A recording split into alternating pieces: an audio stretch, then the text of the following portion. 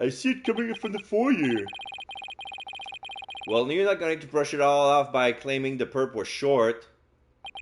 Hehehe. Must have hit a raw nerve cause you ain't that tall yourself.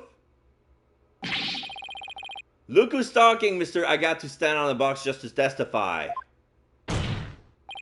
Anyway, Mr. Filch, correct me if I'm wrong, but didn't you say the Telmataro you saw at a staff? Cross my heart and hope to die. I know it cause it went to jingle and jangle. And where do you suppose that staff came from? The staff, you say? Well, betcha she stole it from the Forbidden Chamber after stumbling on the crime scene. Let's see.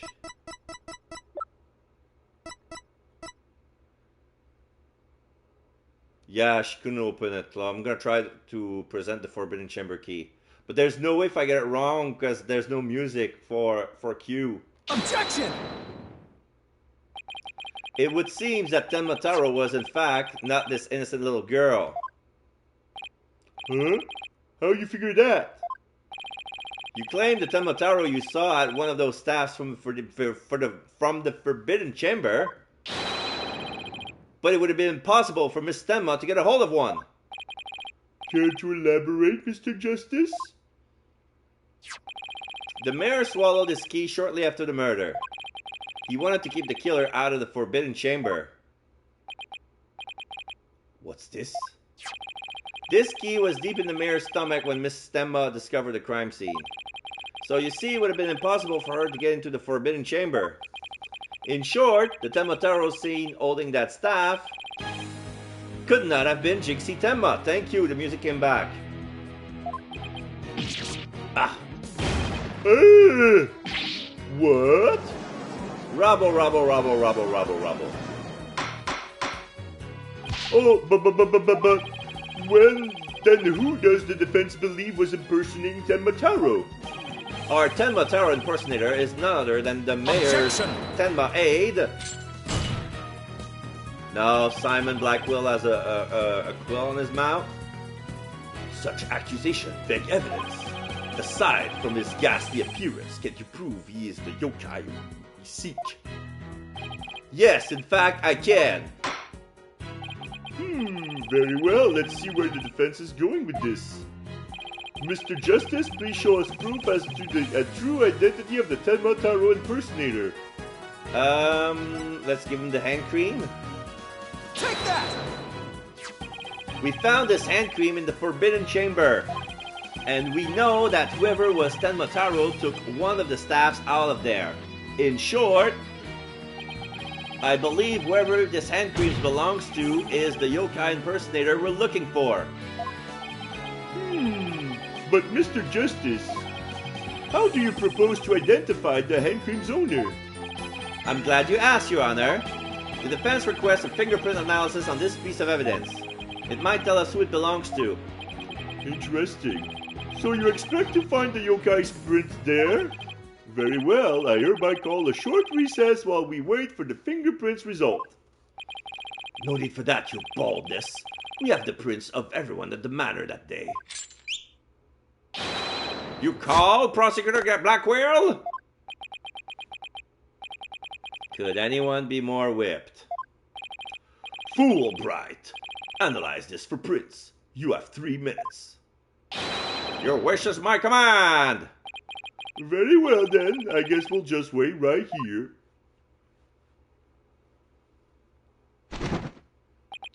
And here's the report. It seems the fingerprint analysis is complete. What did the results show? What in the world? They're Florent LaBelle's prints, aren't they? This is absurd. Prosecutor Blackwell, I'm not going to like this, am I? Don't tell me. They're Tenmataro's prints. Fingerprints analysis has revealed that the prints belong to...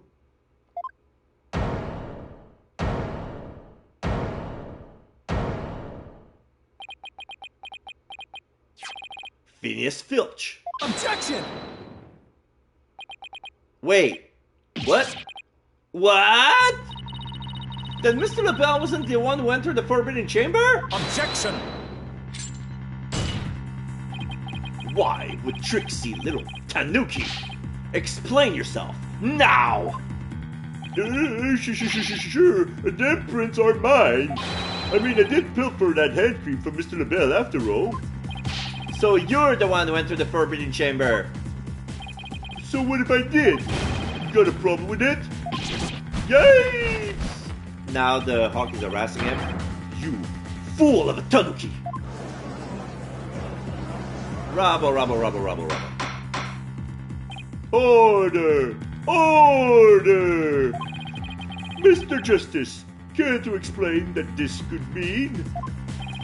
Excellent question. The fact that Mr. Filch was in the Forbidden Chamber... Wait a second. Does this mean that Tenma Taro holding that staff was Phineas Filch? Yay! It's another cat out of the bag! Mr. Filch is Tenma Taro. Rubble, rubble, rubble, rubble, rubble, rubble, rubble. I don't understand. Does this mean Mr. Filch is the real killer? The witness will explain himself this instant. Begging your pardon, your honorship, but I was just doing what the alderman told me. He wanted me to be Tenma Taro in the village exorcism ritual. Oh, you mean that event at Ninetales Vale Festival? So that was you inside the Tenma Tower costume. Yep, and after the event, I went to watch that pro wrestling program. But it bored me to tears on the count of the wrestlers being complete jobbers. So he didn't actually watch the entire wrestling match. That's when I look at the Tenma Taro costume and got a great idea. Nobody can tell it's me while I'm wearing it. And cause of them superstition, no matter what I would do, the village won't say a word. In other words, you use the superstitions to effectively render yourself invisible. Why did you want to enter the Forbidden Chamber in the first place? Because of the treasure there. Though that was my big chance to sneak up on the nabbit. Treasure? Only that is the greatest get-rich-quick chance in the universe. Grandpappy told me all about it, said there's an amazing treasure in there. He went in there not knowing his grandfather already pilfered it. Yes, that's one tale that didn't get passed down from grandpappy to grandson. Wait, how exactly did you get into the Forbidden Chamber? There was a meeting in the Fox Chamber that day. Plus, the mayor swallowed the only key that could open the Forbidden Chamber's door. You could not possibly gotten in. Oh, I cut through the air vent in the foyer. The vents left of the alderman's picture, it went on in and made a nice little hole. Oh, there's an air vent next to it. Yeah. I thought that was the one that the killer used to put the key back in the... Are they saying that the air vent goes another way? I used that to get to the air duct that leads to the Forbidden Chamber, I did. You what? But how is that even possible? Wait a sec. Remember that air vent in the Forbidden Chamber? So, Mr. Filch found a way to get into that air duct. And that's how he got from the foyer vent to the Forbidden Chamber vent. So Tenma Taro was nothing more than a cat burglar, or rather, a Tanuki burglar. And we're back to being without anyone to charge for the alderman's murder. Looks like our so-called yokai is nothing more than one big troublemaker. Tell me, Mr. Filch, what did you do after fleeing to the foyer? I got out of that costume right quick, which had caused just trouble at that point. And where is that costume now? Heck if I know, and it ain't my fault if you never find it. The police search every nook and cranny. No yokai costume was left in that manor. What if it was tossed outside of the manor? Aha! Off the cliff! Oh! The picture! He was tossed off the cliff And since the manor is quite high up and the cliff is quite high, people would have thought it's seen flying. But maybe, just maybe, The defense seems to have hit upon an idea. Well, go on, Mr. Justice. okay, here's what I think. Mr. Filch, did you get rid of the costume here by throwing off that window over there? Take that! Did you toss it out of a window? Because that would certainly explain why it didn't turn off inside the manor. You think I tossed it out of the window? That costume cost me a pretty penny. So why would I go do something like that? Well, I can think of a few reasons. Any bright ideas, Apollo? Well, assuming the costume really was tossed out from the window, then the next question would be, what happened to it after that? And if I'm right, I might have just the thing to prove that what happened to the costume.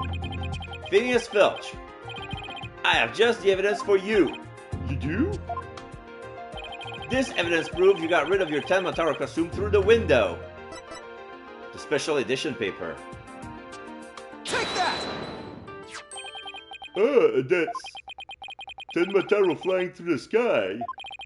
And just how does that prove Mr. Filch threw his costume out the window? It's quite simple. That's not Tenmataro in the photo, it's the costume Mr. Filch threw out. Oh, that's crazy talk. You ain't serious, are you? Well, there's a steep cliff right outside the foyer window, meaning the manor is pretty high up. The costume flew through the air after he was tossed out. That's when the photo was taken. In other words, the photo of Tenmataro really was a flight of fancy. What? Yikes! Rubble. Oh my! So there really never was a yokai! Oh, I can't keep any of them cats back. Can I still file a claim for the lost costume? This more than proves the defense's position. Jinxie Tenma had nothing to do with staging the yokai sighting. Can't you raise an objection, Prosecutor Blackwheel? None whatsoever. I'll deal with that tricksy Tanuki after I've dealt with this case. Hey! We did it! Good going! Now all you have to do is make Florent Lebel take the stand. Objection! Sheathing the sword a bit early, are we not? Huh? Nothing has been proven beyond a doubt. Take this tricksy little Tanuki, for instance. How do you suppose he was able to exit the Forbidden Chamber? Probably the same way he got in, through the chamber's air vent. And what are the feathers and tracks at the scene of the crime? They would suggest that the Tanuki exited through the chamber door, not the air vent. Objection! Well, the Forbidden Chamber doesn't open from the inside, so what you're saying makes no sense. Right? Someone on the outside opened the door for you, isn't that right? Yeah, that's right, Mr. Blackjack. The door suddenly sprung right open. Hold it! Sprung wide open? Who was on the other side? Didn't get a good look on an account of the sudden glare. Like how the reflection from my headlights fellow moviegoers emerging from the dark. And that's when I snatched that staff and made my daring escape. And then that little maid gal spotted me as I hightailed it down the hall. That means the Forbidden Chamber wasn't open until after the crime was discovered. But wait. We still don't know who opened it. Maybe there really was a third person in the Fox Chamber. Objection! Well, you little Tanuki. When the Forbidden Chamber opened, did you see the accused passed out there? Nope. Only one there was the alderman, and he was dead as a doornail. If the accused wasn't there, what do you suppose he was up to? Uh-oh, I don't like where this is going. Don't tell me. Plainly, the only one who could have opened the forbidden chamber was the accused, Damien Temma. Ah! Hold it! Wait a second! There had to be somebody else beside Mayor Temba there. Really? And who might that be? Oh, well, that would be... Objection! It seems our feisty little lass has forgotten the most important thing. Evidence. I didn't forget. I was just testing your attention to details. Miss Sykes, you can't prove your point without proof of some sort. It's a proven fact. Sorry. Guess I put my foot in my mouth again. No, Athena, we're definitely onto something there. We are?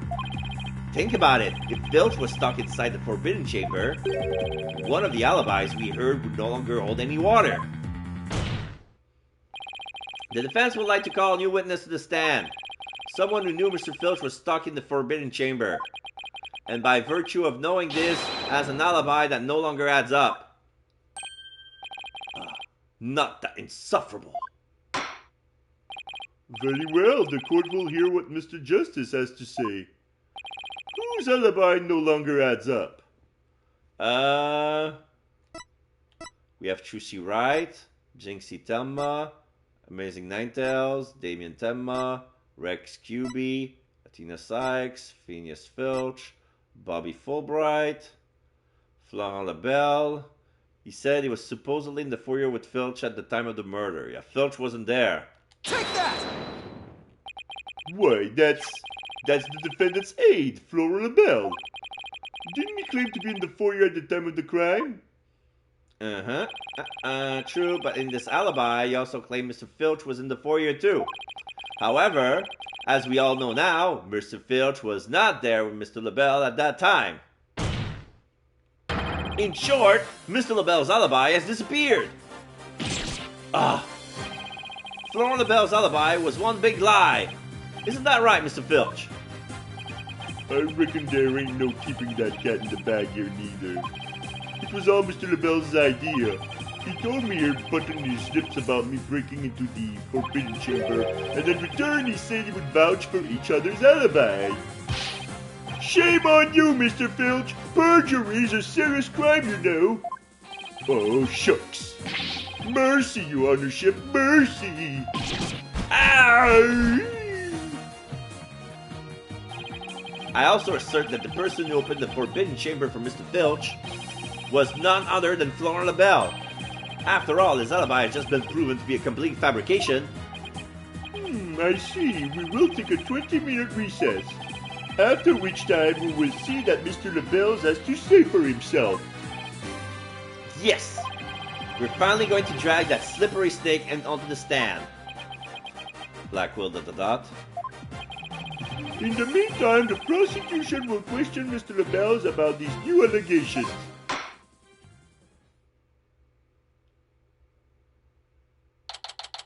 April 19, 10:25 a.m.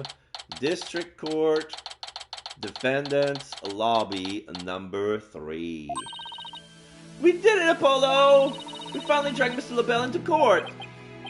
Yeah. Hey, why the long face? I can't help but feel I'm missing something important. Plus, Prosecutor Blackwell's bound to mount a counterattack. You really are a worrywart, aren't you? You'll be fine.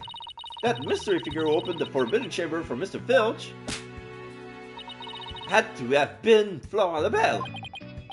I know, but that's not what's bugging me. I wish I could put my finger on it, though. At any rate, the big showdown with Mr. LaBelle is up next, so chin up, Apollo!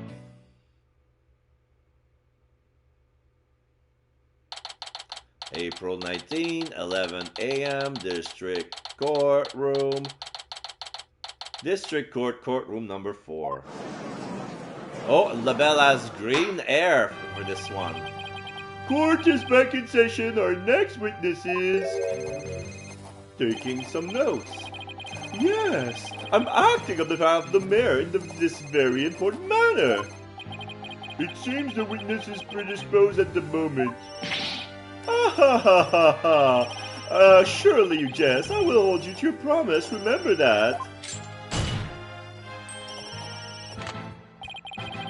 Oh, my deepest apologies. This is Florent Lebel, personal aide to Mayor Tenma, or should I say, the accused? Ouch, like the poor mayor hasn't suffered enough. Well, what business do you have with me? I'm a very busy man, so let's make this as brief as possible. Your boldness. Ah, right. Mr. Filch's testimony has revealed a hole in your alibi. And for this reason, you are suspected of having some sort of connection with the case at hand. To think I'd be associated with this entirely lurid affair.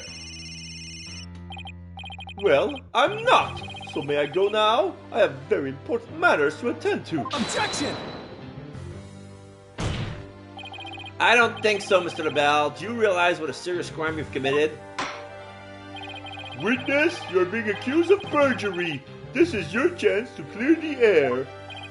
Fine. The truth is I faked my alibi for a very good reason. The mayor was obviously the killer, so I created a fake alibi to confuse the matter. You see, as his personal aide, I felt I had to protect him. Sorry! You think this is funny? Without your alibi, you're a suspect too. What were you really doing at the time of the crime? Peasant! How dare you accuse me, one of the most beautiful? Stop stalling and tell the court what you were really doing at the time of the crime. You're accusing me of the most beautiful people of being. Silence! Oh! Blackwell's got his claws out. Enough jabbering. Swords have been drawn. The time for talk is past. Swords? What swords? This is a duel to the death. The fate of the accused rests in our hands. Begone, ye of cowardly heart! Ye broke his chain again. The battlefield had no place for ye. Again? Oh my. Spare me, please!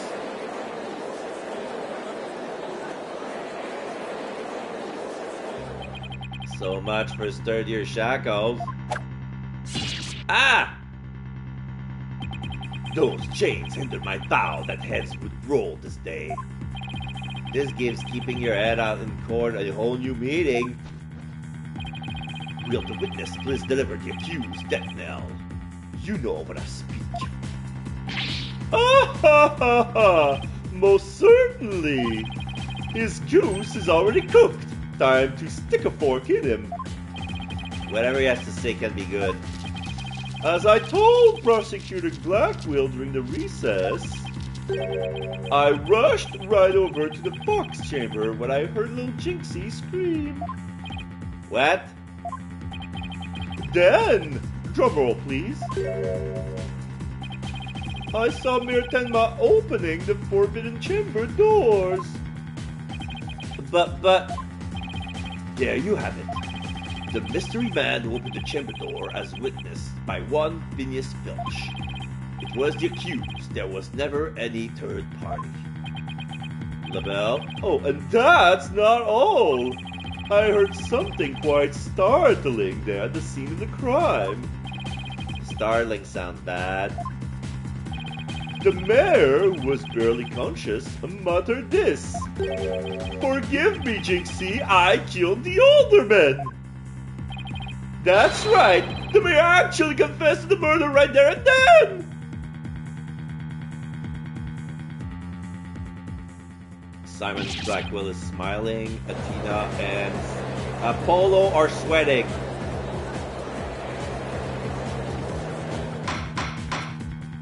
Order! Order in the court! This is quite conclusive testimony if it stands. Just so. Quite astonishing, I might add. I only learned of this fact during the recess. Ah ha ha ha! I just love surprises, don't you? That's why I saved the best for last, Consider it a gift from me to you. No way. I don't believe Mr. LaBelle's heard the mayors confess. But if this really true? Did Mayor Tenma really confess? It is indeed. During the last recess, I confirmed it with the mayor's daughter. It would seem Mayor Tenma actually did confess. That testimony is quite favorable to the prosecution. This is LaBelle? Yes, I called earlier about the party reservations. That's right, and I'll be calling my little shindig Mayor Tenma's Conviction Gala. A splendid time is guaranteed for all but the mayors in his defense. Well, as it seems our witness is a very busy man, so let's get right to this testimony. Mr. LaBelle, please tell us what you saw when you came upon the scene of the crime. Okay, let's break him. What LaBelle saw. So now we have a picture of the map. We see Alderman, the victim, Jinxie, and the mayor. I was in the hallway hiding in the shadows. That's when I heard the confession. Upon learning of her father's crime, little Jinxie fled without ever noticing me. Now we see Jinxie's going. Immediately after that, the mayor came to, stood up, and opened the forbidden chamber. And then, as I ran in terror, the demon emerged from his prison. In shock, I fled down the hallway to my right, and the one with the phone at the end.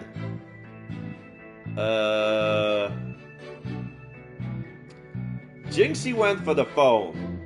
In his testimony, he claimed that she didn't. And why would you run for the phone? You have some on your pauldrons.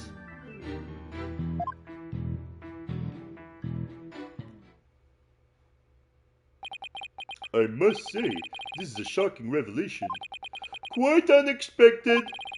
To think the defendant actually confessed then and there to his crime. Perhaps the guilt was too much to bear, so he confided in his daughter.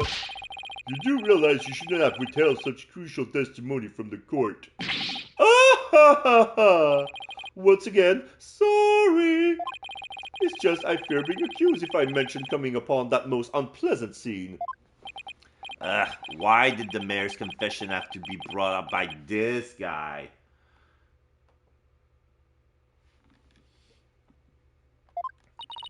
You better do something before the judge declares the mayor guilty. Back to the stand. As a death row inmate once told me in years gone by, there is a time to fight and a time to yield, a time to live and a time to die. He's laying it on real thick now. The defense may now cross-examine the witness.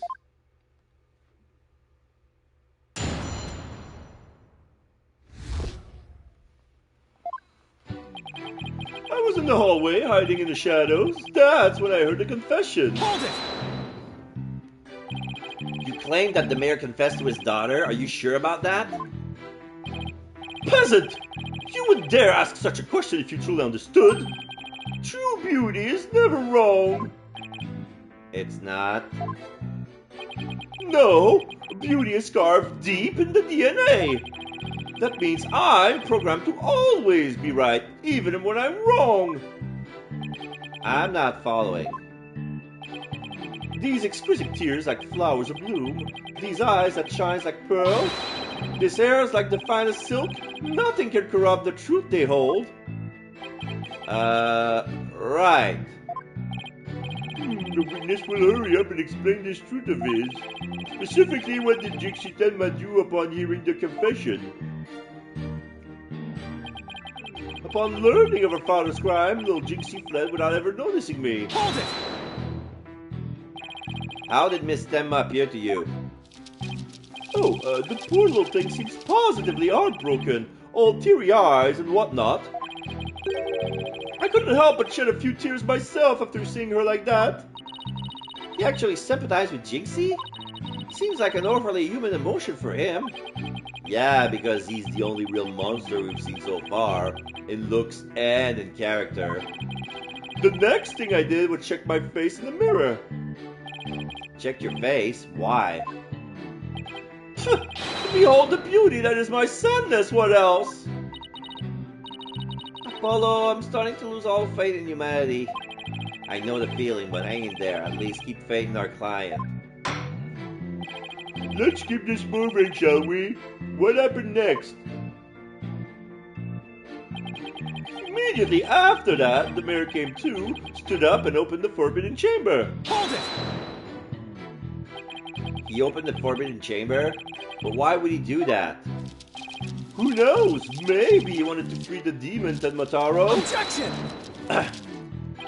The courtroom is no place for fairy tales. Remember, you are under oath.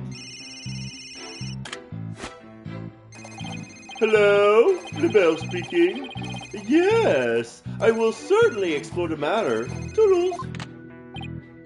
Now, where were we again? You were going to tell us the real reason why the mayor opened the forbidden chamber. Oh, yes, of course. I'm sorry, I gotta take that. Hello, this is LaBelle. Ah, ha, ha, ha. A good one, sir. You're an absolute riot. Okay, bye. You were saying? Never mind. This is a waste of time. He's just going to tell more lies. The witness will focus on his testimony and not his phone calls. Now tell the court what you did after you saw the mayor open the forbidden chambers. Well, after that, as I ran in terror, the demon emerged from his prison. Hold it! What was Mr. Filch like at the time? He was shouting, I can't see, I can't see. It's the curse of Tenmataro. Then he took off like a madman. He must have been blinded by the sudden light flooding in. Wrong! What?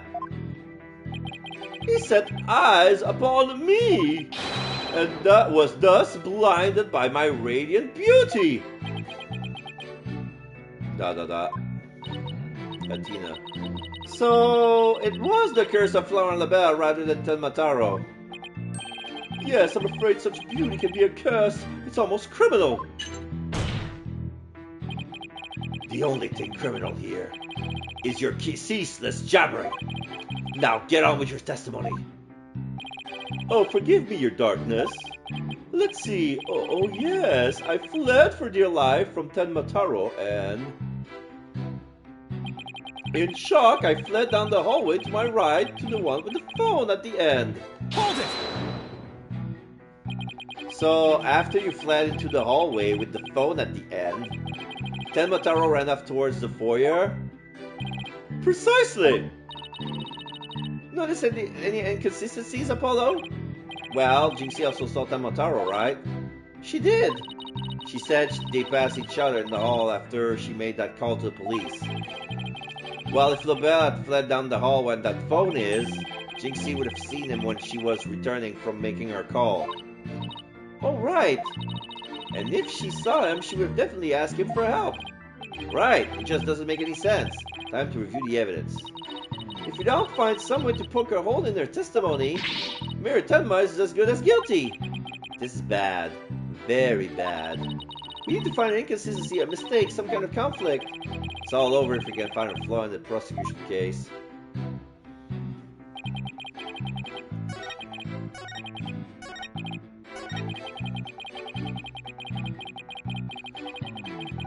Let's see.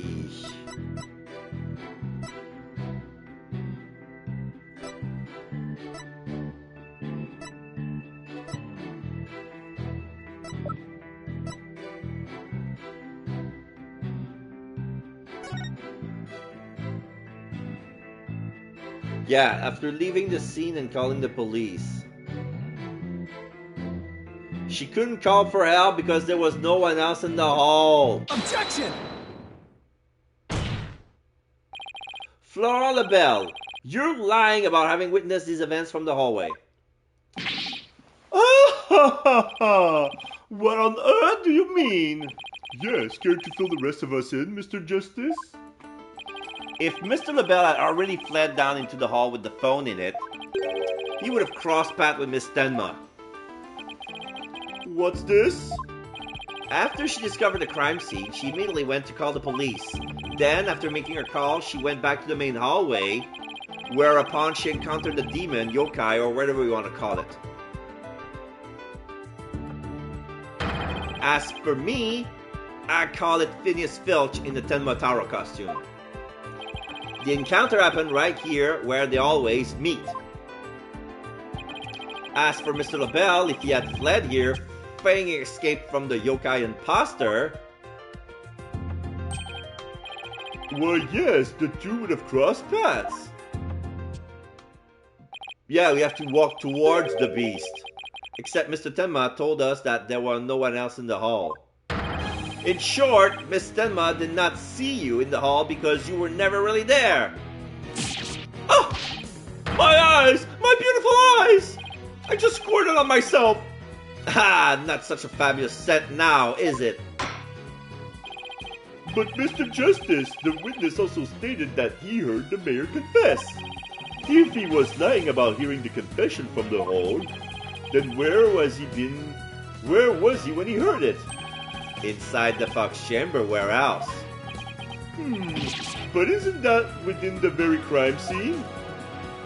It is, Your Honor, and that means he's not really a witness. Rather, he's the third party I've been alleging this whole time. What?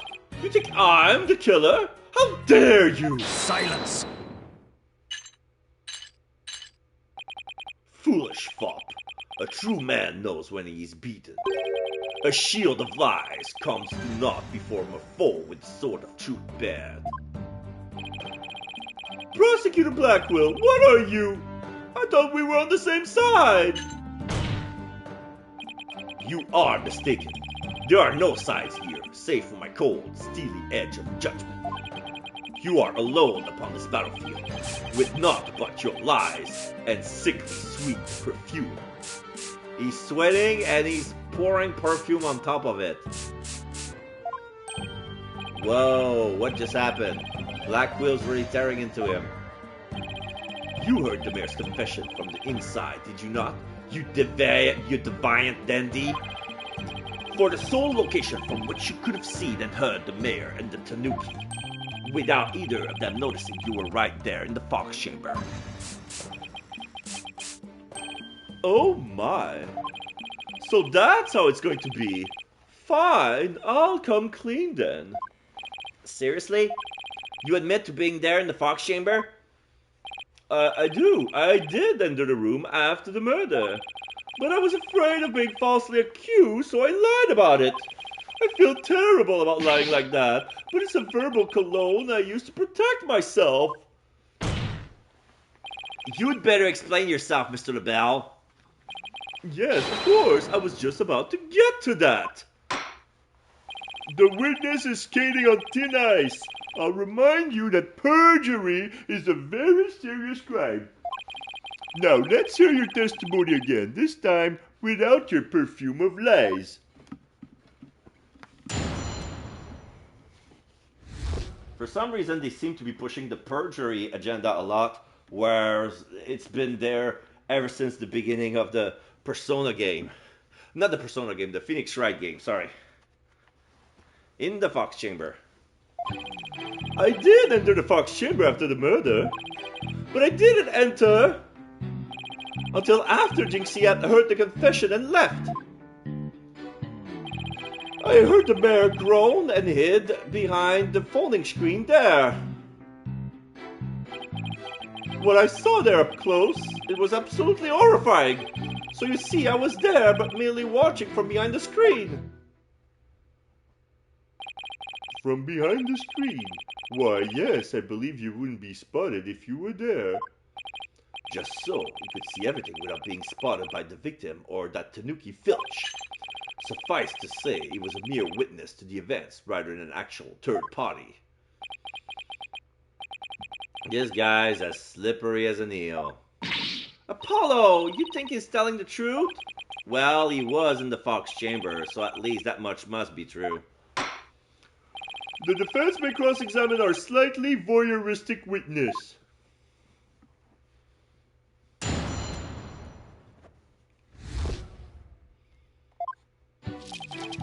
I did enter the Fox Chamber after the murder. Hold it! Why in the world would you enter that grisly crime scene? Why? Because I was worried sick. Mayor Tenma's suit. It What? It was designed personally by me. I was worried my work of art might get blood on it. This man clearly has his priorities in order. Okay, let's get this over with, shall we? Now, where was I? Oh yes, I entered the Fox Chamber almost without thinking. But I didn't enter until after Jinxie has heard the confession and left. So why didn't you enter right away? And ruin my designer shoes? Your shoes? Even now, just thinking about getting blood on my fabulous footwear, it sends chills down my spine. That's why I hesitated. Objection! That's terrible! A man was dying and another injured and you're worried about your shoes? Silence! Need I remind you, this is a court of law. We are not teaching morality here. We have schools of etiquette and the like for such trivial pursuits. Gah! Now, you listen to me, you deceptive dandy. Get to the point and be quick about it. Yes, well, I was there in the Fox Chamber, but I heard the mayor groan and hid behind the folding screen there. Hold it!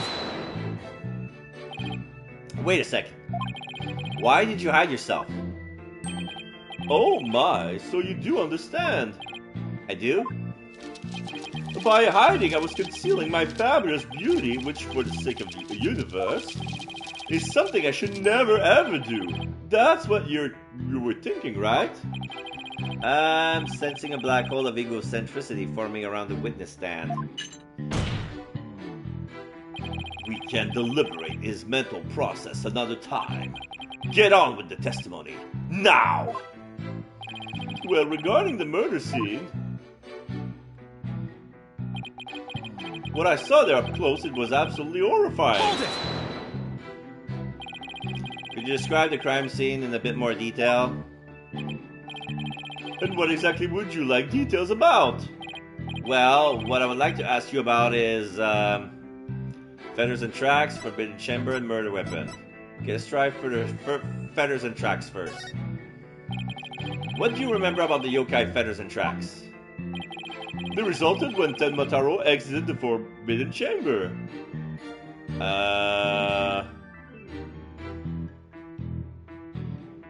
Tenma claimed that the feathers and tracks weren't there when the murder happened.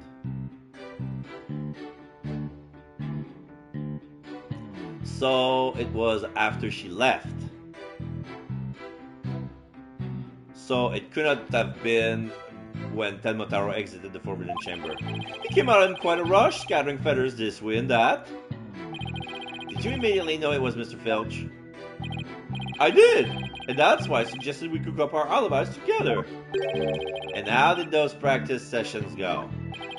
They were nearly the death of me. Filchy has been the worst student ever. He really doesn't think he's done anything wrong, does he? Well, Mr. Justice, do you consider this statement to be of any importance? Let me check the others, and I'll probably come back to this one. Is it important? Not so. It's probably not particularly important. No, Your Honor, the witness may proceed. Alright then. I would just like to add that it was a terribly grisly scene, as I have described.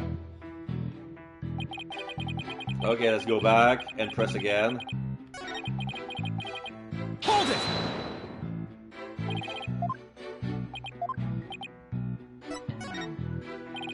Could you please describe the Forbidden Chamber at the time? Oh, it was shut tight until the mayor opened it. He's really trying to stress that it was the mayor who opened the Forbidden Chamber. That big liar, he opened him himself!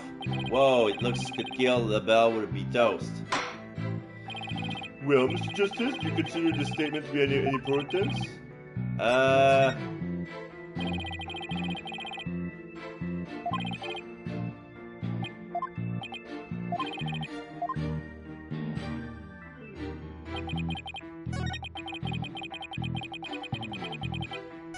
Oh.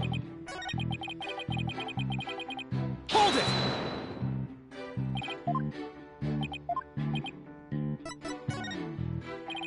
Could you describe the state of the weapons that had been used at the scene?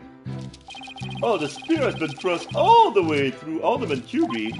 Then there was that statue the alderman who used to bludgeon Mayor Tenma. That incredibly inspiring symbol had fallen to the floor. Huh? Oh, right, the statue. But why would he find it inspiring? Why exactly did he find the statue inspiring? Ah ha ha ha!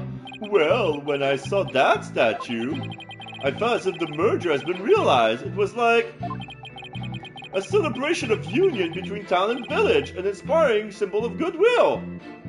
No. Because it was already broken back then.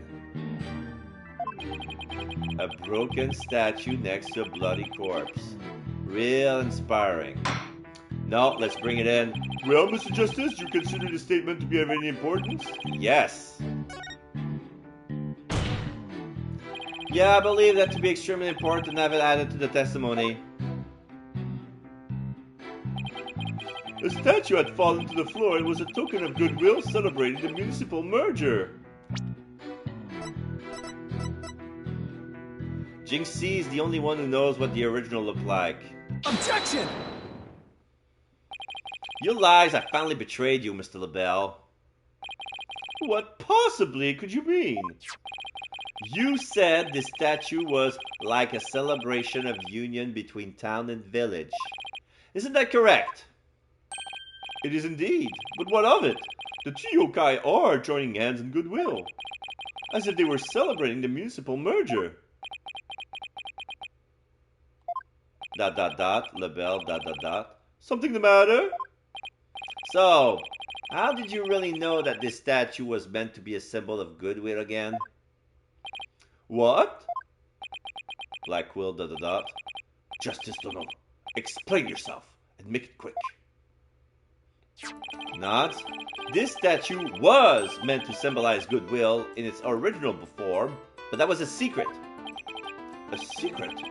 Whatever do you mean? What I mean is that it broke when someone used it to strike Mayor Tenma on the head. What's left really makes it look like the two yokais are battling it out. Eep. The statue's secret and its true form were lost inside that locked room. For Miss Tenma is the only living soul who should know what it won't look like. So, Mr. LaBelle, where could you have possibly seen the statue in its original form? What do you mean, where? The only possible is this. You saw the statue in its original form right there in the room when the alderman was murdered before it was broken. How dare you? Mr. Justice, are you accusing the witness with some sort of crime? Apart from perjury, yes I am. Florent LaBelle, I accuse you of the murder of Alderman Rex Cuby. Ah! My eyes! My ears! Order! Order! Mr. LaBelle, you've been accused of murder. Do you have anything to say in your defense? Sweating. How could you possibly accuse me, the embodiment of beauty? Way to go, Apollo! This is the conclusive evidence we needed. Magnifico! We've got you now. We know you killed the alderman. Now admit it.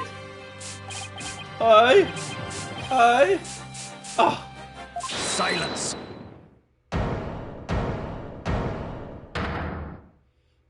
Back on the stand. Enough of your silly games, Justice Dono. This prancing peacock could not possibly be the killer. Objection! What are you talking about? His alibi has already crumbled to dust. And I just proved that he was in the Fox Chamber while he was still locked-eyed. Silence! Why could he have not seen the statue in its true form before the murder? After all, he was close friend with the alderman. Ergo. Yes, that's right. I clearly remember it now. Alderman Chubby told me about it. About what the statue actually looked like. I mean, he was a good friend of mine. Objection! Yeah, right. He wouldn't show you a secret gift just like that. Silence! Moreover, it has been proven that he was not present at the scene of the crime. It has? Forgotten, have we? Recall the little scamp statement, if you will. When Jinxie Tenma unlocked the Fox Chamber, she saw the alderman and the mayor collapse therein, and no one else. Oh, dang it. The fact is, it was you two who made that apparent in yesterday's court session.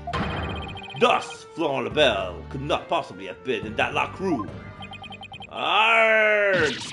No! Ah!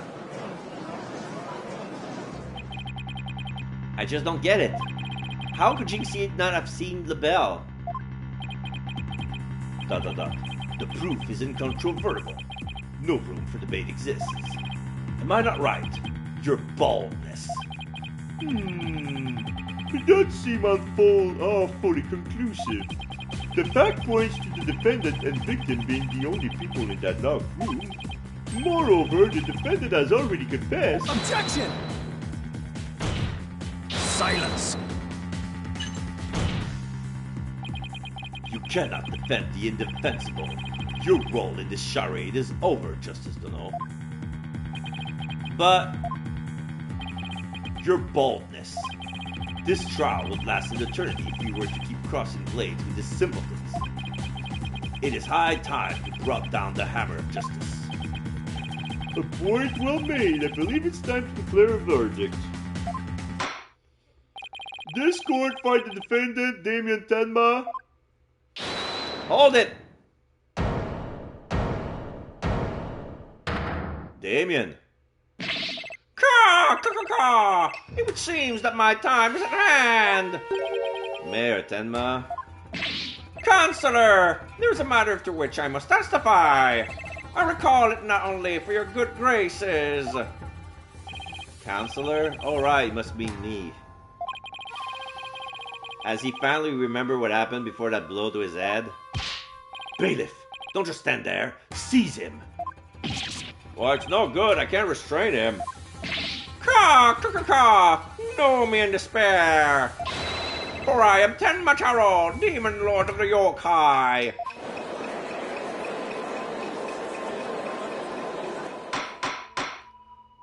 Mr. Justice, do something! Since when am I responsible for court security? Apollo, this is our chance. We might get some new information out of him. Okay, Your Honor, seeing as our client has something new to say, I believe due process demand that we hear him out even if he's a yokai. When you put it that way... Still, I believe testimony by a yokai is unprecedented in this legal world. Unprecedented in absurdity, more like. Alright then, Mr. Damien Tenma, or should I say, Mr. Tenma Taro. Your testimony, please. I shall now speak of recollection most real, courtesy of my host, Damien Tenma. Heed these words, mortal, for hear them but once you shall. Caw!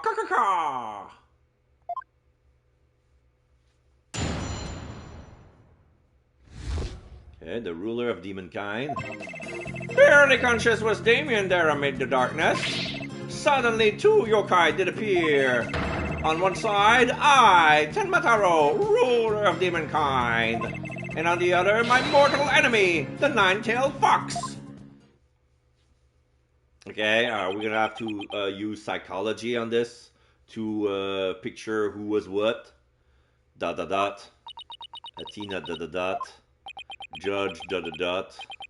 So is the defendant asserting that the room he was in was very dark at the time? Strange as it may be, yes indeed, all was in darkness. And the part about Tenmataro and the nine-tailed fox being there? Yes, that too! Tenmataro towered overhead and the nine-tailed fox glittered gold. Ah! I call animal abuse, Your Honor. Taka is abusing me. It would seem the defendant's recollection are not to be trusted. Yes, well, truth be told, my host's recollection are still a bit fuzzy. As if I half dreamt that happening lingers in his mind. Apollo, maybe I can help here. Yep, really? You mean... Yeah, I can hear it, the discord in his heart. I sense an unusual emotion in the mayor's memory of the event. Okay, I just hope your findings don't come back to haunt us again. Alright, she's gonna open widget.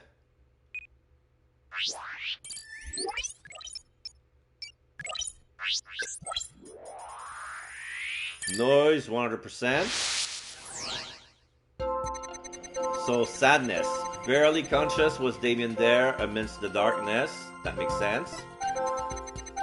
Shock is, surprise is dominating. Suddenly, two yokai did appear.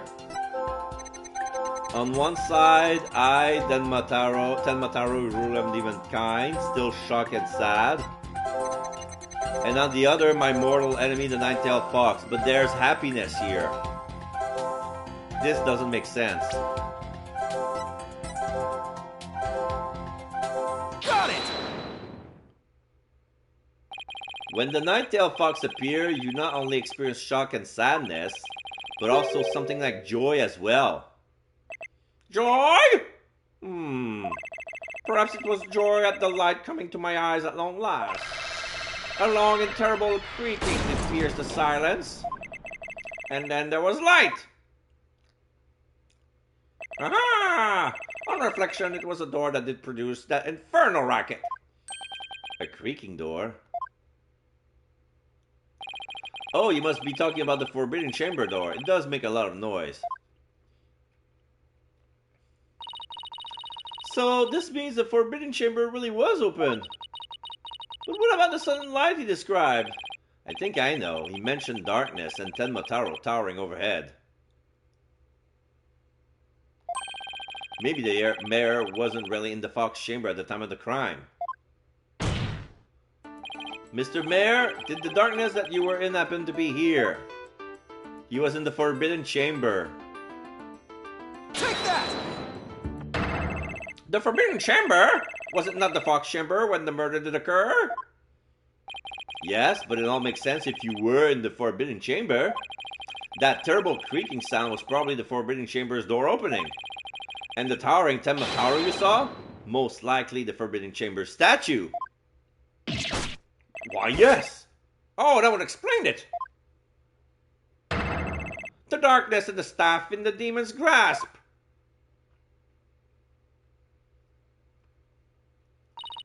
But even if all that's true, then what about the nine-tailed fox? Maybe he was seeing things. Just like Jinxie and her imaginary yokai. Fantastico, Apollo! It's entirely possible. In a groggy, dreamlike state, people can misremember things and events. Misremember, you say? Let me think. Ah! I do believe I remember now. That was not the nine-tailed fox. It was... the amazing Nine-Tails! What? The amazing Nine-Tails? At first, this is but a dream, I thought. I now, however, most clearly do I recall it. Was the amazing Nine-Tails who did open the Forbidden Chamber's door? Yeah, noise level 60%. I'm sorry I asked. The amazing Nine-Tails? But that was the victim, Alderman QB, right? Yeah, why would he open the Forbidden Chamber? Wasn't he trying to keep it sealed? Never mind that, this is completely new information. Let me enter it and run an update. Okay, barely conscious was Damien there in the Forbidden Chamber. Info update. Amid the darkness, a mighty statue of Tenmotaro loomed overhead. Suddenly the door did open, and a shaft of light did pierce the gloom. It was no longer sadness, it was shock and joy. Info update. Shock, joy, and sadness. The amazing Ninetales had come to the rescue.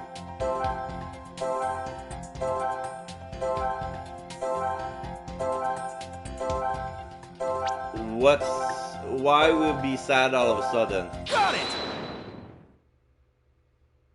When the amazing Ninetales opened the chamber, banishing the darkness within, you felt joy, but didn't you also feel shock and sadness? Yes, in the hazy depths of my mind, I do recollect something of that nature. I believe it was the Fiend's Cape of Red. For when I did behold it, a great wave of sadness did inexplicably wash over me. 20%. A cape of red. Apollo, we've reduced the noise level. Oh, but there's still a little bit left. Mayor Tenma, why were you sad when you saw the red cape? Why indeed? What could this mean? I guess his memory is still a little spotty. I know because its latest recollection contradicts the evidence. Yeah, it's one of those contradictions that slaps you right across the face. Something this obvious could arise when someone is trying to force a fuzzy memory into a definitive shape. Apollo, I know what you have to do. You need to present evidence that contradicts the image you see. Oh, so it's basically the same as the usual cross-examination process. Okay, time to review the evidence. Look out for contradiction. Look out, contradiction! Here comes justice! Barely conscious was Damien there in the Forbidden Chamber. Amid the darkness, a mighty statue of Tenmotaro loomed overhead. Suddenly the door did open and a shaft of light appears in the room. Info update. The amazing Ninetale had come to the rescue. He was wearing a red cape.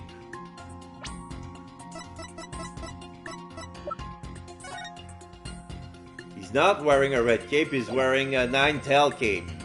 Objection! You said the amazing Ninetale's cape was red. Are you sure about that? Yes, well, I do believe it was a red cape I saw, but... Mayor Tenma, does this cape look red to you? Oh, that certainly does not look red. Not even scarlet or crimson either. Nevertheless, upon my liberation, something red did fill my as yet hazy field of view. Well, you got hit on the head and you saw blood come dripping from your forehead. And I thought to myself, the amazing Ninetales is arrayed in a cape of red. So you mistook that red something for his cape, huh? Apparently so, and remembering it now brings a great sadness upon me.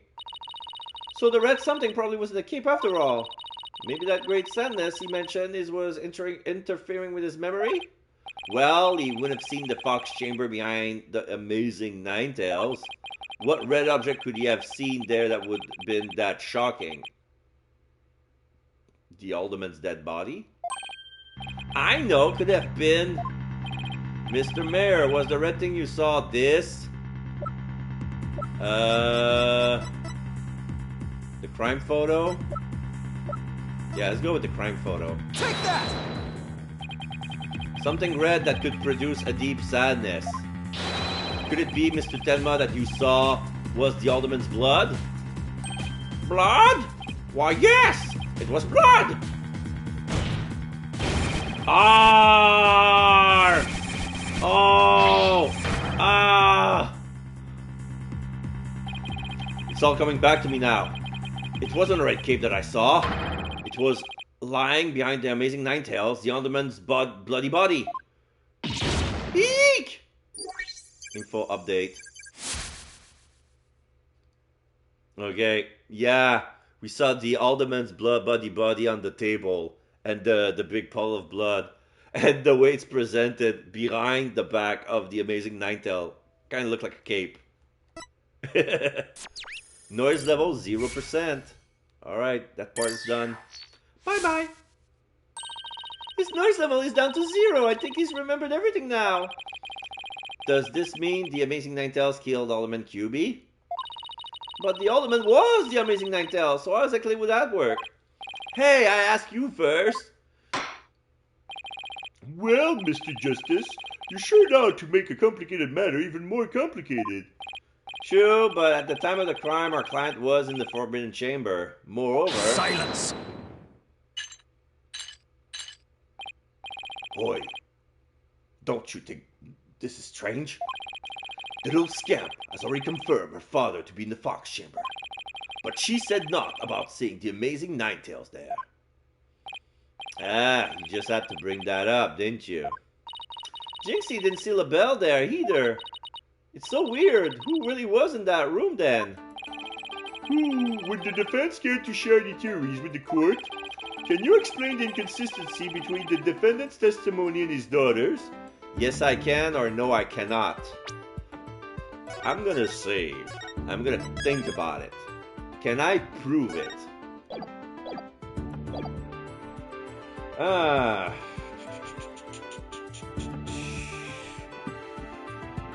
I can watch the court record. At the very least.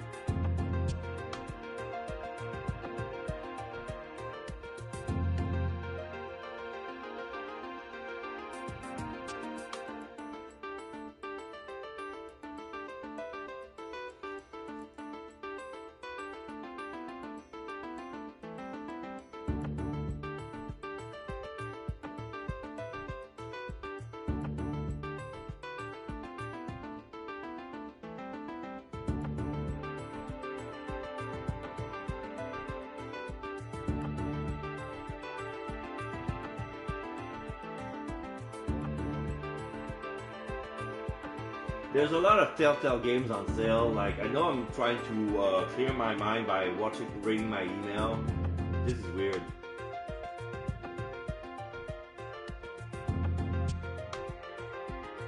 Okay, I'm gonna take a bathroom break. Sorry, folks. Be right back.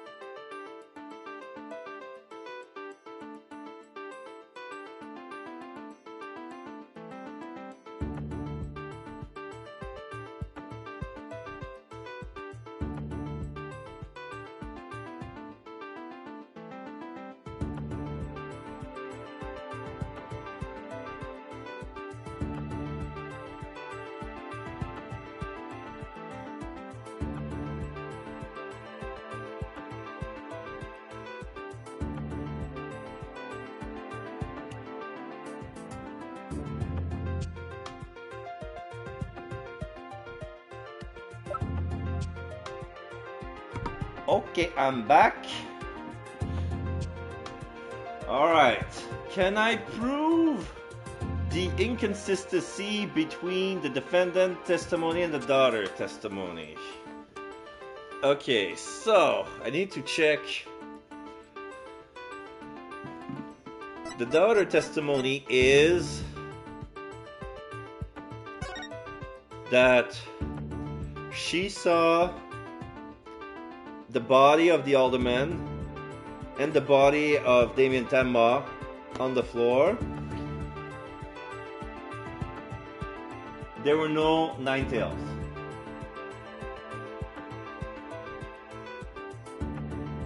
Okay.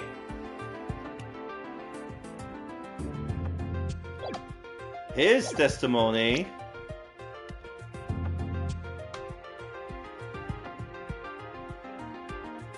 is that the Amazing Ninetales was there. The Amazing Ninetales, we suspected that he was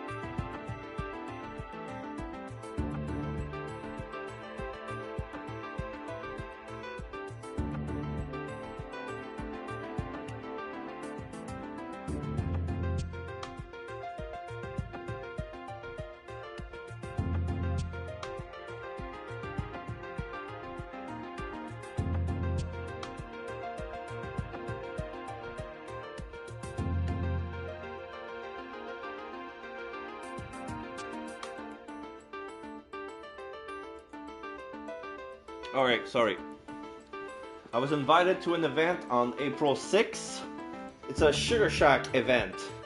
And I was checking my calendar to see if I was available. And I am. It's going to be on one of the weekends I will not be working. So... Okay, so... If Damien saw the Ninetail and the Alderman's body at the same time... And...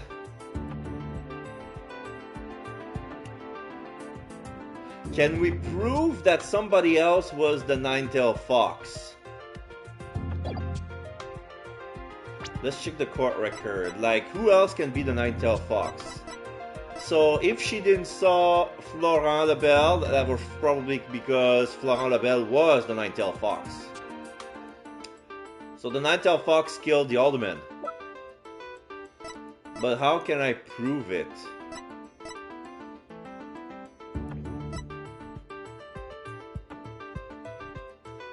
Like, this hand cream was found in the Forbidden Chamber, but it bears Filch fingerprints. So, Filch was Tenma Taro.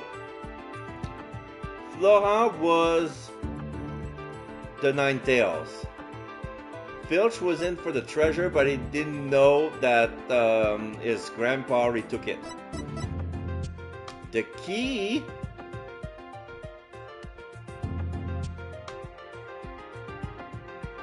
So, okay, so the reason, I think, yeah, the reason nobody saw Florent because he was the Amazing Ninetails. Damien probably knew or not, like maybe he was, like if he was the Ninetail, probably it was a fake one. The mask that was thrown away. White hair inside.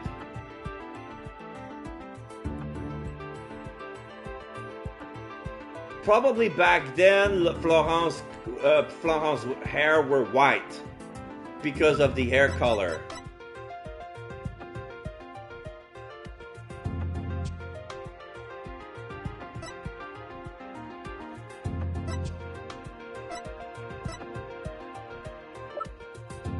Can I prove that it was Florent was the Ninetail? Okay, I'm gonna...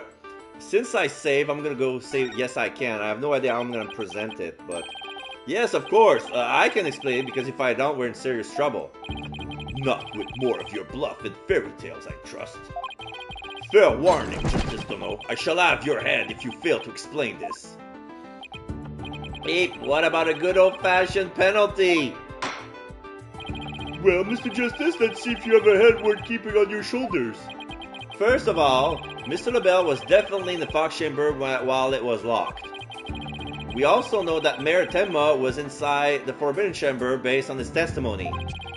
These two facts are crucial to my explanation. So let's consider the following question.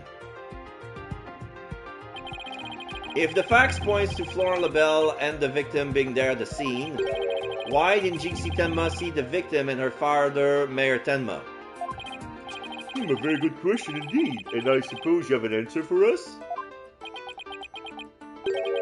Sadly, you would be supposing wrong. You think she could have mistaken LaBelle for the mayor? Well, if she did, then the question is, why did she do that?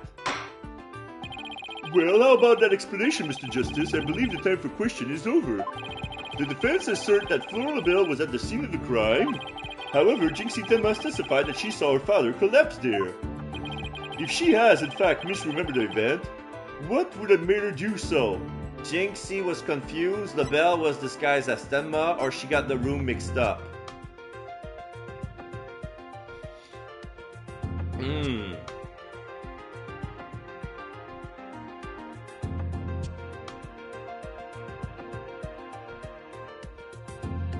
I mean, she had episodes of sleepwalking.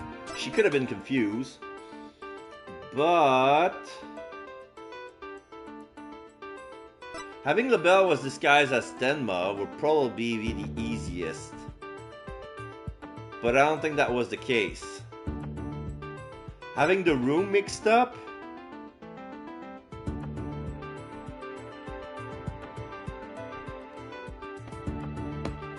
Like, she saw her father and the alderman, but probably what she saw was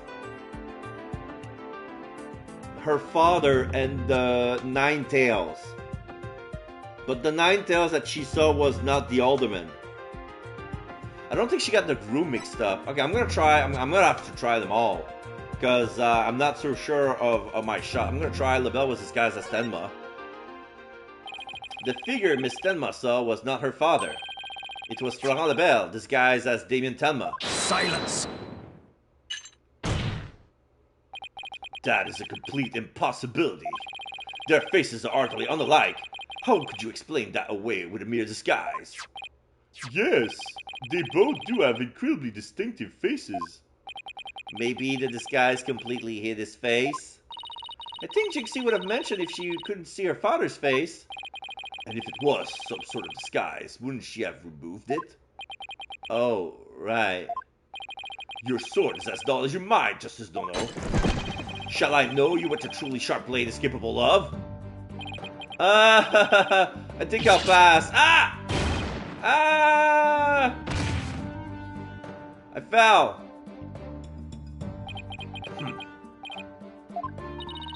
Are you okay, Apollo? I'm not fine, am I? Well, now that we have that little fairy tale out of the way, your baldness, your verdict, if you will. Mr. Justice, I believe it's time for a verdict if you have no further arguments. What's even left for me to do? Apollo, remember what Mr. Wright always says. When you're stuck in a tight spot, turn the case upside down. Turn the case upside down? He does say that, does he?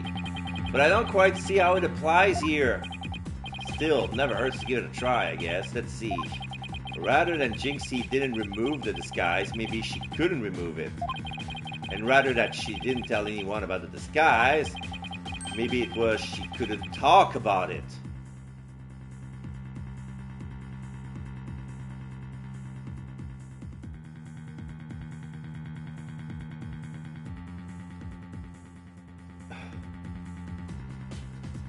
Oh my god.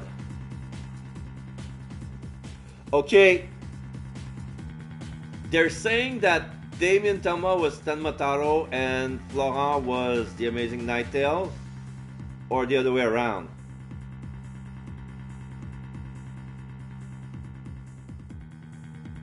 It would have been the other way around.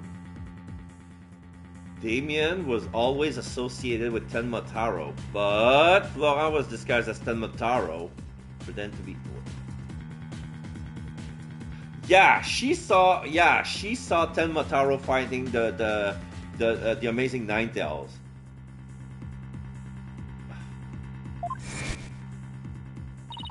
A wrestler's mask is more precious than his own life.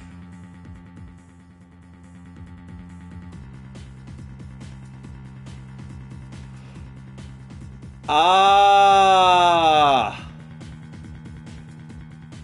No. Okay.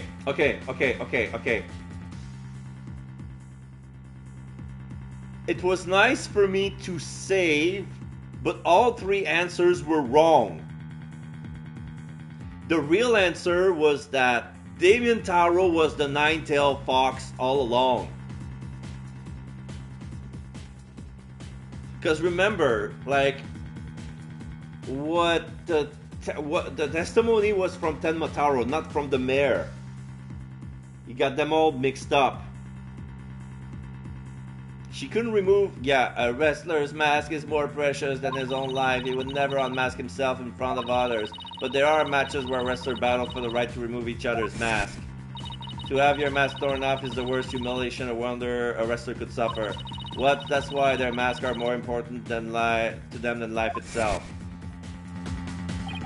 And what about the fact that it was the Amazing Ninetales who opened the door? A mask that cannot be removed in front of others. Can these facts turn things around?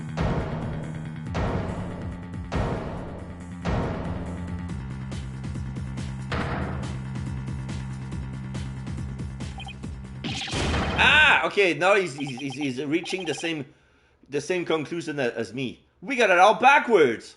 Yeah. So everybody thought that the Amazing Ninetales was the Alderman, but actually it was Damien. Apollo? I think we might have made a huge mistake. Your boldness. I see no need to further indulge them in their silly little farce.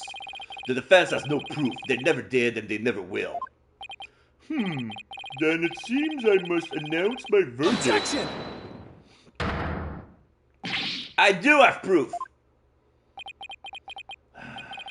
Do you now? Alright, but this better be good, Mr. Justice. We can solve the remaining riddles by turning all of our assumptions upside down. Why Jinxie Tenma mistook Mr. LaBelle for her father? Why she couldn't remove the costume or tell anyone about it in the first place? These riddles are inextricably linked to the Mayor Tenma's secret identity. A shocking secret identity that will turn the entire premise of this case upside down. This piece of evidence clearly reveals Mayor Tenma's true identity. So, the mask. Take that! Yeah. What absolute claptrap, poppycock, balderdash. We thought the Alderman was the Amazing Ninetales and the Mayor was Tenmataro. That's why we believe the Mayor killed the Alderman in his lust for Ninetales Vale. And it was the basis for the prosecution's entire case against our client. However, we've got the whole thing backwards. Mayor Tenma wasn't Tenmataro at all. He was the Amazing Ninetales. Everybody's shocked. What's this?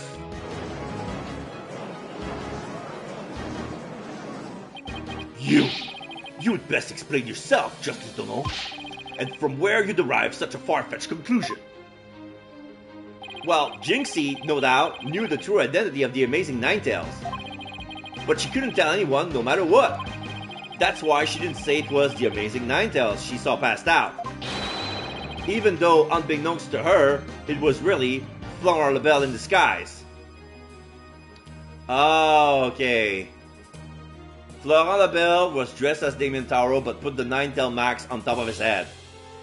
and she sat where Damien was. When she comes in, she thought that was her dad. Silence! The accused and that deceitful dandy are utterly dissimilar in physical build and voice. The little scamp would have seen the difference. Objection! Remember, Mr. LaBelle has his very own brand of cosmetics. Why couldn't he fake a different build too? And anyone speaking through a mask would naturally sound different. Silence! Why did she not simply pull the mask off? Objection! A masked wrestler disguise is more precious than life itself. As a huge fan of the Amazing Ninetales, she would never dare unmask him.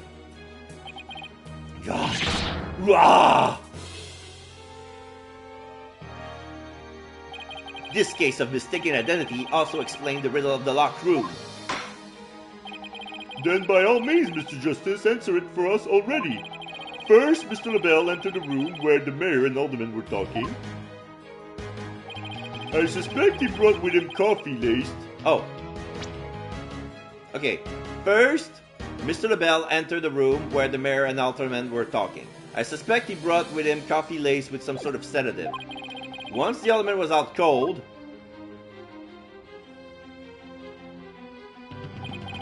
that's when Mr. LaBelle killed him.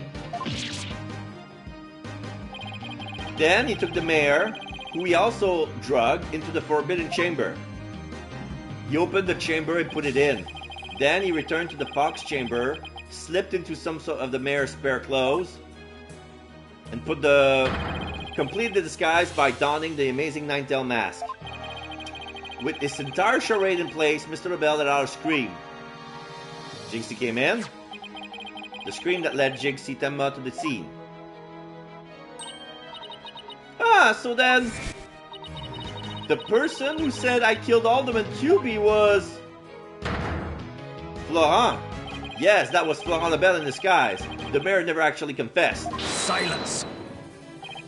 This is no more than guesswork and speculation. Stop your jabbering. Objection! No, you twisted samurai. This time, you stop your jabbering and let me finish making my case. Once Miss Tenma left the scene, she went to the phone. Mr. LaBelle, still wearing the mayor's clothes and mask, opened the forbidden chamber again. So he could drag the mayor back into the fox chamber. Oh, so the Amazing Ninetales the mayor saw was... Right, it was Mr. LaBelle opening the forbidden chamber. The second time Mr. LaBelle opened the door to the forbidden chamber, the mayor woke up. He happened to catch the thieving Mr. Filch by surprise, disguised as Tenma Taro. Startled, Mr. Filch in his Tenma Taro disguise ran as fast as he could away from the room. And that's when he left the blood tracks and the feathers. As he did, he left behind him a trail of feathers and tracks. And gave Miss Tenma the scare of her life in the hallway. With no one left to witness the event that had occurred, Mr. LaBelle then proceeded to drag the sleeping mayor back into the fox chamber. I see. Well, that all certainly does make sense. But then he woke up, so he knocked him down with the statue, which broke it. After dragging the mayor back to the fox chamber, Mr. LaBelle threw the mask out the window, fled the room. Yeah, threw it out the window.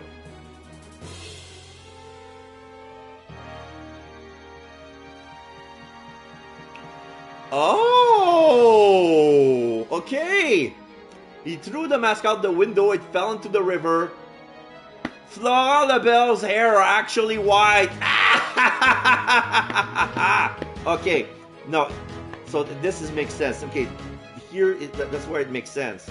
Because right now he's wearing blonde hair. He was wearing blonde hair, but that was never his natural color.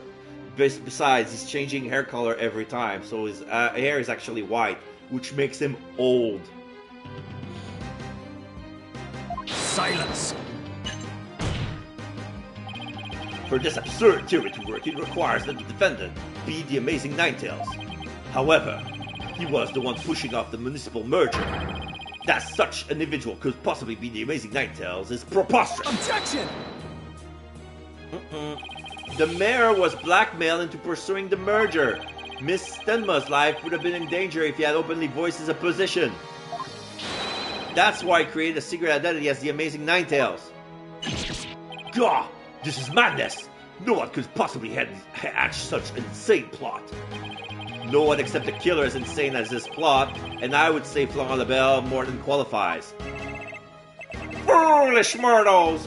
It is at your own peril that you forget who I am! Mayor Tenma, it's okay now. Jinxie will be safe just as soon as Mr. Lebel is arrested. You are the Amazing Ninetales, aren't you?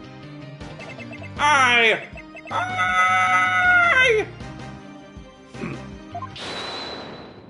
Somebody says, hold it, that's probably Florent. Yeah. He's black with yellow hair. You have quite the active imagination. Mayor Tenma is not the Amazing Ninetales. Objection! What do you mean? Well, has the mayor admitted to it yet? But that's just... And even if he did admit to such nonsense, I would reveal the truth behind Tenma Taro right here and now. What? Ah! Why, you would dare reveal the secret?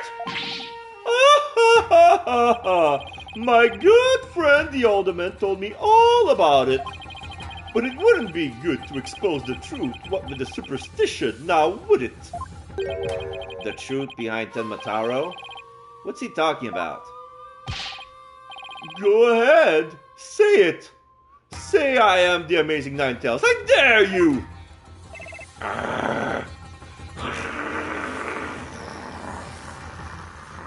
Objection! Wait! Will somebody please explain what's going on here? Mayor Tenma will do anything to keep the truth behind Tenma Taro a secret. A dark, terrible truth that's been kept secret by the village superstitions. And if the mayor admits it to be the Amazing Ninetales, you will expose the truth? Right! I won't have him walking free because of some nonsense you made up! Black Quill, calm. So what now, Justice Delo? Without the mayor's admission, your theory is as useless as you are in battle. I'll show you who's useless. Apollo! Don't you dare give up now! I know. Your Honor! I believe Mr. Lebel's statement warrants a thorough cross-examination.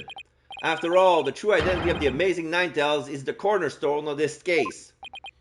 You do have a point there. Please answer this court.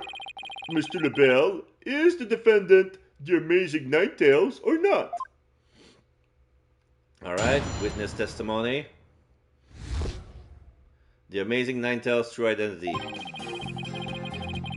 The Amazing Ninetales' true identity is not Mayor Tenma.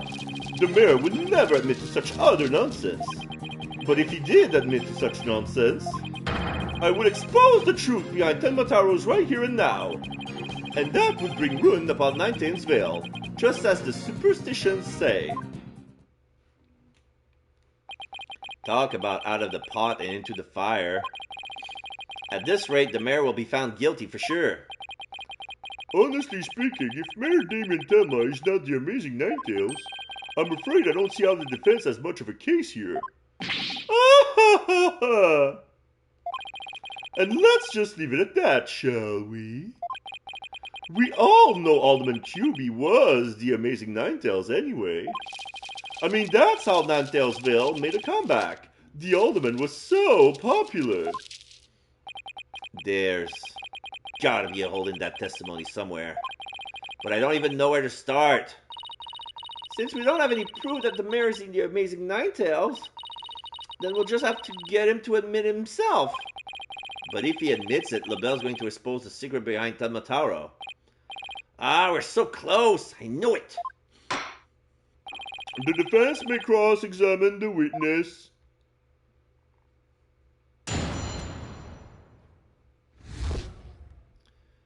Amazing Ninetales' true identity. The amazing Ninetales' true identity is not Mayor Tenma. Hold it!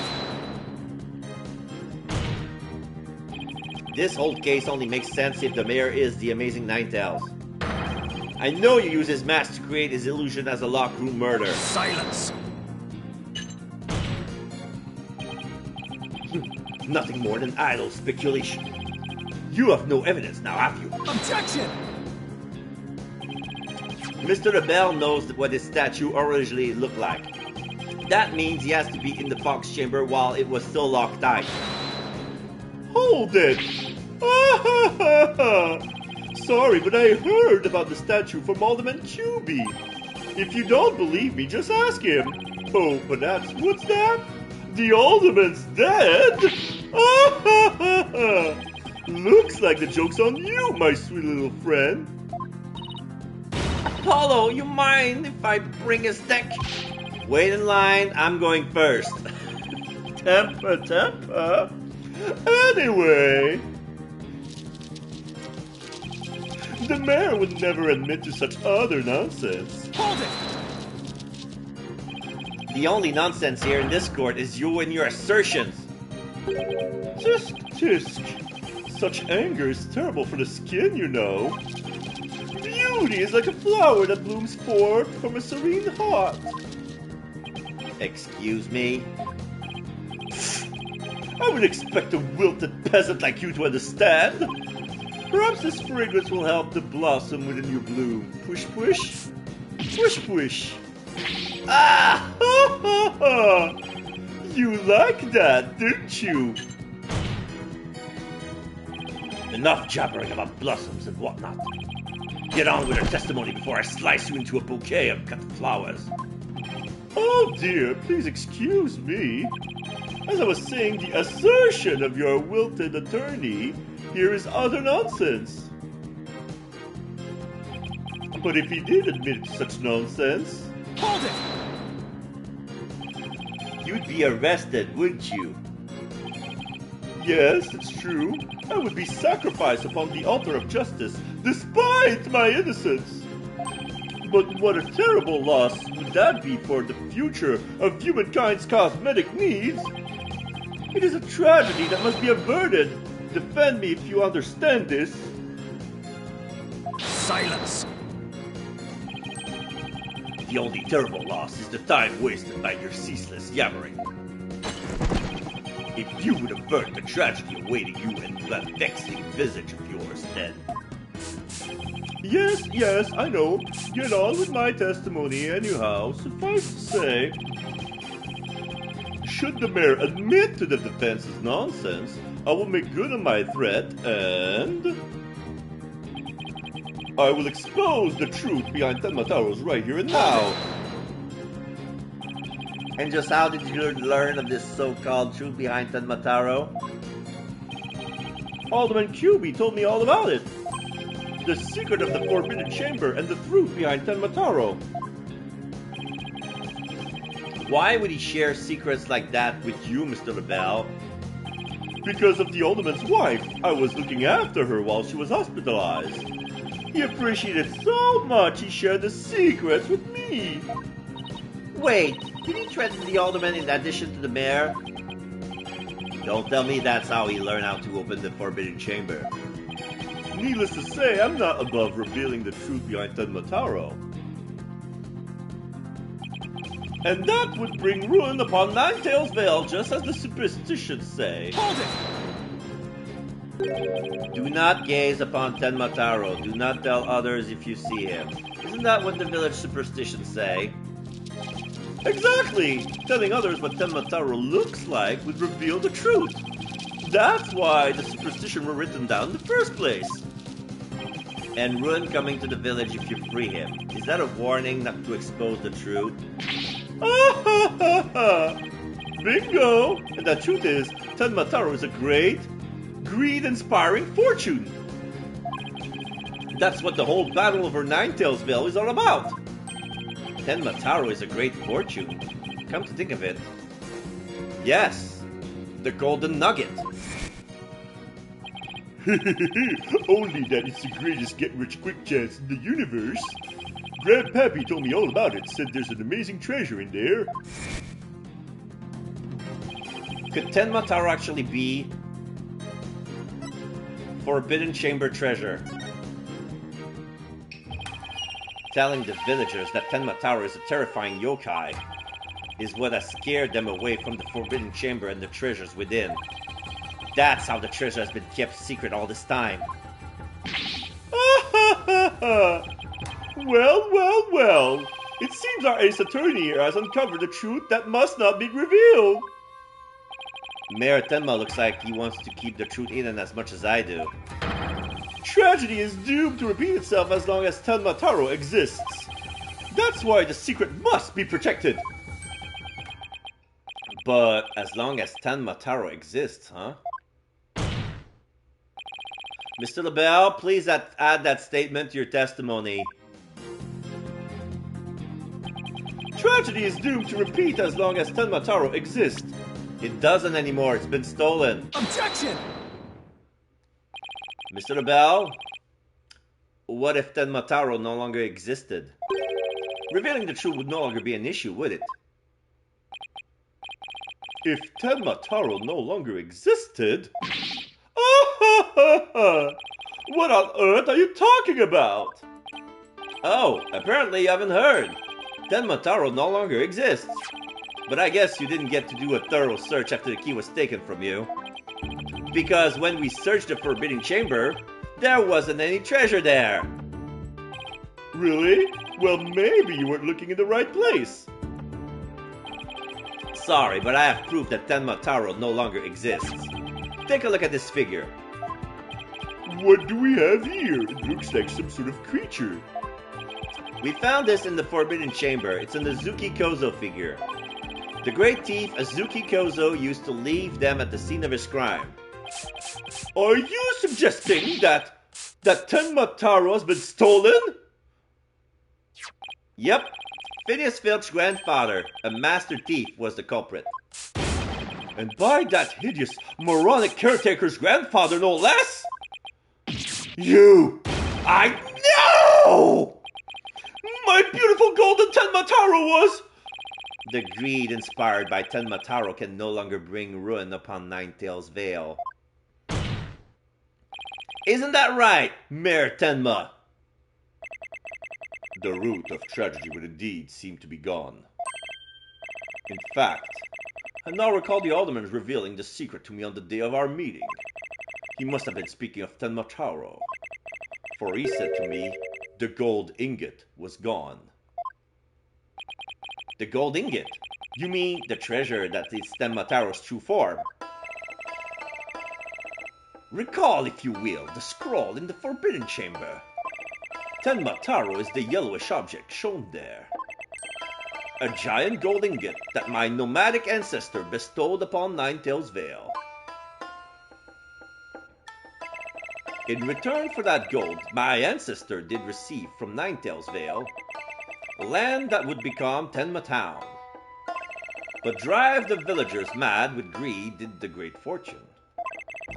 Bitter was their greed feuded battle. It was if they were possessed. My ancestors' gold became as a curse upon their village, a curse of ruin. Thus it was that the yokai Tenma-Taro came to be. So Tenma-Taro and the villagers' superstition were merely fairy tales to scare people away. Fairy tale or not, Tenma-Taro made quite the mess of things. Yes, indeed, for there is no greater monster than a mortal man's lust for gold. Well, you know what they say, the love of money is the root of all evil. My ancestor did a terrible thing here to Ninetales Vale. A thing so terrible that Tenma-Taro, a monster just as terrible, has to be created to keep it a secret. Yet we have naught but love for the little village to which we owe our very existence. Tenma Town would never seek to take over Ninetales Vale in a merger. Oh my, that was quite a shocking lesson in history. Mr. Mayor, now that we know Tenma-Taro no longer exists, are you ready to admit your secret? You are the amazing Ninetales, aren't you? it! No, don't do it! Please, no! Fade to white. Be gone, you demented demon! Now, where was I? The Golden Lord of Yokai, the amazing Ninetales is indeed me!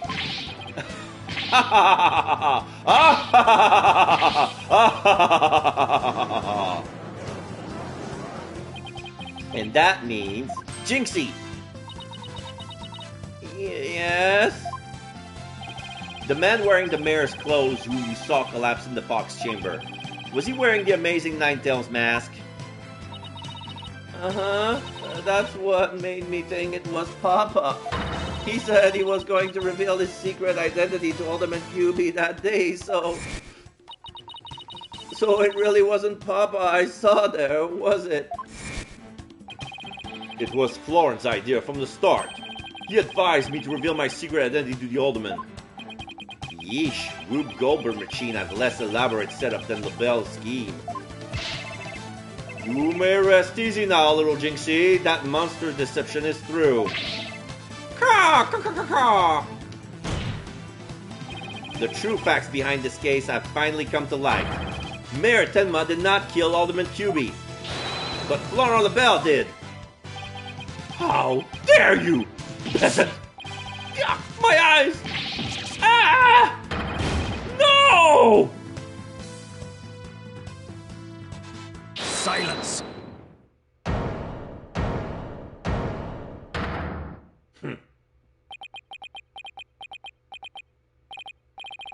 Justice Dunno. You should at least have a real blade in your hands if you desire to cross sword with me. Or have you mistaken this battlefield for a training ground? Exclamation mark. What's this guy want now? Evidence is like a razor-sharp blade that cuts through bone as though it were butter. But you have only blind guesses, a dull blade incapable of cutting even a cake. He has you there, Mr. Justice. After all, evidence is everything in a court of law. But They're right. Let's see some evidence. Of course, a perfect being like me wouldn't leave any incriminating evidence behind. this is the final battle. Just as a samurai must live and die by the sword, you will live or die by the evidence you hold. My swift blade of judgment awaits. Now, present your conclusive evidence. Or don't you have any? Oh, crud. Do I have anything conclusive? I don't think I have. Let me save.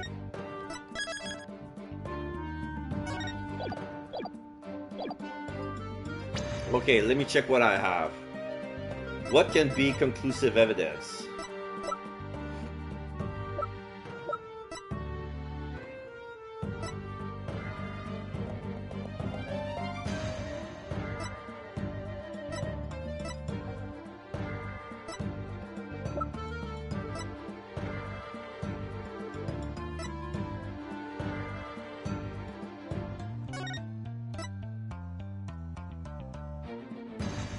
Statue of trace of blood, defendant Demintem on it, apparently wrapped in a ranch club, which dependent blood was also found. Oh, okay.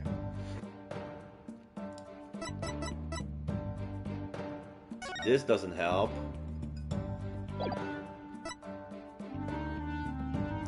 This, we already took care of that. The seal has been removed.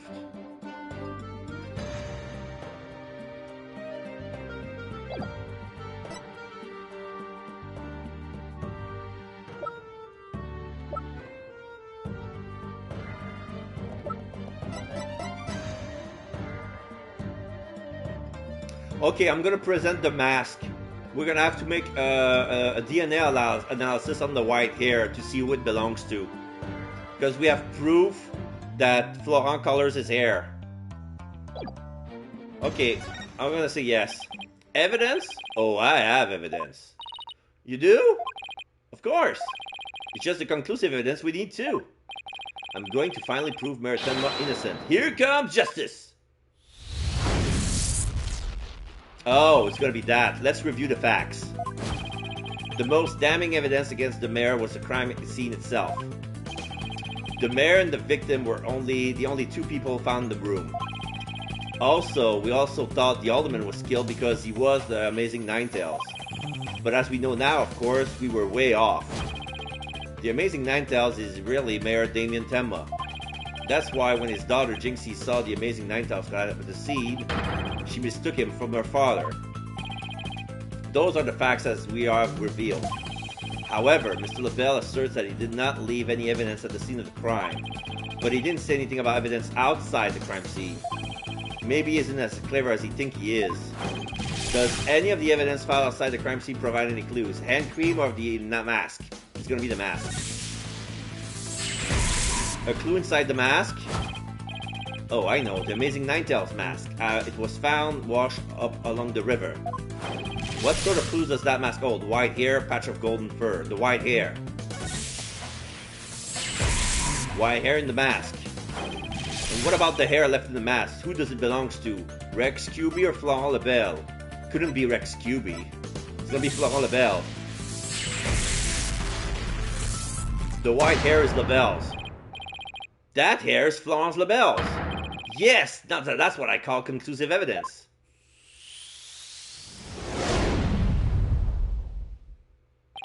Well, Mr. Justice, do you have any conclusive evidence to present to this court? Not? Of course I do. Observe this mask, if you will. That mask? How is that conclusive evidence? It's not the mask itself, but the white hair inside of it. We originally thought it belonged to Alderman Rex Cuby. Yes, but the Amazing Ninetales, as we now know, is Mayor Tenma, so... That is correct. So the question is, whose hair could it be?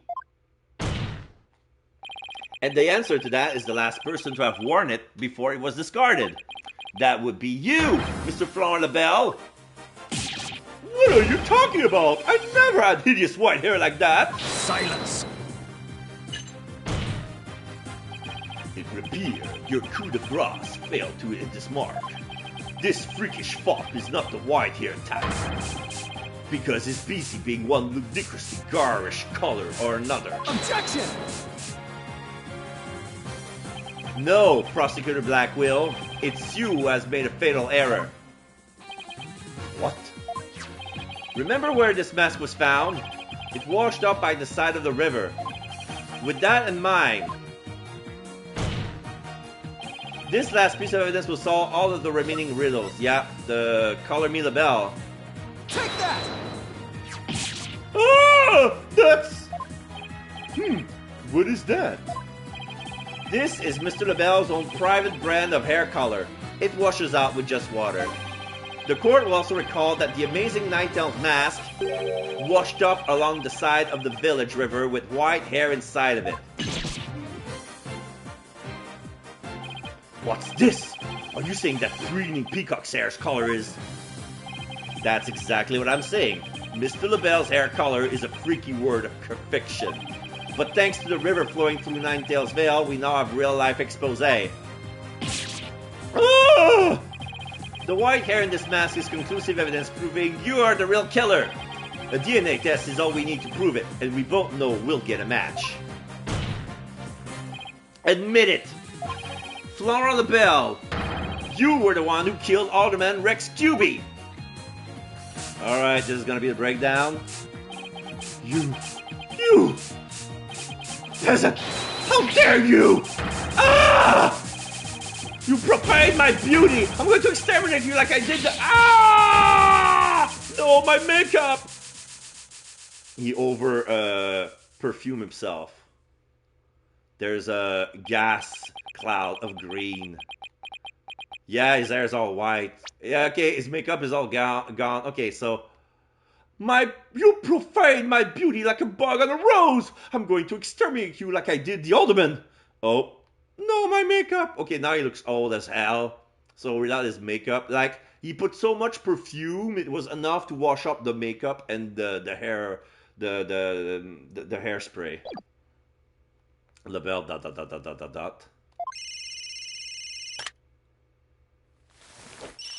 Hello, this is LaBelle. What? The project is off. Hello, this is LaBelle. The sponsors have pulled out. LaBelle speaking. I'm fired? You mean I'm no longer Mayor Tenma's aide? Hello, this is LaBelle. What? There's a stratospheric damages claim against me? $100 million? Hello,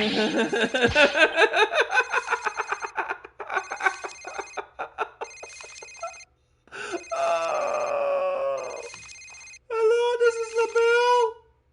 Hi, Mom. What? Dinner is off? You disowned me? I'm finished! Washed up! Stick a fork in me! I'm done!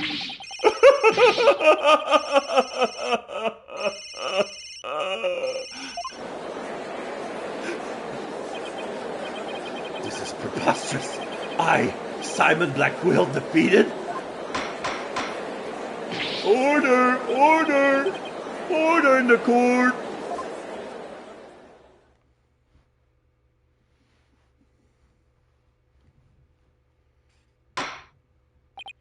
Well, this is quite the unexpected outcome. I must hand it to you, Mr. Justice. You really turned this case on its head, just like another lawyer, Phoenix Wright. Wait, that was a compliment, right? Prosecutor Blackquill, what have you done with Flower LaBelle? The defaced man has withered like a flower without water. One of the officers is currently tending to him with a sprinkler. Wouldn't that just wash even more of his makeup off? Allow me to explain the action of the guilty party in detail. The motive, of course, was to steal the gold ingot known as the Tenma Taro. However, few have allowed into the matter due to its cultural ties to Ninetales Vale. LaBelle set in motion plans to gain access to the manor and the gold via the merger. But the effort of the amazing Ninetales saw those plans come to a halt. And thus LaBelle murdered the alderman and attempted to pin the blame on Mayor Tenma. I see, but what I still can't comprehend is why would he go after the gold in the first place? Mr. LaBelle doesn't look like someone who is in need of financial aid. LaBelle hid his past well, much like he hid his beauty with makeup. He's mired in debt. Debt due to pouring money into a brand only he could love. He ruined himself with his own brand. Which is why he sought the gold with such voracity. Too bad for him, someone else has gotten to it first anyway. I see, very well then. I believe it's time I declare a verdict. This court find the defendant, Damien Tenma, not guilty!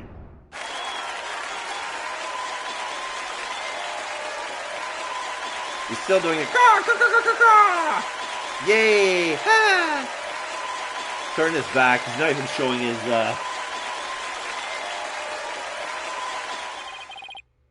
Court is adjourned!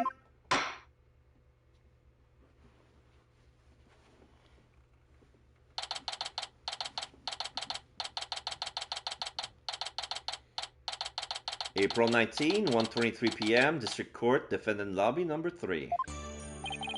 That was some seriously good lawyering, Apollo. Even I didn't see that coming. Just got lucky, I guess. You banished Tenma Taro from Ninetales Vale like you were some kind of exorcist. There's still one thing I don't understand. How come Mr. LaBelle didn't kill Mayor Tenma too? He could have set it up so the mayor murdered the alderman, then died from a counterattack. That would have removed at least one possible fly from the ointment. I was wondering about that too. But I have a hunch LaBelle was biding his time. He was planning on exposing the amazing Ninetales' true identity himself. Huh? But why? Because the mayor was the amazing Ninetales. Had LaBelle succeeded in framing Mayor Tenma for the alderman's murder, the wrestler's popularity would have plummeted once his identity was revealed. Oh, I get it. If the amazing Ninetales was just killed, he would die a hero. But if he was proved a villain, His fans would abandon him, making the merger that much easier. Right. Then when the merger was complete and everything cooled down, he'd be able to search the Forbidden Chamber at his leisure. What an insanely intricate plot! A most excellent job clearing my name! A feat worthy of the Demon Lord's approval! Okay, why are you acting like Tenmataro again? Let this be of no concern to you. How could it not concern me? Tenmataro, be gone! Ah! Gah! Jinxie, seems like ages since I laid eyes on you. Papa, you're finally back! Yes, it would seem Tenmataro is no match for you. Ha ha ha ha. I'm not scared of that silly yokai anymore. Your father's a free man now, Jinxie. Isn't that great? Thank you for all you've done. Seeing you guys in action, it made me feel like I don't have to be afraid anymore. Wait, is Jinxie actually smiling? This is all thanks to you two. Too bad the Amazing Ninetales will have to retire, though. Aww, how come? Well, once everyone hears I'm the Amazing Ninetales, my fanbase will nosedive. After all, I'm not the most popular of people, another reason for my secret identity. I don't see how I could possibly continue. I think you've misjudged yourself. Take a look outside. Say, now that you mention it, what's that noise out there? A big crowd gathered outside the courthouse once the news broke. Seems they want to get a glimpse of Mayor's Damien Tenma, the man behind the mask, and to root for your return to the wrestling ring. Rooting? For me? But I thought I was nothing more than a malefactor in their eyes. The only one who really matters is Jinxie. Show her how cool you really are. Yeah, you're the coolest when you're out there fighting in the ring, Papa. Jinxie. Here, I think you'll be needing this. Let's give him his mask back. Take that! Thank you. Now, if you would excuse me. I don't want to keep my fans waiting! Yeah, everybody's doing the fox sign. He's gonna transform into his costume. Yeah. Ta-da! Ninetales Vale forever!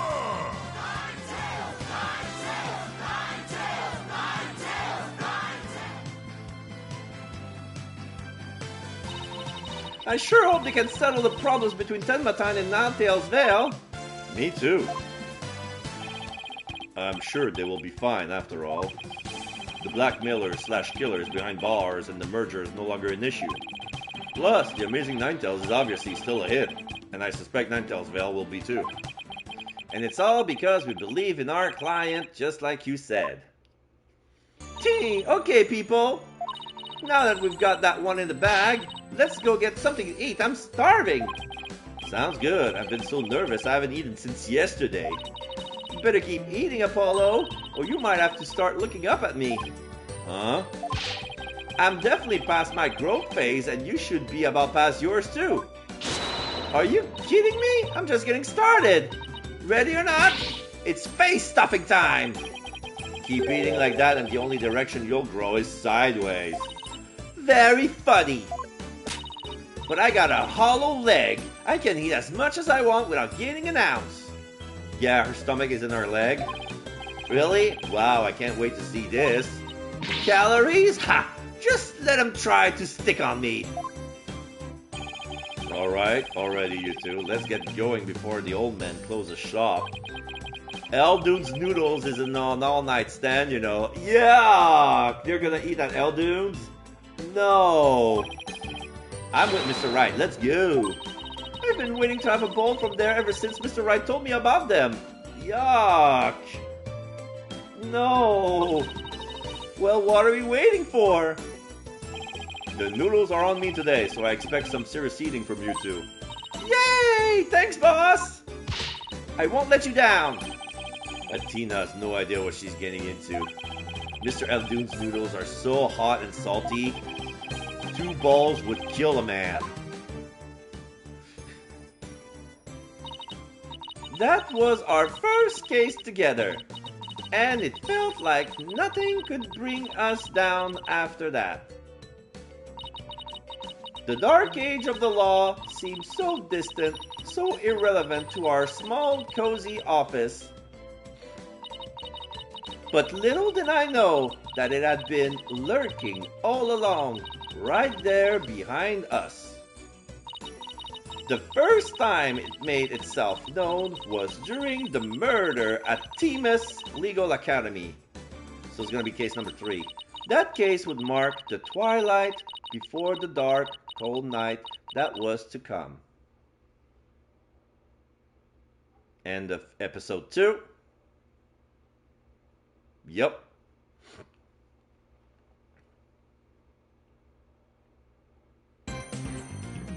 You want to save? You know what? I want to make some more progress. I got 3 hours left. Let's do it.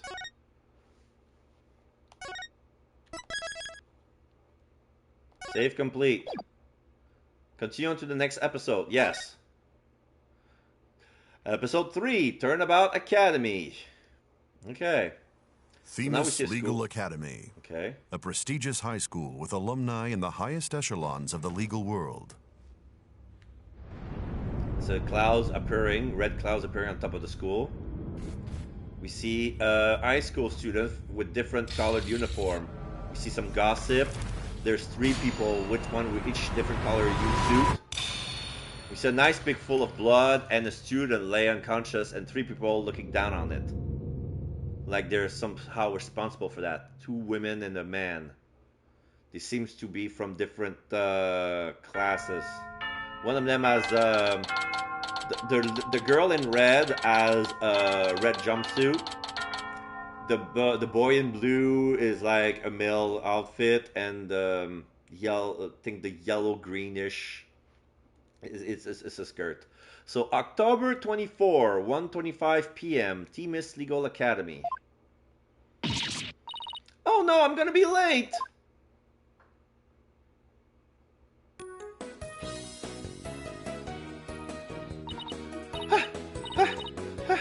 Phew, finally.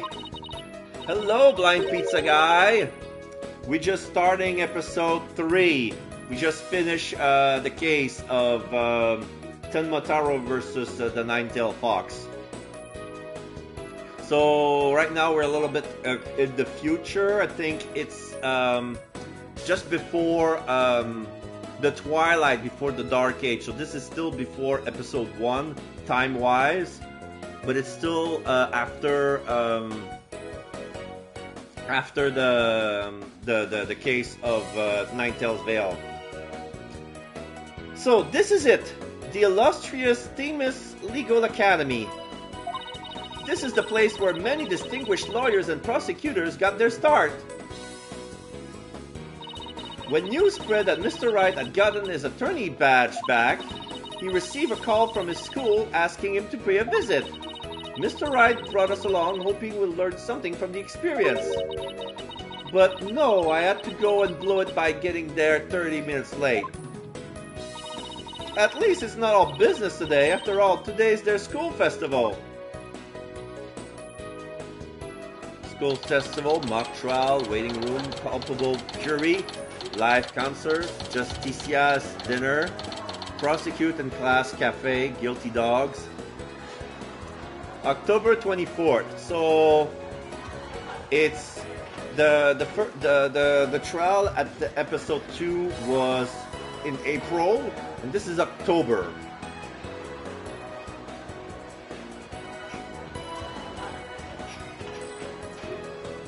So was it like what we figured out? It was all a bunch of hockey. Yeah, it's even worse. It's even worse. Okay, I'll try to make a brief report of everything that happened. Like when we first investigate the air vent, we figured out that it was dusty as hell. Therefore, nobody used that air vent. So we managed to get from the, yeah, we went to see our client again. He got some of his memory back, and he gave us a key, which was the key to the Forbidden Chamber. Basically, it was like the key to open the Forbidden Chamber. It has two incisions, like it's like a key with two sticks coming out, like it would fit into two holes, but there were no keyholes inside of the lock. So we figured out that to open the Forbidden Chamber, you have to move some of the fox statue in a certain position, and the hint for that was drawn on the folding screen. So once we figured that out, we opened the Forbidden Chamber. Like basically the lock, like some claws that would make the padlock open itself, revealing like two claws who was hiding the keyhole. So we put the key there, we turned it open, and made a furious sound. So once we got in, we saw a giant statue of Tenmataro, and there was a rack full of staves, similar to the one that Tenmataro took. And there was also a bottle of hand cream that says Je suis le Bel. So it was the hand cream belonged to Florent Lebel. So that was our decisive evidence. When we tried to go to court with that, we did a fingerprints test, and it revealed that the fingerprints that were on it were belonging to Phineas Filch. So we figured out that Phineas Filch was the one who was in the Tenmataro mask, the Tenmataro outfit. He tried to steal the hand cream from Florent Lebel because he's a kleptomaniac. He also admitted that he was the grandson of a famous thief who basically every time he would like kind of like a Robin Hood, like he would leave some sort of statue, like what would we call it, a calling card. Like every time he would steal something precious and he would give it to the poor. And we found it. We found one inside the Tenmataro statue. It looked very, very old, covered in grime from. It was left like from 50 years ago. It was, yeah, he was very suspicious. He was very suspicious indeed. So he was the one who was Tenmataro. And what we figured out is that the way Florent Lebel worked, what he did was that the mayor was with the alderman in the office. He came in bringing the coffee, who was laced with sedative. So both of them were drugged. And what happened is that Florent stole the Forbidden Chamber key from the mayor, killed the alderman, and what he wanted to do was to pin the murder on the mayor, because he had also a dark secret. Oh yeah, I forgot. Inside the Forbidden Chamber, there was also a scroll that says that there was a monk who went to the village and he dug up a giant golden nugget, like an ingot, like very, very big rock, and give it to the village. And then there was some evil coming out of the gold nugget, and that's where Tenmataro came from. So basically, he was greed incarnate. So the real secret, like the reason why they were superstitious, was basically they create the big fairy tale to hide that there was a big treasure inside the Forbidden Chamber. It was a big gold, and basically, money is the mother of all sin, or the root of all evil, something like that. Anyway. So greed, like basically what creates the yokai is the greed of the villagers. So they try to say, do not see Tenmataro, if you see it, do not talk about it. And basically if you reveal Tenmataro, it will bring ruin to the village. So basically, like if you saw the gold, if you mentioned the gold, it's gonna the town, the village is gonna be crazy. That will bring ruin to the village. So basically, that was the secret behind the legend. LaBelle knew about that. So basically, like he wanted the money because he was in debt because he had a brand, because the cosmetic brand that he didn't want to sell. He was so narcissistic. He created a brand that only he himself would use. Like there was like color, like hairspray paint, like something like an easy thing where you could dye your color, basically. So, yeah, there was another secret behind Mayor Tenma. So basically what happened, he opened the Forbidden Chamber, he put the mayor inside of the chamber, and he brought the nine-tailed mask from Damien. He locked the room, and he took some spare clothes pretending to be the mayor and put the mask on. When the daughter arrived, he said, I'm sorry, forgive me, I killed the alderman. Like, it's true that he did, but he tried to pin it on the mayor. So, basically, we were wrong about the alderman being the QB, being the Amazing Ninetales. It was actually Damien. Damien was the Ninetales all along. He was never in favor of the merger. He did it because of the blackmail situation. He received a blackmail letter, if you remember. Agree with the merger or else your daughter is gonna get it. So when Florent put the mask on, he pretended to be Jinxie's dad. He said, okay, I killed the thing. And then she ran and called the police. And when he tried to, Florent opened the Forbidden Chamber again to put Damien back in the scene of the crime, he got interrupted by Phineas Filch, who was still dressed as Tenmataro, because he heard that there was a treasure. He heard it from his grandfather, but what he never knew is that the grandfather already took the treasure with him. Basically, nobody knew that the ingot was gone. Like the Tenmataro no longer existed, basically. So, like everybody was going for the ingot. So, when they was startled, basically Tenmataro ran away in a panic. So he made the tracks on the floor because he stepped on the blood, and he dropped the feathers. So it was Phineas Filch dressed as Tenmataro who made the feathers and the tracks. He bumped into Jinxie. He went down to the foyer and then dropped his costume out the window, and then go back into the caretaker's office. But when he threw the costume out from the window, since the manor is quite high and the window leads to a cliff that goes to the river, the costume flew in the air.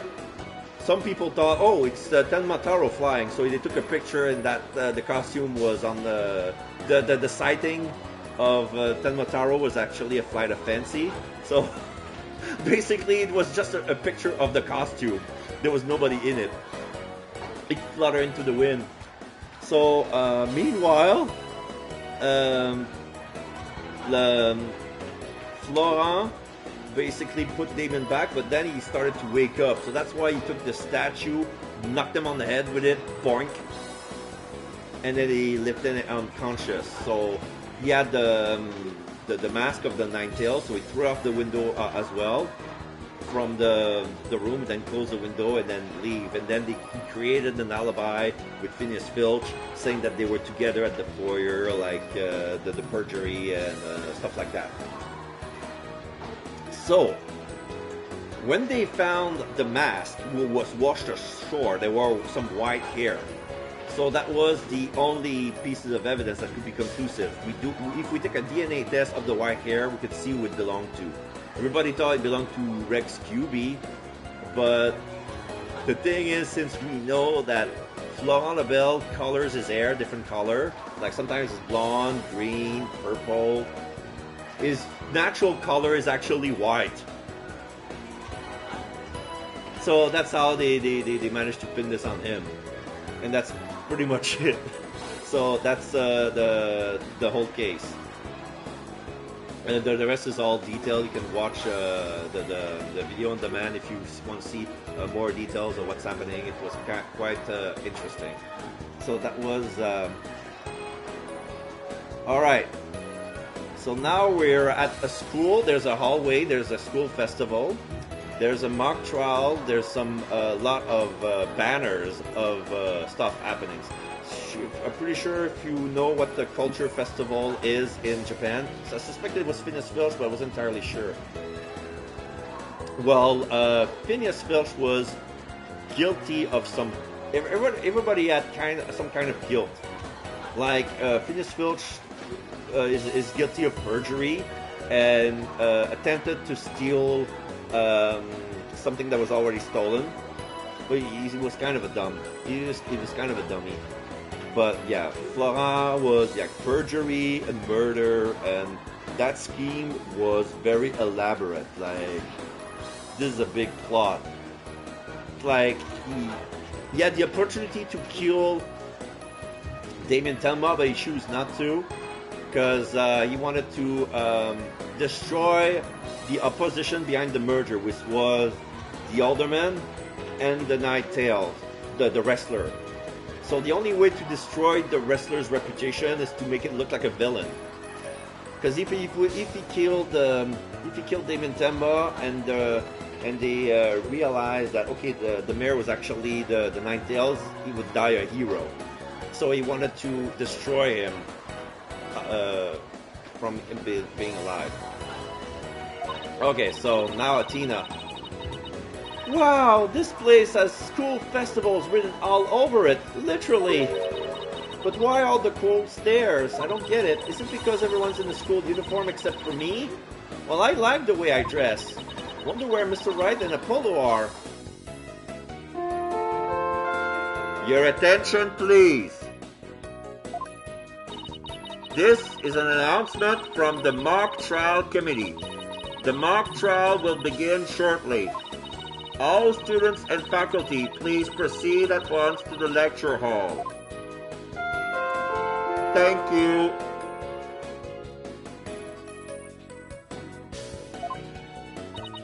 Sounds like a mock trial is about to start, but where's this lecture hall? Looks like all the students and faculty are heading that way. Might as well join them. Maybe I'll find Mr. Wright and Apollo there. So we're going there. Yeah. Oh, this is a fancy lecture hall. Okay, so there's there's a big screen.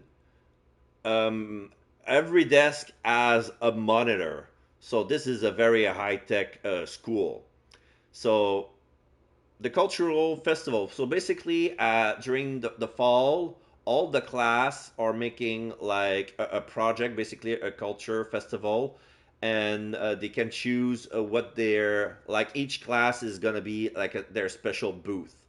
Like there's sometimes there's gonna be like a show, like at the gym, like there's gonna be a theater or concerts and stuff like that. They're gonna show talents, and since it's a legal school, they're gonna make a mock trial at the lecture hall there. So they're a judge stand, there's a statue of Themis, there's a prosecutor stand, a defense stand, a witness stand, and in the gallery is basically where the students would sit to get the lecture, So it looks like a court of justice, but it's actually a lecture hall, like from university. Like people will stand there, and everybody has a monitor that's connected to the big screen behind the judge seat.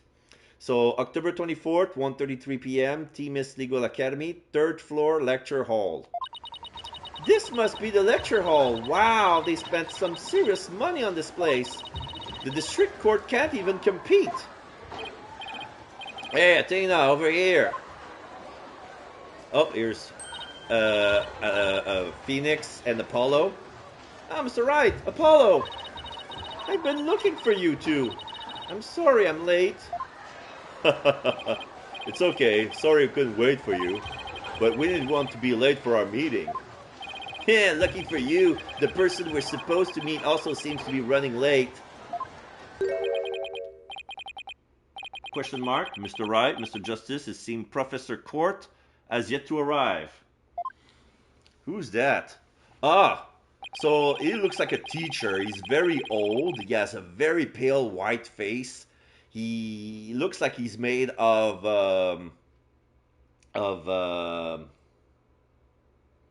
cement, like one of those marble statue, like very white statue, like a Greek marble statue. He looks like a Greek god. He looks like Zeus, but with he has a toga.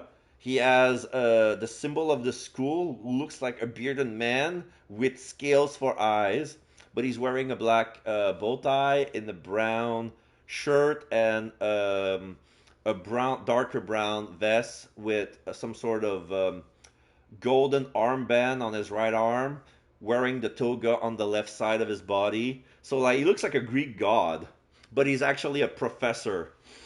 So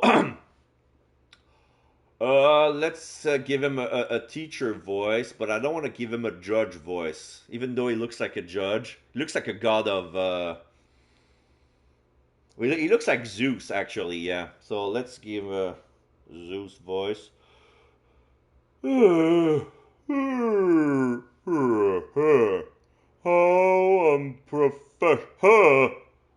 unprofessional of her to keep visitor to our esteemed institution waiting like this. I shall make her right, I will not. Oh, who do we have here? Oh, right. You haven't been introduced yet. Ah, yes. You must be the young lady Mr. Wright was telling me about. I am Aristotle Means. Aristotle Means? Wasn't the Aristotle that says that the end justified the means or something like that? Aristotle Means, a professor at this hallowed hall of learning. I oversee the lawyer course here. It is a pleasure to meet you. I'm Athena Sykes. I just recently got my attorney's badge myself. Oh my gosh, another one of those clever game puns like, yeah. It's nice to meet you too. How wonderful, so vigorous and vivacious. You just earned yourself a gold star. Ching! He's doing a circle with his thumb and index. And yeah, his smile is very over-exaggerated. It looks kind of creepy. Wow, thanks! That big smile of his is kind of scary, though. Looks like the mock trial is about to begin. What are we going to do about our meeting? Oh, speaking of the mock trial, do either of you know what's it about? Oh, but I thought we had spent a pamphlet to your office. Oh, right, the pamphlet. Whatever happened to that? You won't be seeing again. Trucy used it for the old rip it up and restore it trick. Unfortunately, it didn't work as advertised. Oh no. Well, it seems I had better explain the situation then. Thank you, Professor. Let's talk. TMIS Legal Academy. Now, does anyone have any question? I do, Professor. Raising my hand. Could you tell me all about your school? What an excellent question. Here's a gold star for asking. Gee! Our academy has 3 courses to choose from. Students seeking to be lawyers takes the lawyer course. Likewise, budding prosecutors take the prosecutor course, and future judges the judge course. Oh, that's why the 3 different color school uniform. So everybody is from a different course. So they're probably who's going to be the prosecutor? Like maybe the prosecutors are in red, the the lawyers are in blue, and the judges are in green or in black. Yeah, they're wearing black. Wow, you have everything here for someone who wants to seriously pursue a career in law. Yes, well, that's what makes our school special, and today even more so. After all, we are to be treated to a lecture by the legendary attorney, Phoenix Wright. We can't wait to hear all about his return to the legal profession. You're giving a lecture, Mr. Wright? But you're not even a professor. Yeah, well, I'm just giving them what they want. Today's plan. Did you even know you were meant to be giving a lecture here today? Yeah, sort of, but I came early because I was supposed to have a meeting with the head of the judge course, Constance Court. Constance Court. So we have a picture of her. I believe she was the victim, judging from the cutscene. Yeah, she's wearing green.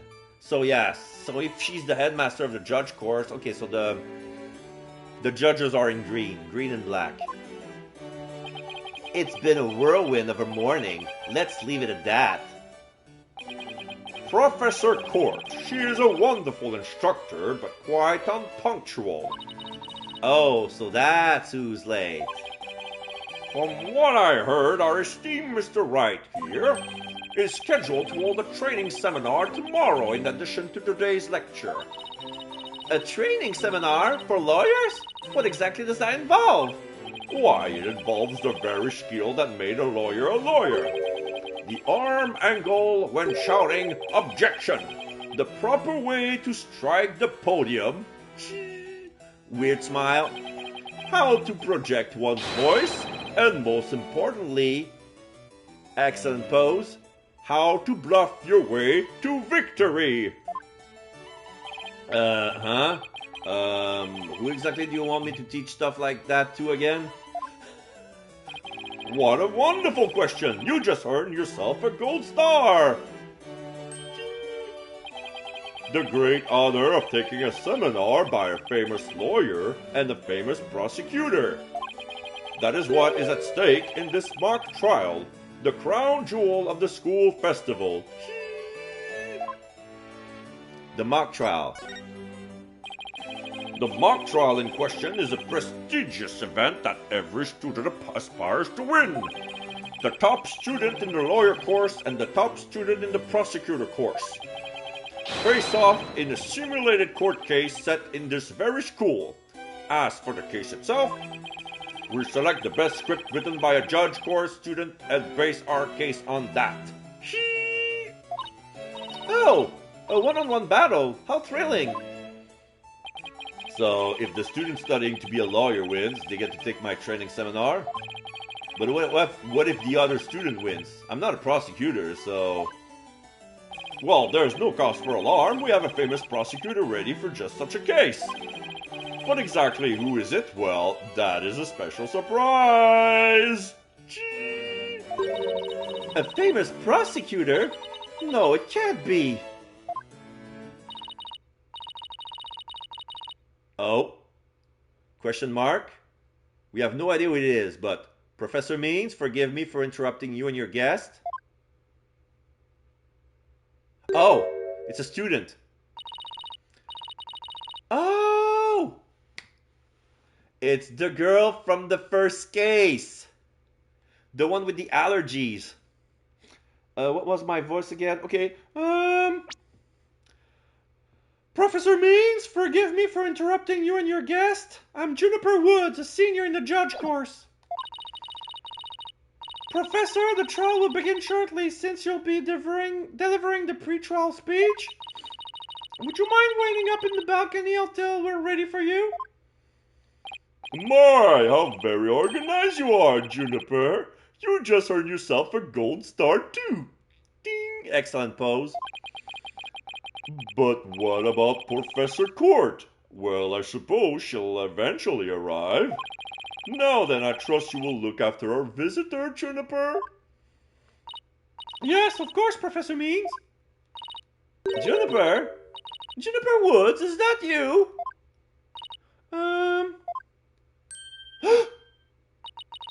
Then, Athena? I almost didn't recognize you. I didn't know you were back from Europe. Somehow, I don't think she's going to arrive. Yeah, Courtney. No, not Courtney. Constance. Courtney is another character. It's another character from another game. Judge Courtney.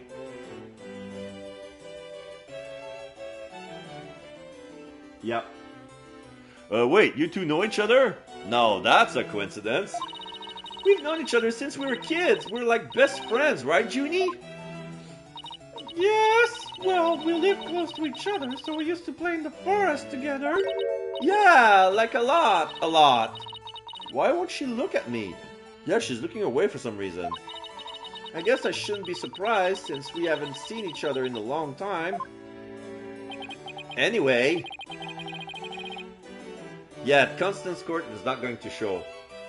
We're supposed to go wait in the waiting room, right? Not that I wouldn't mind taking the mock trial you're putting on today.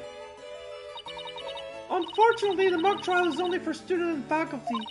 There is one seat reserved for Mr. Wright, but no other exceptions are allowed. Oh, only one reserved seat for Mr. Wright, no +1. Boo! Yes, I'm very sorry, but it is part of the student curriculum after all. I hope you won't mind remaining in the waiting room until the trial concludes. Oh, that's too bad. I was hoping to learn something new today.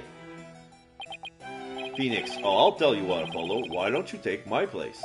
What? Really? Well, sure. Besides, I would like to meet with Professor Court as soon as she gets here.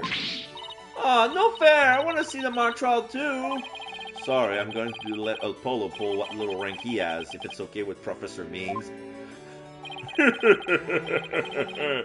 But of course, Mr. Wright, if that is what you wish. It's settled then. We'll expect a full and detailed report, Apollo, so pay attention. Just big, the new kid sure stinks. If you would please follow me, I'll escort you down to the waiting room on the first floor.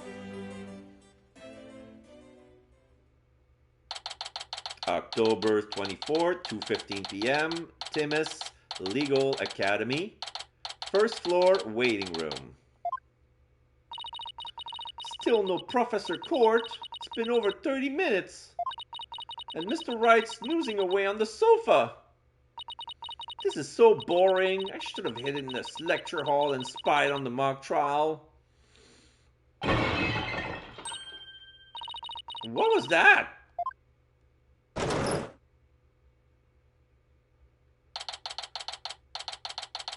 Timis Legal Academy. First floor hallway.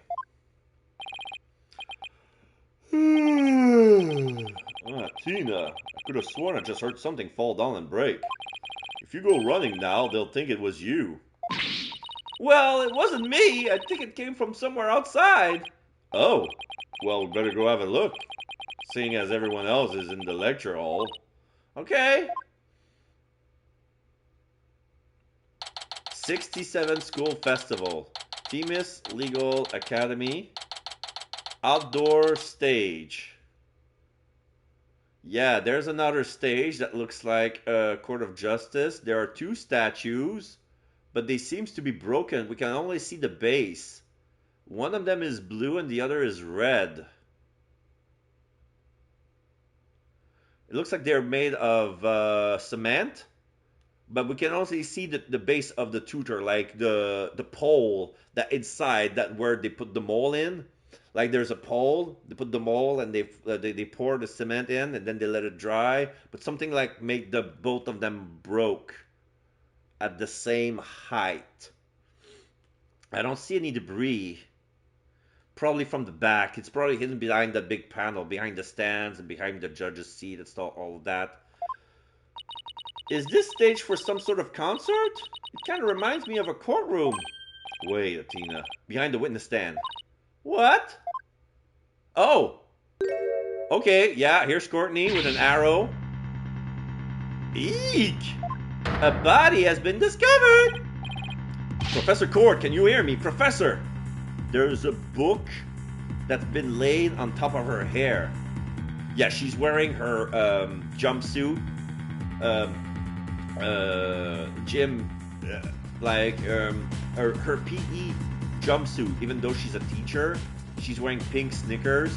Yeah, she's got an arrow planted onto her left abdominal side. Like, I think she got hit in the pancreas.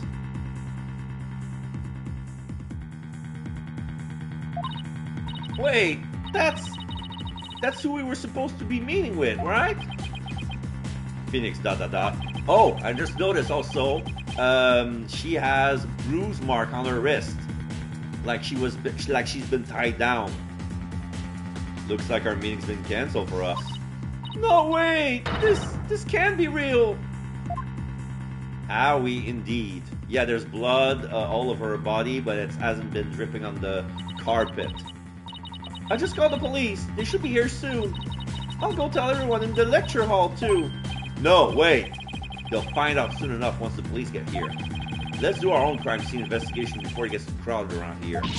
Huh? Are we even allowed to do that? Well, it's no big deal as long as we leave it exactly like we found it. Plus, no, never mind. Anyway, we should look around while the scene's still fresh. But, okay, you're the boss.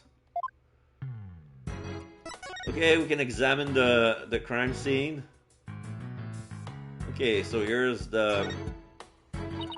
We should start by studying the body. I wonder what's the best angle for this. Okay. So it turns at like a triangle, just like in the... Oh. Do you want us to examine the body first? Let's see. Yeah, no matter where I click, it's gonna be the same stuff. Alright, let's look at the body. Ugh, I guess I really do have to examine the body. Well, guess I'd better get used to stuff like this if I want to be a full-fledged lawyer. I don't think real lawyers are allowed to do that. Notice anything strange about the... Notice anything strange about the body? Take a deep breath and then take a good look. Well, now that you mention it, there's no blood around it. Yet the victim's body is cold and rigor mortis are already starting to dissipate. Oh. Rigor mortis already kicked in. She didn't die here, she was put there. That's why her clothes are bloody, but there's no blood on the floor. It would appear that quite some time has passed since Professor Court was murdered. Thing is, the quad was packed with students up until the start of the mock trial. No, but rigor mortis started like 40 minutes after the murder. Like, if she's been late and then 30 minutes pass and still nothing, like, it would make sense.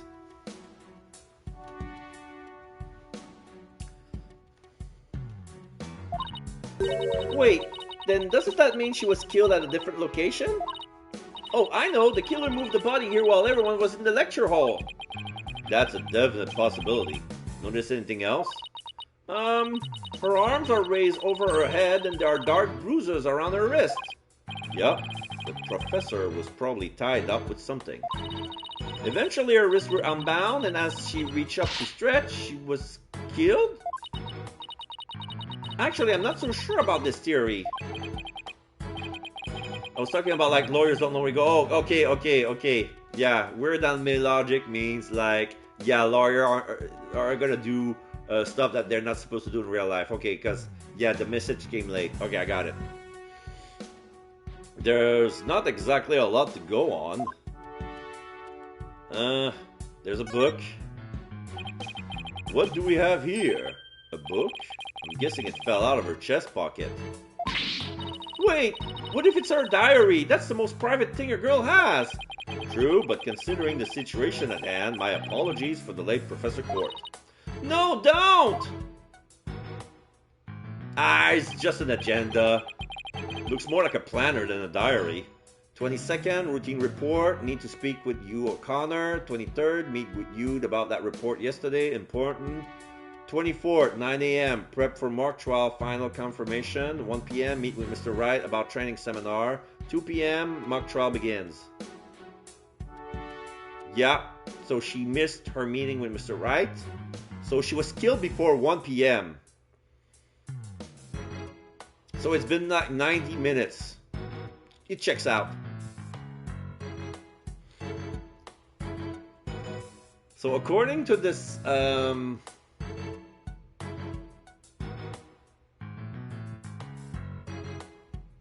so yeah, on the 23rd, she met with Hugh O'Connor.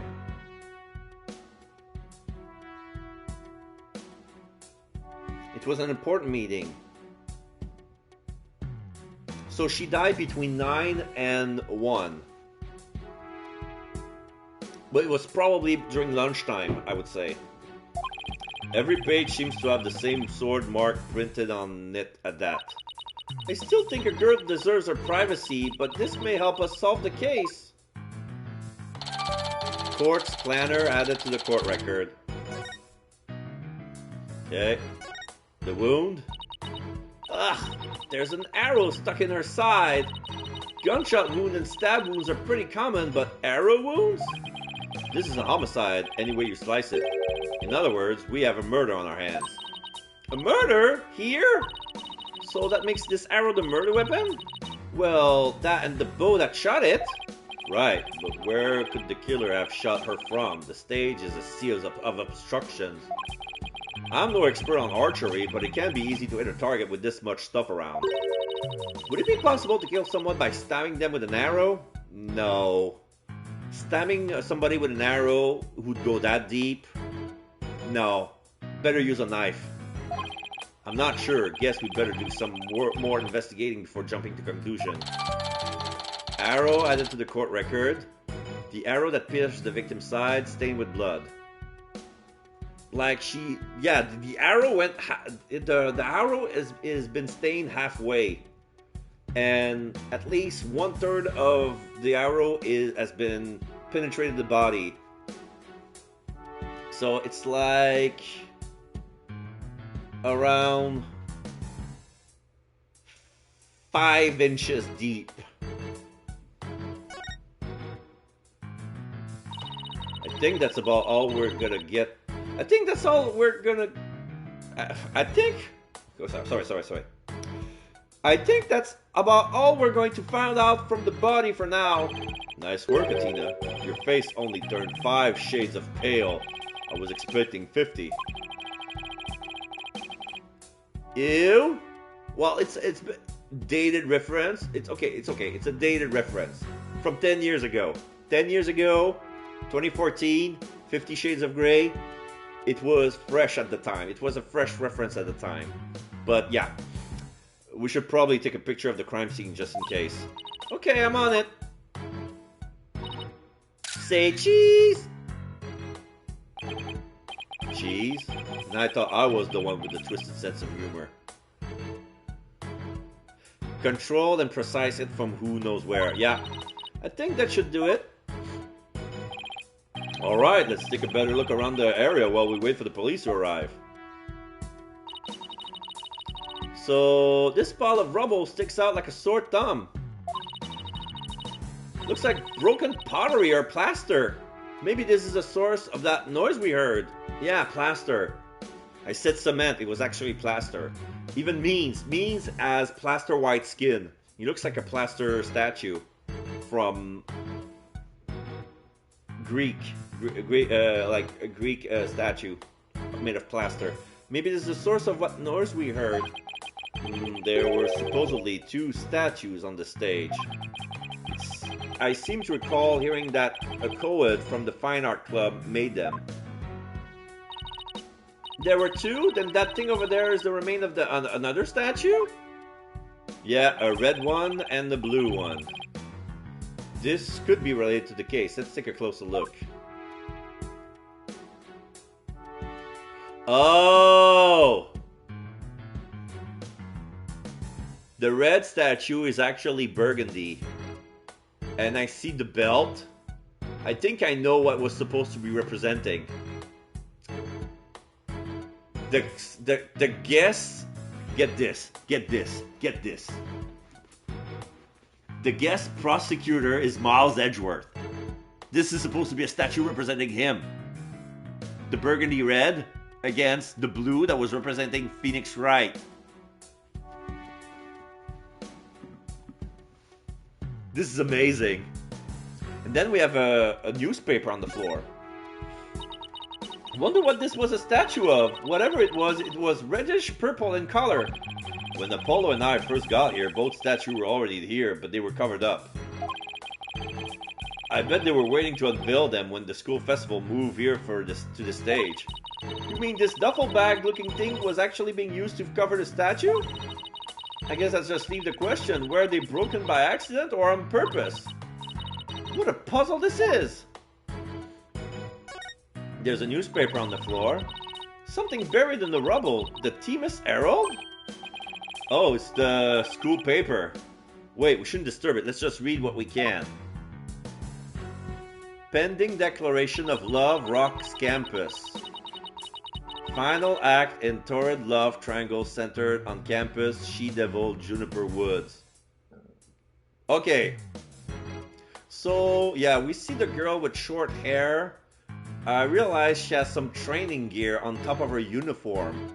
Like, when I say training gear, it is stuff with springs that they use to train muscles. She's wearing that on top of her uniform, but she's like a school gym jumpsuit. She's wearing a bandana with some paint stains, so she's probably part of the art club. But her uniform suggests like she's from she's taking one of the course. There's a guy on the left wearing blue and Juniper in the bottom.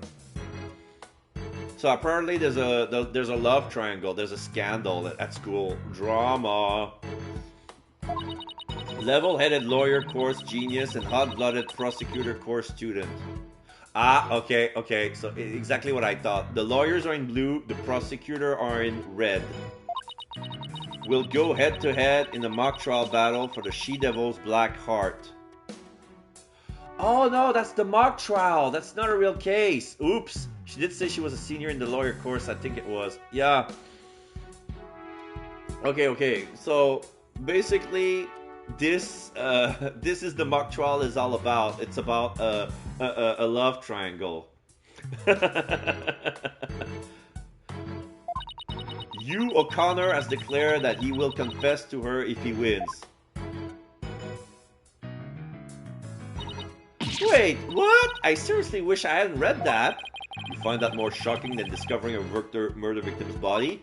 But we're talking about my friend Junie here. She never lead guys on like that. Athena, you don't believe everything you read, do you? This article is clearly written by malicious intent. I'm not buying a word of it. You're right, but it's still disturbing, even if it's third-rate tabloid material. Themis Herald added to the court record. A school paper with a malicious scoop on an alleged love triangle involving Junie.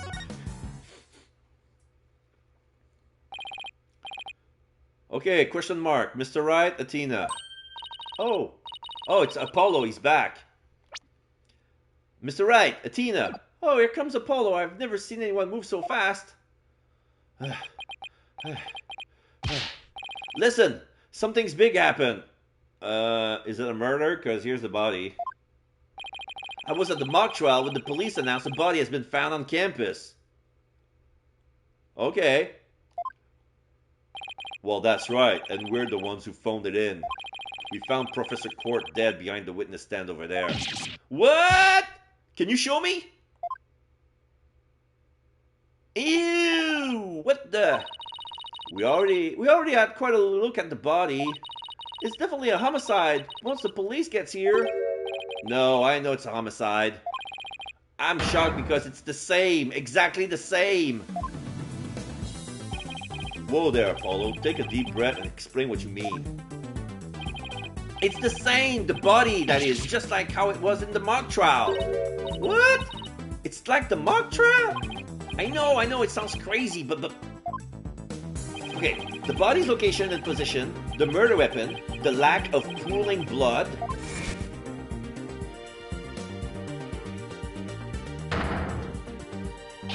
It's all exactly like the mock trial. You're kidding, right? It can't really all be the same, can it? Here comes the police.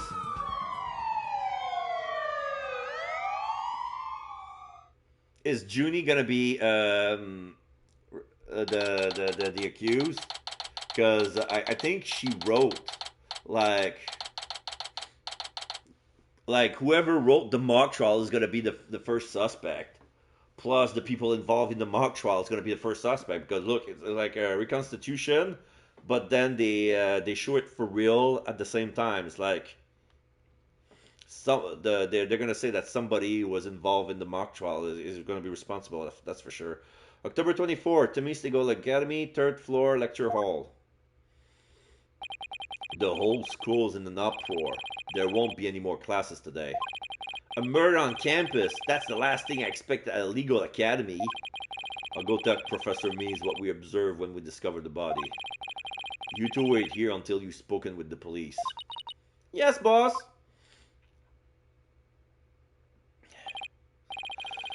I can't believe this is happening. I can't believe we have to wait around here. I can't stay still at times like these. I hope Junie hasn't fainted from the shock of this whole thing.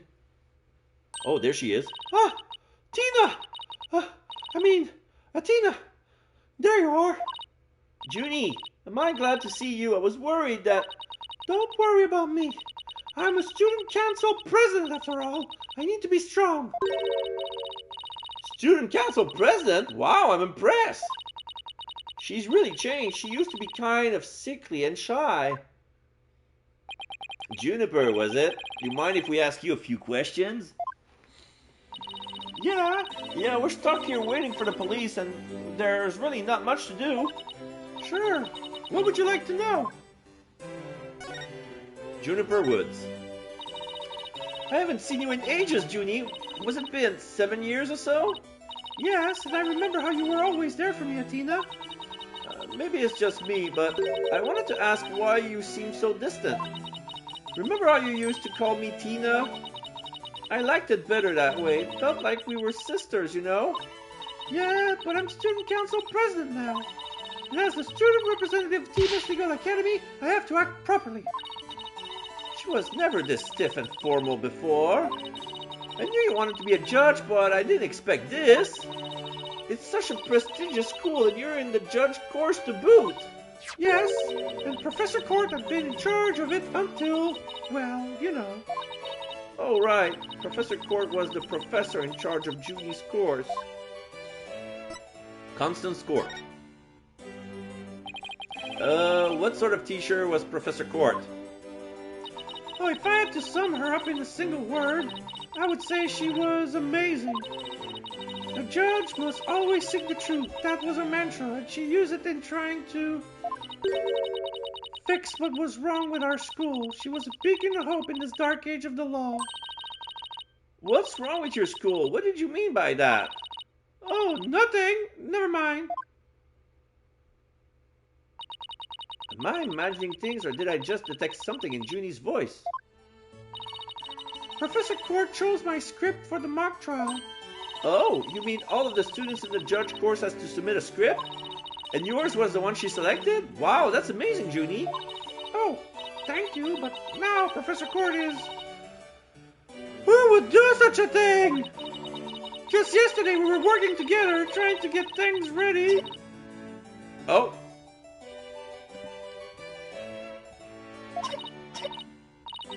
Excuse me.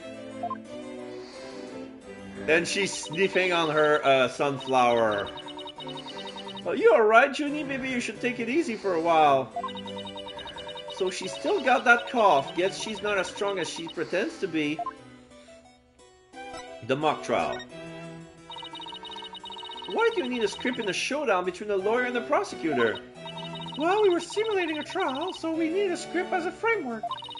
All the details about the incident and the people involved are included in the script. We also prepare a crime scene, photos, a murder weapon, and other kinds of evidence. Wow, you guys think of everything. Must be hard getting all that ready. Yes, well, it was only Professor Cord and I. After all, we didn't want the script or the other elements of the mock trial to get leaked. We were the only ones in the entire school who knew all the details. It must have been a big pain in the... that must have been really difficult. I wrote the script so that the case could go either way. That way, the defense and the prosecution both had an equal chance of winning.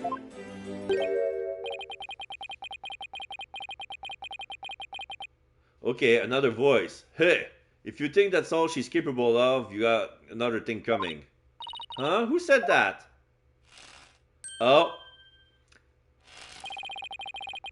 Okay, so they're the two persons who are involved in the love triangle. So there's the guy on the right wearing blue, wearing glasses, kind of short, long hair, holding what looks to be some sort of bag for something very long, like a sword. And what you hear is the creaking sound of the spring from the woman on the right, on the left, with very short hair and the bandana with some paint. She also wears an apron around her waist with lots of paints as well. So she's probably from the art club. She's on the art club and on the prosecutor course. She's sweating. She has brown hair, brown eyes. And I need a tomboy voice for her. But right now it was the guy speaking. Like, Juniper's genius doesn't stop at her brilliant script. Yeah! Okay, she's hot boil. She gave me an award-winning performance as the defendant, man! I still think I found a rival to my Cords of Steel. You? Robin? Aren't you going to introduce yourself to our guests? As student council president, I won't have you treating them rudely. You're right. I heard Mr. Wright was bringing a couple of guests with him. That would be you too. Apollo Justice and Athena Sykes. Yep, I'm Athena Sykes. And I'm Apollo Justice. Nice to meet you. I'll pass on the handshake. I'm studying to be a lawyer. The name is Hugh O'Connor. Okay, that's him. So he's you. Adjusting his glasses with his thumb. Some call me Mr. Perfect because I never score less than 100% on tests. Ugh. Most pretentious introduction ever. And what's with his hand? Is he glued to the inside of his pocket or what? Yeah, his left hand is stuck to his pocket. He does everything with his right hand. Even holding the bag. The very tubular bag. Let me be the first to apologize for you totally rude instruction. Sorry! Yeah, she gives up Rock Lee energy. Now, here's my intro. I'm Robin Newman. I'm starting to be a prosecutor like the really cool kind that nails the bad guys. And right now she's like looking at a piece of pottery. Looks like a saucer. From all the angles. Very thoroughly. From all yeah. Like she's appraising the thing. No! Where's the sincerity? She broke it and she cries. It's like she made it and she broke it. No, it sucks! I made some pottery and it sucks! So he makes pottery too, and what's that brace-like contraption for? Wait, is she a girl or a guy? Wait, it could be both. But he used the he. Okay, so, okay, I'm gonna... Okay. I'm gonna go along and say that he's a guy as well, but he looks feminine. Like, the pecs looks like breasts, but it's probably just pecs. Or maybe it's gonna be a reveal that she's gonna be that he's a woman. Okay, but let's go around and go with what I'm being fed here. So he makes pottery too, and what's that brace-like contraption for? Junie sure has made some unusual friends. These two were the lawyer and the prosecutor in today's mock trial. And even though I wrote the script, I also played a part of the defendant. They're probably trans or non-binary. Yeah, probably non-binary, I would imagine. But in Japan, there's no such thing as a non-binary pronoun. It's either he or she. And with all the legal stuff, like in official document, you will use your legal gender, which is the one you're born with, even if you're trans.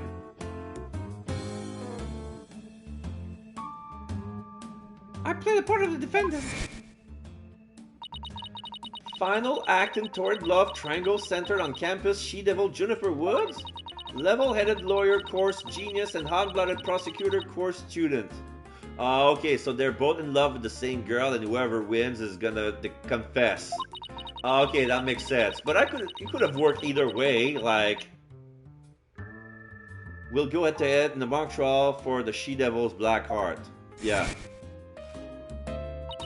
Wait, these two are the guys who supposedly have a thing for Junie? Juniper, come on. Your role's way beyond just that. That's right! The mock trial's just the start! She's also in the school festival main event! Live on stage, Juniper Woods, and the crowd goes bananas! Woo! Woods, da. I'm supposed to sing in the school festival. All of the other girls were too embarrassed to try out, so... My Junie singing? On stage? In front of people? Wow, she really has changed. Your performance. I was responsible for making everyone's stage costume. Hey, that's La Miroir's coat. This is what I'll be wearing. This is La Miroir's suit. Constellation glow through the fabric. Stage costume, loose. Constellation throughout. Make glow from the inside. The brooch. Embellish with frills. Yeah. That's amazing, Junie, but then again, you were always good at that kind of thing. These constellations in particular were really something. Oh, thank you. One of my favorite things to do is to look up at the stars in the middle of the forest. Huh, so you're a fan of the night sky then? Wow, Apollo, didn't know you were such a romantic. It's not like that. I have this friend, he and I go way back, who got me really interested in space. Wait, you had friends when you were young? Calling me surprised. As student council president, I cannot allow such mean-spirited teasing to continue. Eep! I think she's angry. Stage costume added to the court record. Costume Junie was supposed to be wearing, it has a glowing star pattern with notes 2-page. I'll keep reading. Let's see if I miss anything.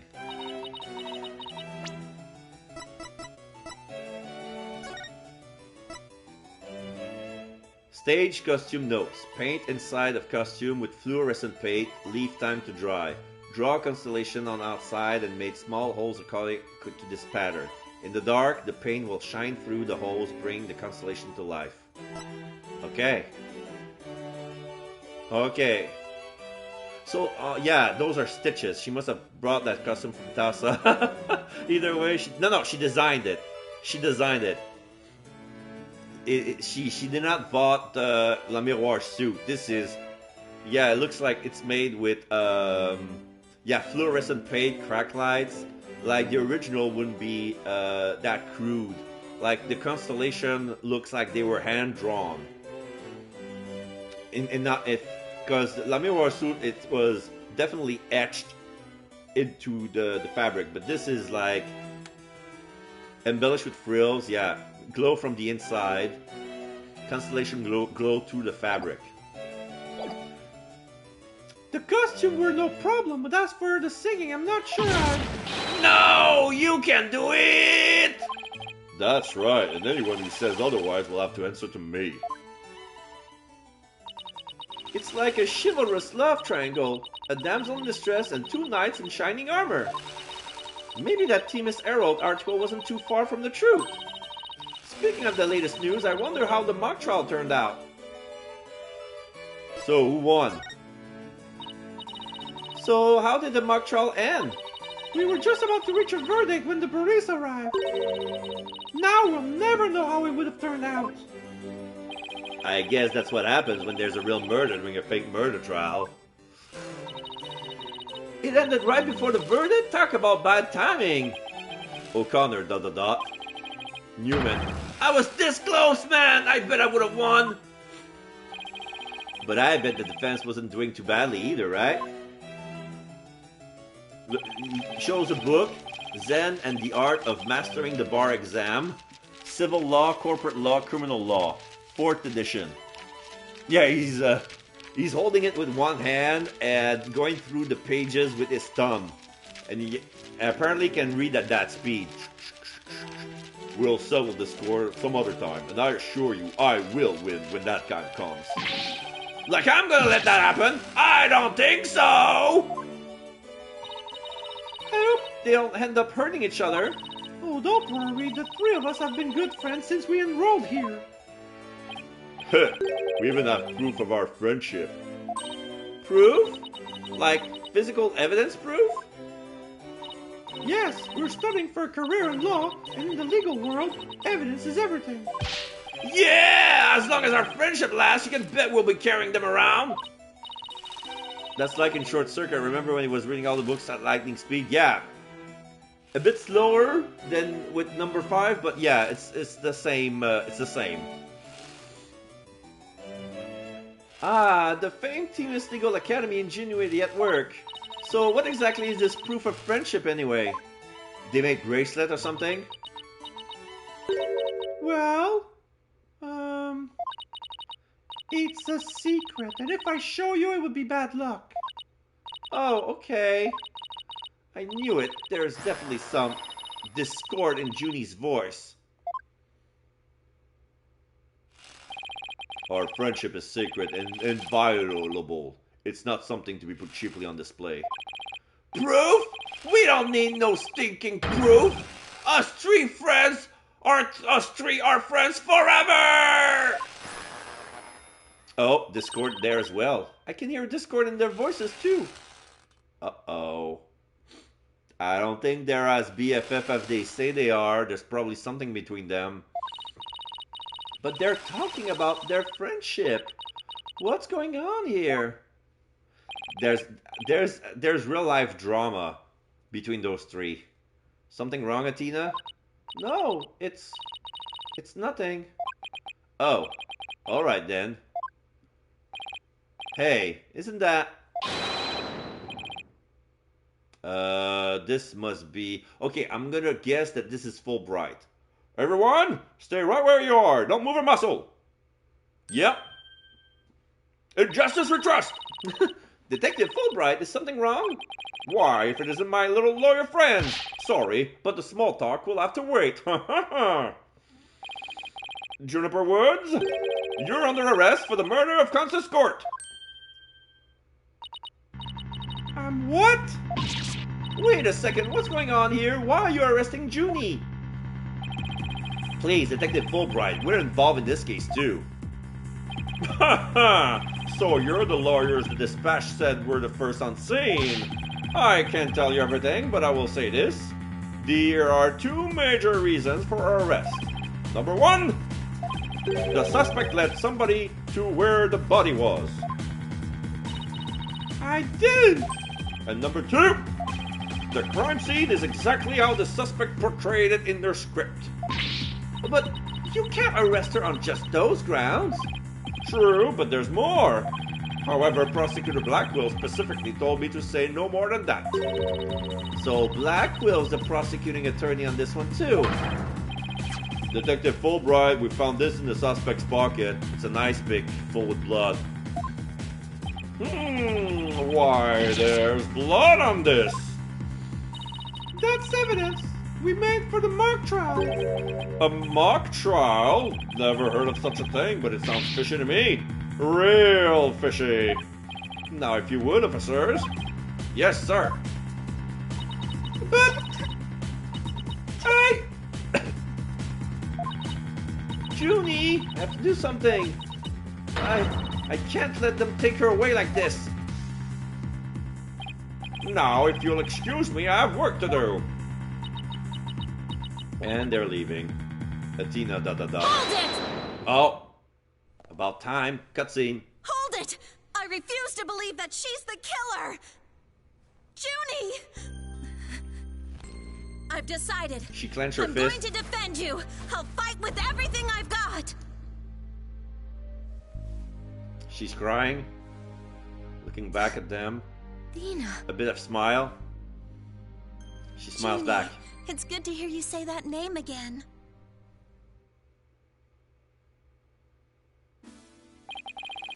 Hate to interrupt your bonding time, but...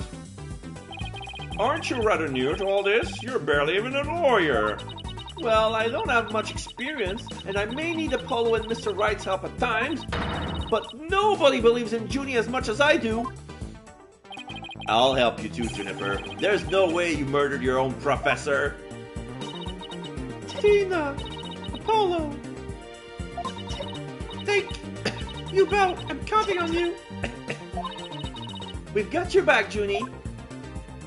Guess this thing's worked out after all. Now that you have your lawyers, Miss Wood, it's time for us to head back to the station. Ha ha ha! I can't believe Junie's been arrested for murder. And I can't believe I accepted her case without asking Mr. Wright. Take a deep breath and relax, Athena. I'm here to help with whatever you need. So let's get right on the case. Right. I won't have this case left in the hands of rank amateurs. If anyone's going to solve this case, it'll be me. Time to investigate. Why, that smug little... He hasn't even finished law school. You! That was totally rude!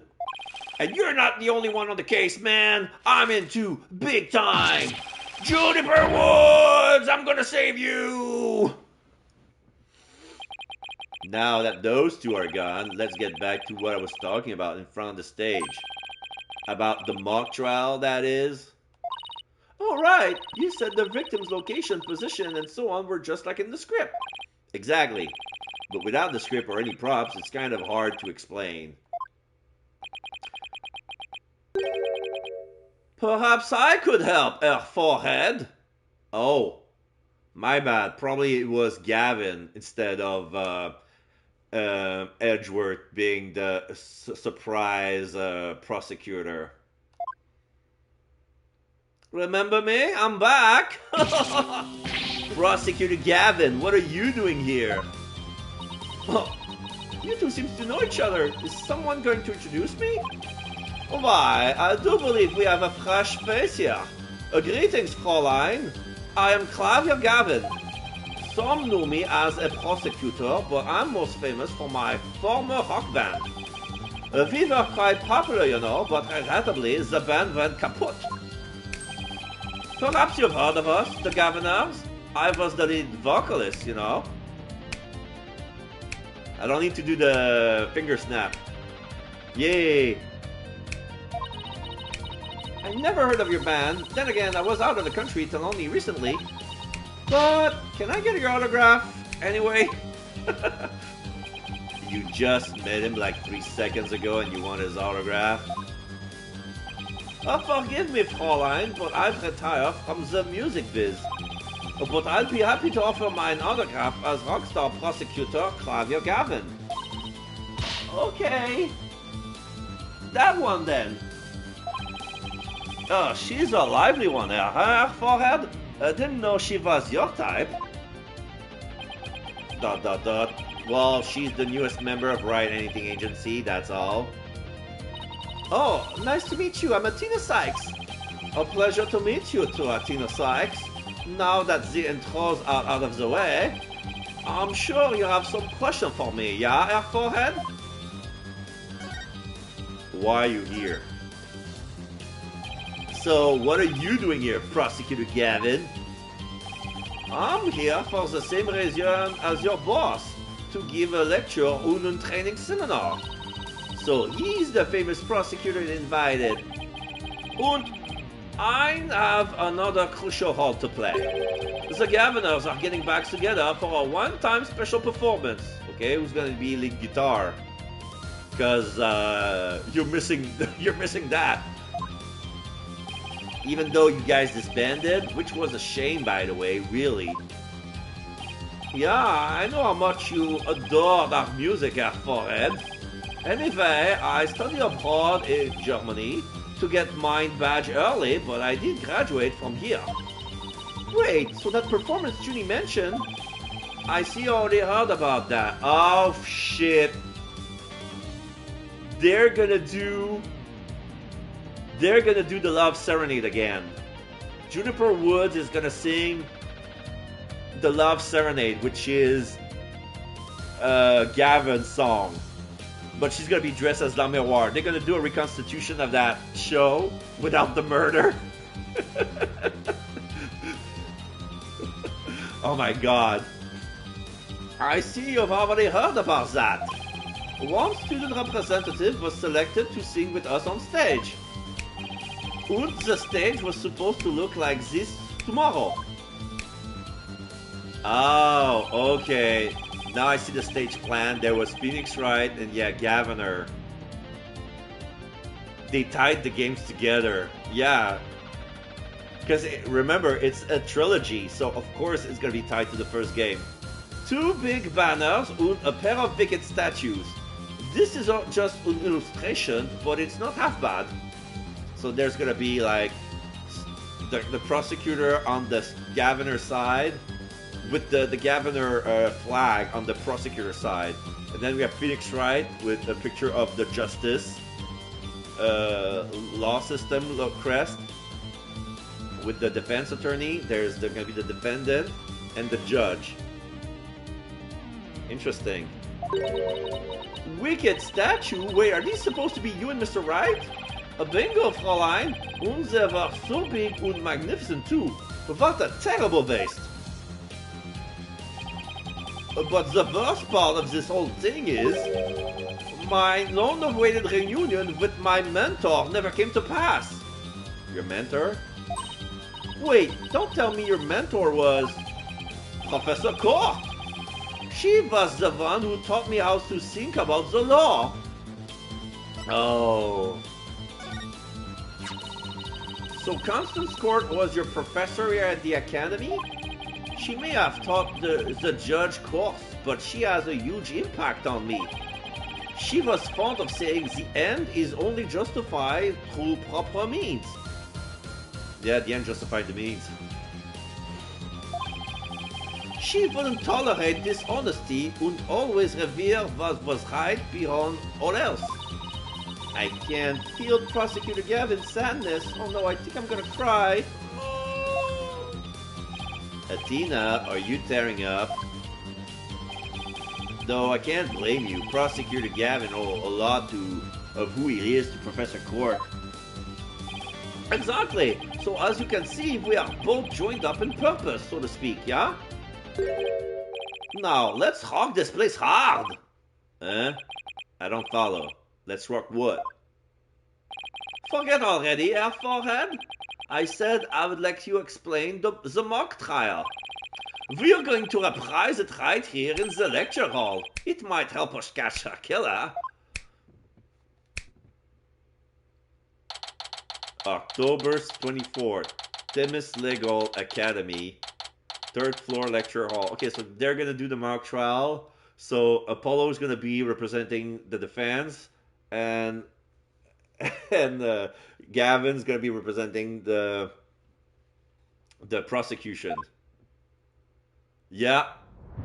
There's no mock trial reenactment. All rise. So Athena is at the witness stand. There's nobody on the judge. But yeah, everybody's where they were like back during Apollo Justice game. Right, the stage is ready. And you, Herr Forehead, ready to rock? No, the defense is not ready to rock. You saw the actual mock trial earlier, right? Just relax, you'll do fine. Besides, we have the script right here.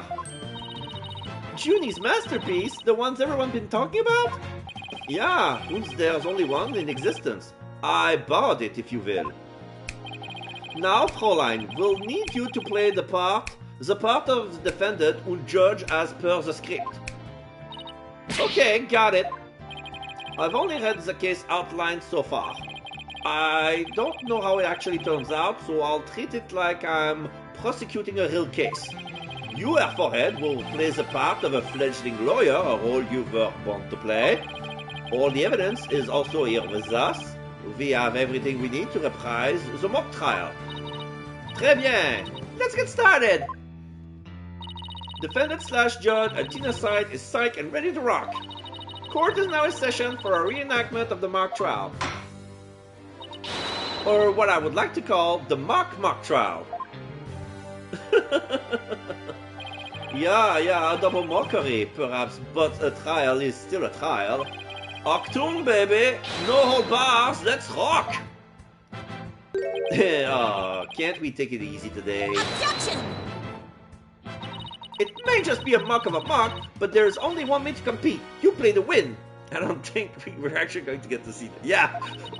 So remember, each time I catch you slacking off, I'm holding you in contempt of court. Great. A judge that voices her own objection and abuses her judicial powers. Talk. Summary of the facts. Now then, Prosecutor Gavin, your opening statement, if you please. You got it, Fräulein Judge. Our case is set in a school very much like this one. The victim, a professor, female. The defendant, an archery club member, also female. Oh, me oh my, I'm innocent.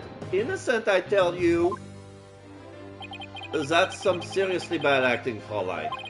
Anyway, the victim's body was discovered in the middle of the quad. Oh, there's a picture. Oh my god. There's a picture of Constance Court posing. She's posing the way she was shown as the murder. She's holding the arrow against her tummy. And she's like, oh, I'm dead. Here's a shot of the crime scene. Ironically, it was Professor Court who posed as the corpse. The same position, everything. But no book on her head. Her forehead. How did the mock trial participant react to this photo? Mr. Newman was surprised by what Professor Court was wearing. Really close, that's for sure, yeah. He reacted with, oh, the green sweatsuit. That's not exactly what I would pick to focus on, so what would he care about that? Ah, too much of a fledgling to know what's important, that one. In any case, both in the mock trial and the actual case, Professor Court was wearing a sweatsuit. Moving right along. Hold it! Hey, wait a sec. The body was discovered in the same area as the mock case, although there was a stage. Oh, yeah, and her hands were tied. Plus, the murder weapon, an arrow, and the lack of blood are also the same. That's right, and therein lies the significance of this mock trial. So let's keep rocking it hard, just like that. Defense's argument.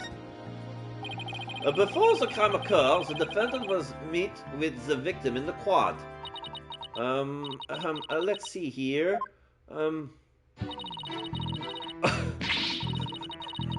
Okay, she's gonna pretend to testify.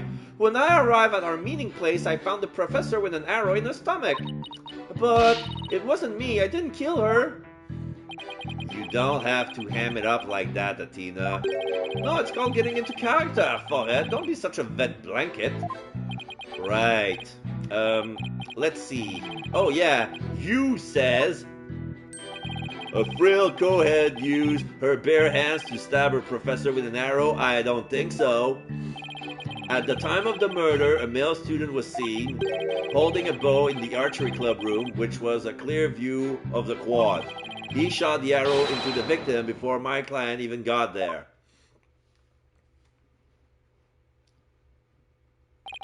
Nine, Herr Forehead, that faint swagger doesn't suit you in the least. Order! Especially you, Mr. Justice! Me? But I was just trying to get into like Mr. Euro Rocker said. Prosecution's rebuttal.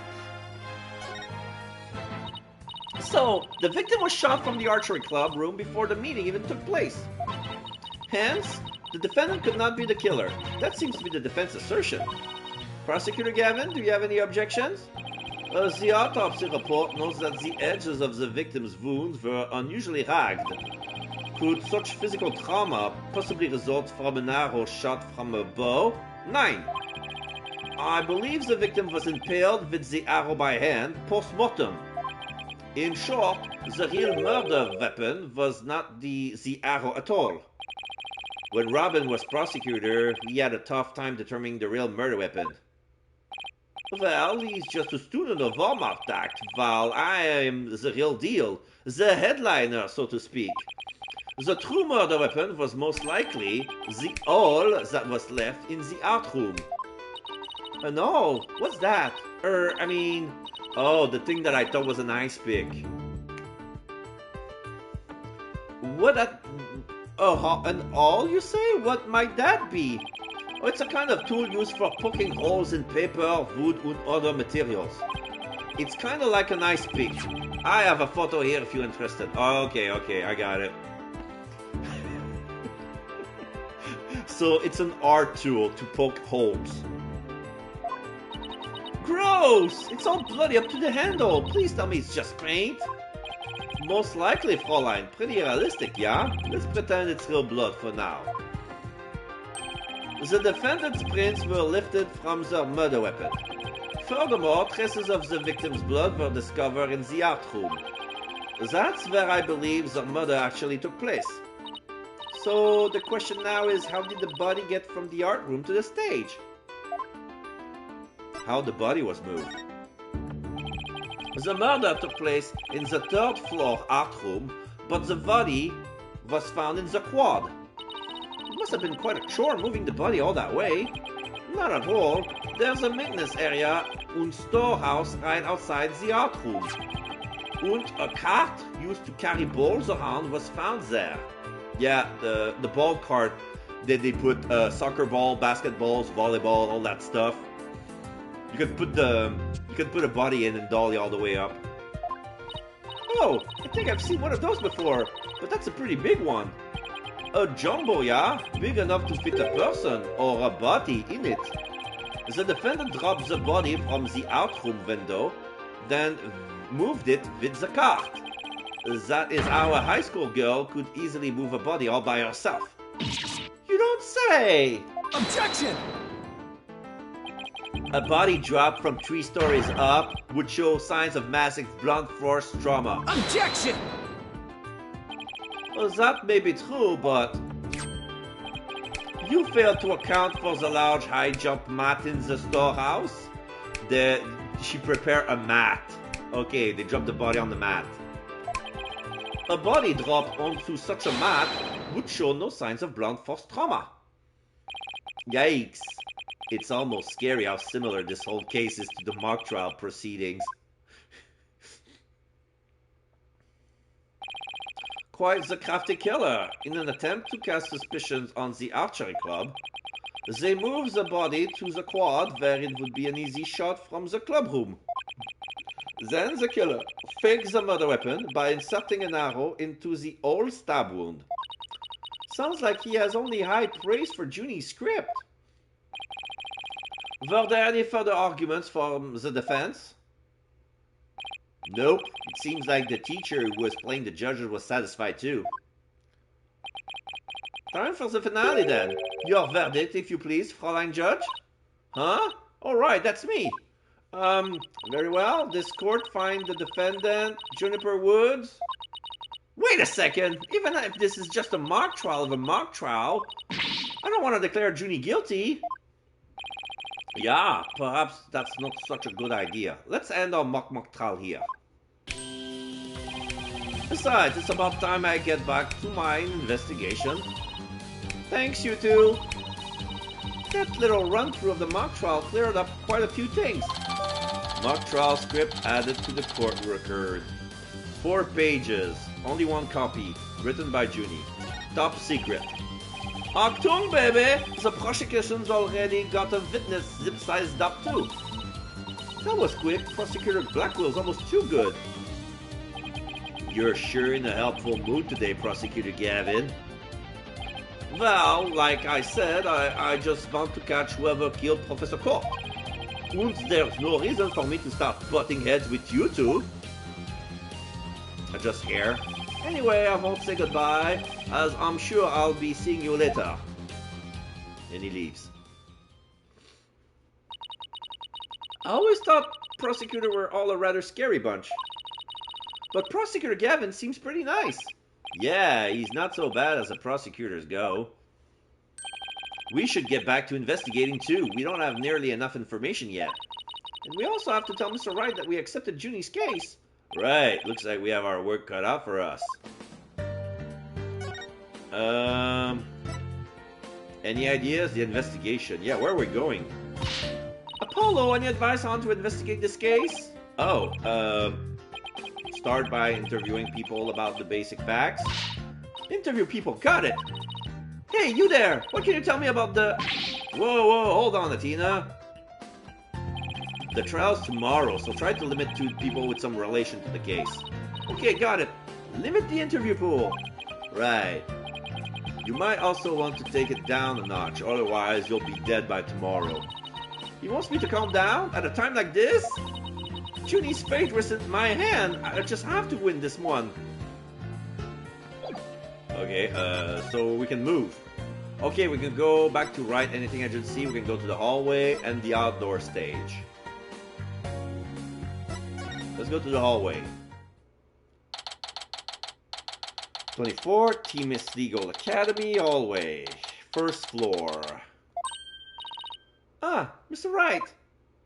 Oh, Professor Means as well.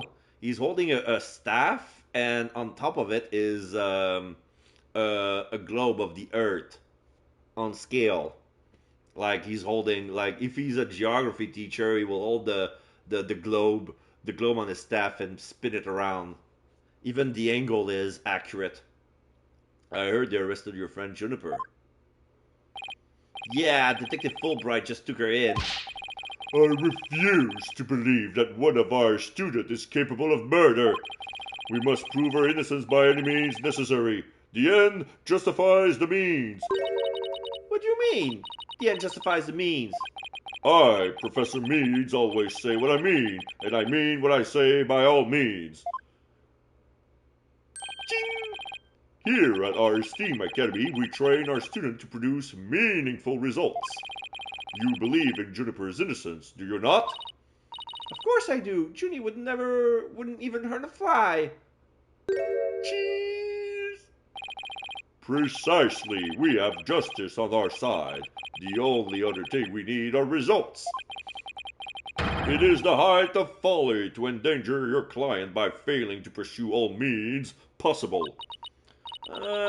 Sure I want to prove her innocence, but I don't like the sound of that "and justifies the means" part. Well, you're still young and idealistic. It's no wonder you fail to see the wisdom therein. There is but one thing to do now. I must personally take up Juniper's defense. You're going to take her case, Professor Means? Spins the globe. I may be a professor, but I'm still licensed to practice law. In fact, I've even battled Professor Court in court. No kidding. So you guys were rivals or something? Oh no, nothing of the sort. She was an esteemed colleague at the academy and in court. You see, both Professor Court and I graduated from this academy at the top of our class. Wow, I bet they both used to I bet they both used to really bring it. Now, if you will excuse me, I had best go discuss the case with Juniper. Professor Means, please wait. I didn't want to say anything, but Apollo and I already agreed to take the case. Yeah, it's true. Juniper is counting on us to prove her innocence. Really now, you two? And when were you planning on telling me? Well, sorry, boss. I know we should have asked first, but... Relax, your friend was just hauled away in front of your eyes. Sometimes you just have to make snap decisions, and I think you made the right one. Oh, wonderful. Very well, Latina Sykes. Let me ask you just one thing. As a lawyer, what is it that you treasure beyond all else? That's an easy one, Professor. Seeking justice for my clients. What a wonderful answer. Juniper must be overjoyed to have a friend such as you. As her professor, I too shall do whatever I may to help her. And if you decide to take the end justify the means strategy, come see me at once. Cheers! Let's hope it never comes to that. Perfect. Now, if you would excuse me. Well, time's a wasting. You better start investigating it fast. But first, how about I tell you everything I know so far? Yes, please. About the murder. Have you learned anything new about the case? Actually, I ran into Prosecutor Gavin and he told me something interesting. Seems the murder took place in the art room. There are traces of a large pool of blood there. So the police believe the body was moved from there to the stage. What? Really? Just like the mock trial again. The police are searching the art room, but whether they'll find anything, well... Well, what? Come to think of it... Let's do our own crime scene investigation before it gets too crowded around here. Huh? Are we even allowed to do that? It's no big deal as long as we leave it exactly like we found it. Plus... No, never mind. Now, where was I again? But there's really no need to talk about it right here, right now. I want you two to find out for yourselves. Rumor about the academy. So, were you shocked by your conversation with Professor Means? Oh, I guess so. Actually, that was pretty shocking. The dark age of the law. I'm sure you heard those words before. Sure, a number of times. Prosecutors file false charges and lawyers fight back with fabricating evidence. There's a lot of that going on around these days. But the question is, how is it related to the case at hand? Training student to produce result. That is the school's policy. Oh. Okay, are they teaching? Yeah, because they're teaching the end justifying the means. It's like the inciting prosecutor to create false charges and fabricating evidence with the lawyers. Oh. Yeah, this isn't good. This isn't good. Well, that in and of itself isn't a bad thing. Right. As long as those results come by fair and honest means. Oh, but what was it that Professor Means said? The end justifying the means? Yeah, now the sky turns red and dark. To survive the dark age of the law, you must use any means necessary. Fabrication of evidence and false charges are unavailable in the quest for results. That's what they're preaching here at Themis Legal Academy. But what will happen to our legal system if results are all that matters anymore? Relax. It's just a rumor. I'll take it with a grain of salt if I were you. Oh, that's a relief. He had me going there for a minute. Wait a second. What if Mr. Wright examined the victim's body for a reason? Maybe he was worrying someone might actually tamper with the evidence. I think that about wraps up what I know so far. The fact that this case closely resembled Miss Wood's scripts is obviously important. Knowing that, you should probably try and identify what's the same and what's different. Okay, I'll try talking to as many people as I can on campus. Okay, so let's move around.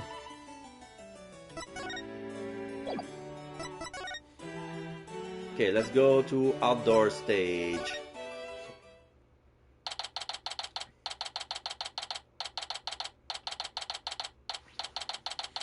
October 24th, Temescal Academy, outdoor stage.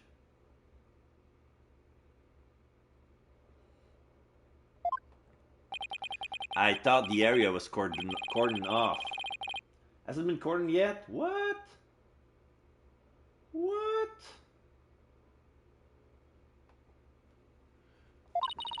Oh, I know. I'll just quietly sneak over for a listen. Here goes. Tina, watch where you're... There's a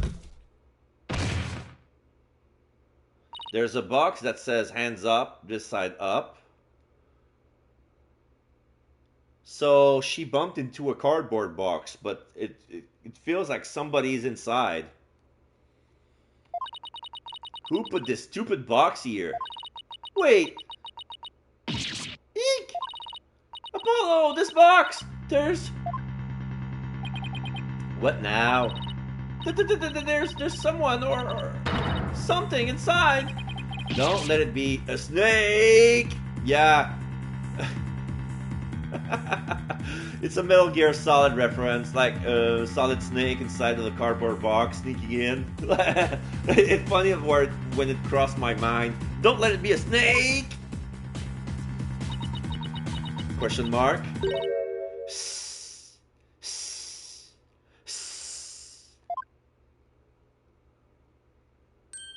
Oh. Okay.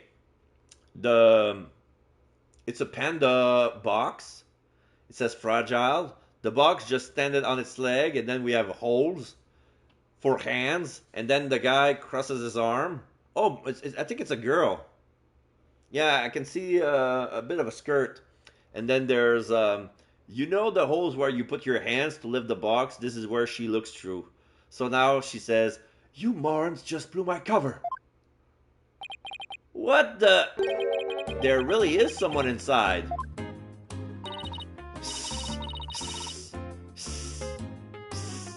That someone is me, Miriam Scuttlebutt.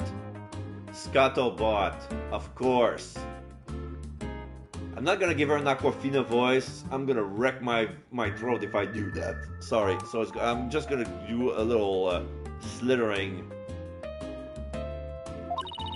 And I'm a senior in the judge course. What's with the box? It's the fate of we who live in the shadows. She's holding a pen and making it spin around her finger. She has 2 band-aids on her thumb and index. And even one on her middle finger on her left hand. There's a very good reason why none may see my face by the light of day. Wait, if you're taking the judge course, did you write a mock trial script too? You really want to see my script that bad? Well, you better watch out. Read it without my permission, and you'll wish you hadn't. Who cares? I'm sure it was rejected for a good reason. Okay, let's talk about to Miriam Scuttlebutt. Oh, so you're studying to be a judge too? You must be classmate with Juniper. Are you a friend of hers? Juniper? Sure, she's my friend. That's why I'm gathering info.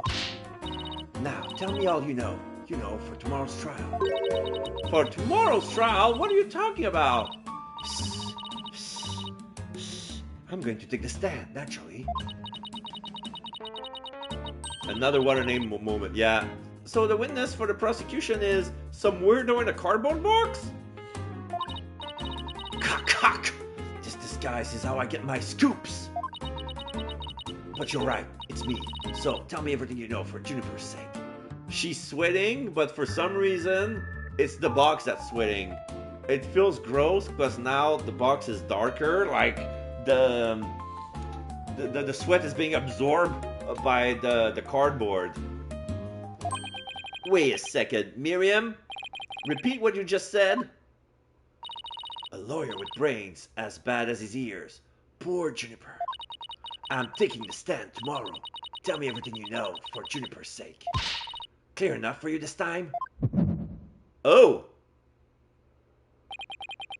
I thought so. Tina, my bracelet's reacting. He can barely see her face, and he managed to get a reaction from the bracelet? Wow. Really? That means a lie already. That was quick. Okay, let's use the bracelet. So we're gonna use the eyes, the high old, or probably I'm taking the stand tomorrow.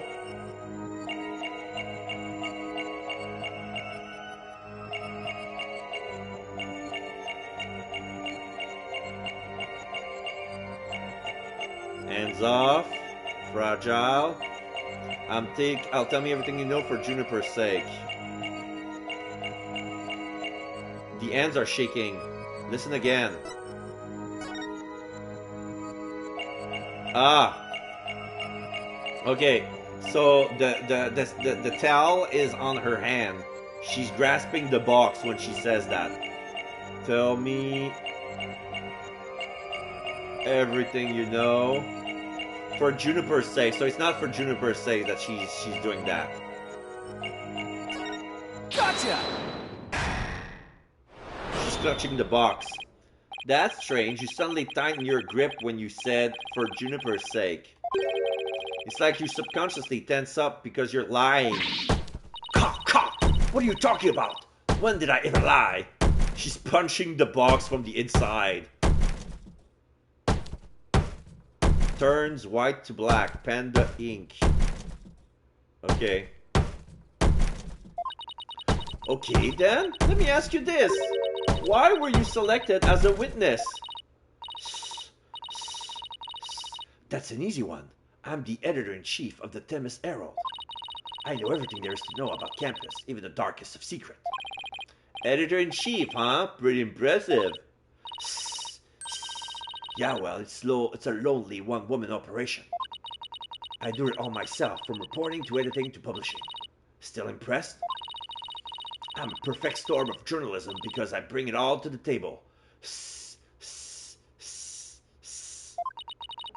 And this is the evidence. Here. She just slid a piece of the newspaper from the eye hole. An extra edition of the Themis Herald published to coincide with the mock trial. Themis Herald Extra added to the court record. Let me read that. Thanks, Miriam. You revealed who you truly are. Someone who's never had Junie's best interest in mind. Okay. Let's see. Extra edition of the school paper that covers the mock trial. Mock trial and unceremonious cancellation. Then we see, Hugh doing an objection towards Robin. And we have a picture of Robin with the inside of his hand glowing.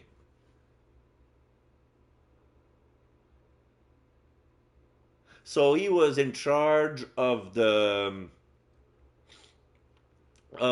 Juniper's costume, like applying the paint on the suit, because he's not even wearing gloves. So the inside of the palm of his hands is glowing with fluorescent paint. Okay.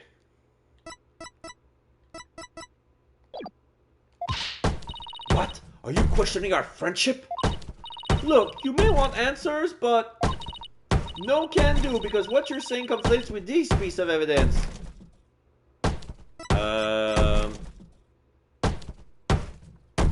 The love triangle involving Junie. The script. The planner. What?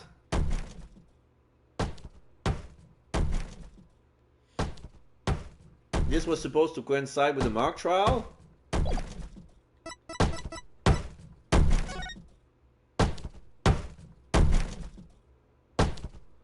Cancellation? Let's read the fact about the case. A body with a protruding arrow was found in the quad. Murder weapon was an awl. Arrow inserted as a ruse. Actual murder scene was the art room where traces of blood found on the floor. How the body was moved. The body was dropped from the third floor art room to the maintenance area below. Mat was laid out to cushion the fall. A bolt cart from the storehouse was used to move the body to the stage. Why the body was moved. The archery club's room has a good view of the quad. The body was moved to the quad to make it look like an archery club member had shot the victim with an arrow. Things to prepare. Owl. Buy with school festival funds. Get from hardware store. Arrow. If I borrow one from the archery club, it could give away part of the script's plot to be determined. Sweatsuit. Victim's outfit will be a red one from the prosecutor course. The script was supposed to be wearing a red sweatsuit, but they went with green. What? Okay, so here's the contradiction, but I don't think that applies with what's going on right here.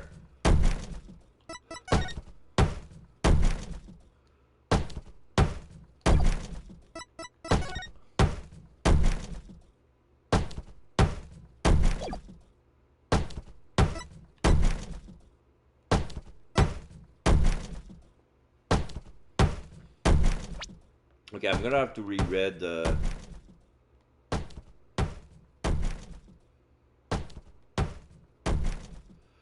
So it's not for Juniper's sake, it's for the sake of the scoop.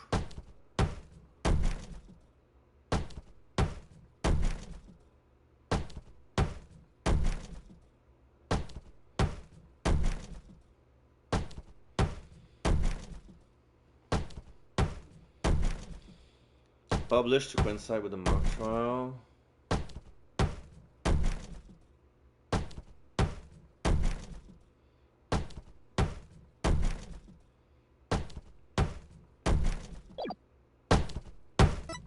I'm gonna go with... So Themis, Herald Extra. Okay, let's go with the first Themis Herald. Take that! That's the Themis Herald, the paper I publish. What about it? Are you really that dense? This article is full of malicious lie about Junie. It's definitely not something a true friend of hers would write. Cock! You got it all wrong. Another staff member wrote that one. No, she's all alone. I don't think so, Miriam. You even said it yourself just a moment ago. It's a one-woman operation. Or did you forget already? Cock! If you'd just given me the info you have. Stupid pawn. Juniper is just using you. Okay. Now, I want the truth, Miriam. You hide in your box in order to collect gossip for your sleazy paper, isn't that right? You're not really friends with Juniper, are you? No, duh. She's the dark end of my scoops and my readers demand dirt. Extra, the dirty little secret of the squeaky clean student council president. Dirty little secret? Alright, what are you planning to say in court, huh? I'm a witness to a part in the crime. I'm going to tell it all in a shocking expose. The end justified the means. That might grant to tell all journalism. The end justified the means? Wait a second. In this dark age of law, many of us embrace Professor Means' methods, even future judges. I've even adopted an end justified the means brand of journalism, which includes tape recorders secretly in all of our campus, secretly recording every last word without anyone being any the wiser. Doesn't she realize that's totally illegal? And one of them was at the scene of the crime, the art room. You put a tape recorder in the art room? What did it record? You wanna know? You really wanna know? Yes, please. That's so nice of you to... Like I really tell you now, the big scoop comes in court tomorrow. You're so mean, Miriam. According to my evidence, a fatal fissure has opened between the three of them. Who? Junie, you, and Robin? What do you mean by fatal fissure? A rift in the trio. Juniper, you and Robin used to be the best of friends. Used to be? They still seem to get along fine to me. I did sense some discord, though. You don't know anything. Professor Means has his follower and Professor Court has hers. Their influence is inescapable. Ah. Are you implying that one of them adheres to the extreme idea of you and Professor Means have? But why would anyone follow that philosophy? How could you possibly understand? You're new around here. Miriam, wouldn't you feel better if you came out of the dark and into the light? I can see fine in here. You'll be the one seeing the light in court tomorrow. Then you'll realize how guilty Juniper Woods really is.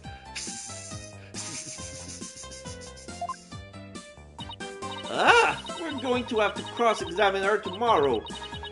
But I don't know where to start. Well, let's at least take care of whatever we can today.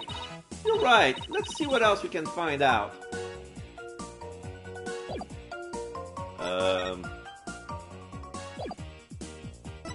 Let's move.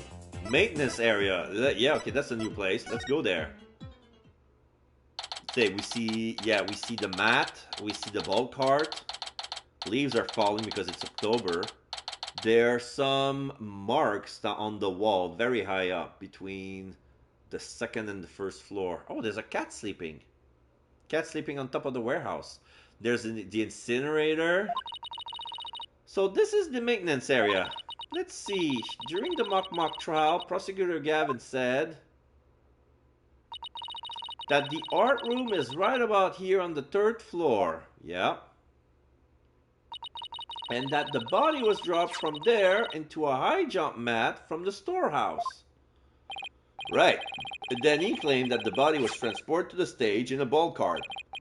And then, there's someone else here. Hey, it's Robin! Whoa! You scared the crud out of me! Yikes! Right back at you! So, what are you doing out here? I'm working out so I can become strong enough to save Juniper! But I'm so worked up, my training brace is almost breaking at the seams! Oh, right. The girl you like got arrested, so you're psyching yourself up to rescue her? Yeah, because I'm the manliest of manly men. That's why I work out with my manly brace. Except that I hear some discord in that manliest of man's voice of yours. I don't mean to be rude, but can't you talk without shouting? Sorry! I'll try not to shout so much. If at all possible, that is. Which is not at all possible by the sound of it. Do you mind if I ask you some question as Junie's lawyer? No problem, ask away. Keep him coming, man! Ouch, my ears ache already. Robin Newman. Robin, could you tell me a little more about yourself? You want to know about me? I'm a second-rate member of the Fine Art Club. The Fine Art Club? Looks like broken pottery or plaster. Maybe this is the source of that noise we heard. There were supposedly 2 statues on the stage. I seem to recall hearing that a co-ed from the Fine Art Club has made them. 2 big banners and a pair of wicked statues. This is just an illustration, but it's not half bad. Wicked statue? Wait, are these supposed to be you and Mr. Wright? A bingo, Fräulein, and they were so big and magnificent too. What a terrible waste. Say, did you create those stage statues by any chance? You bet I did, both of them. Put my blood, sweat, and tears into those things, man. Appraising a vase? It must have been terrible seeing them all smashed up like that. Nah! I couldn't face Professor Court if I let something like that get me down. What do you mean? Professor Court was the Fine Art Club advisor. She was all about truth and beauty, man. Appraising a saucer? She always said, the only good result is the truth. That and only lawyers who seek the truth through legitimate means produce worthwhile results. Yes, I'm totally on your guys' side. She must have been an incredible woman. Yeesh, and you call me loud when I practice my chords of steel. About the murder?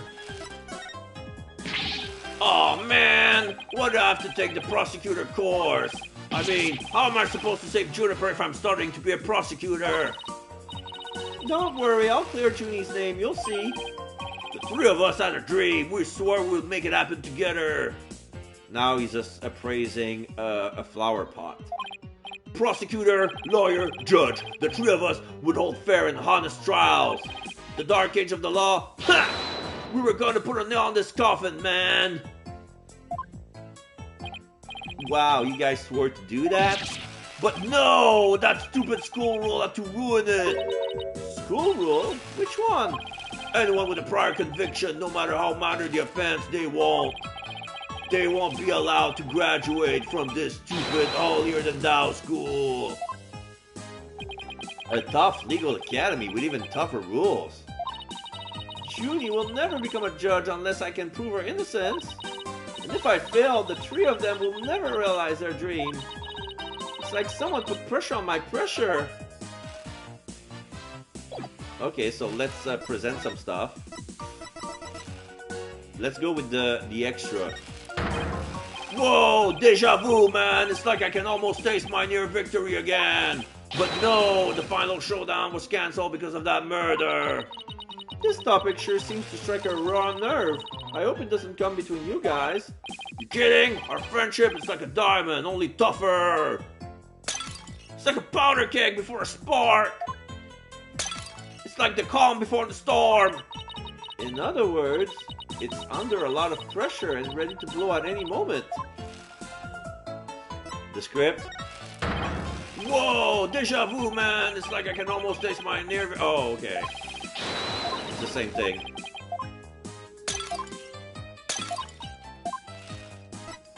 Stage costume. Whoa, did you make that? Let me fire it in the kiln for you. Just give it to me, I'll take care of the rest. I think I'll pass on the kiln firing this time. Phew, dodged a bullet there. Okay, so this is irrelevant. Ah, that paper! So, Robin, is this article true? The author of that article has been gunning for the three of us for some reason. It's been nothing but trashy article like this as long as I can remember. Maybe the author just wants your attention. No way, man. The venom in those articles is way beyond that. I wonder. The arrow.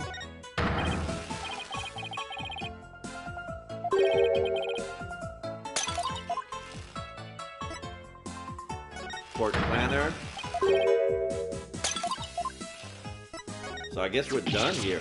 Whoa! Check out your badge! What do you think? Nice and shiny, huh? Yeah, it's awesome! If the plating ever starts to peel off or if it gets all bent up, let me fix it up for you. Really? Thanks. No problemo! I'll have some primo clay and glaze at the ready just in case. Wait, what does clay have to do with my badge? So are we done here? I presented everything. Okay, let's go back to the outdoor stage. Maybe we can examine the place. No, we cannot. Boo. Let's go back to the lecture hall then. Yeah, there's something else to do there. October 24th, Timothy Go Academy, 3rd floor, lecture hall. Look, there's you! Hey, you! Oh, it's you two. You want something? Did you find anything? You said you were going to do some investigating on your own. Nope, nothing yet. I'm afraid it's not looking very good for Juniper. You don't really think Juniper could have done something like this, do you? Look. Only the author and the victim knew the contents of the script. Both the stage and the art room were in the exact same state as described therein. Nobody could mimic the crime like that unless they already read the script or wrote it. But... Look, Professor Means is better able to handle this than you two, so just leave it to him. There he is again. I'm picking up some discord in Hugh's voice.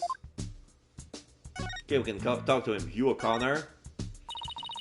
Hey, Hugh, would you mind telling me a little bit about yourself?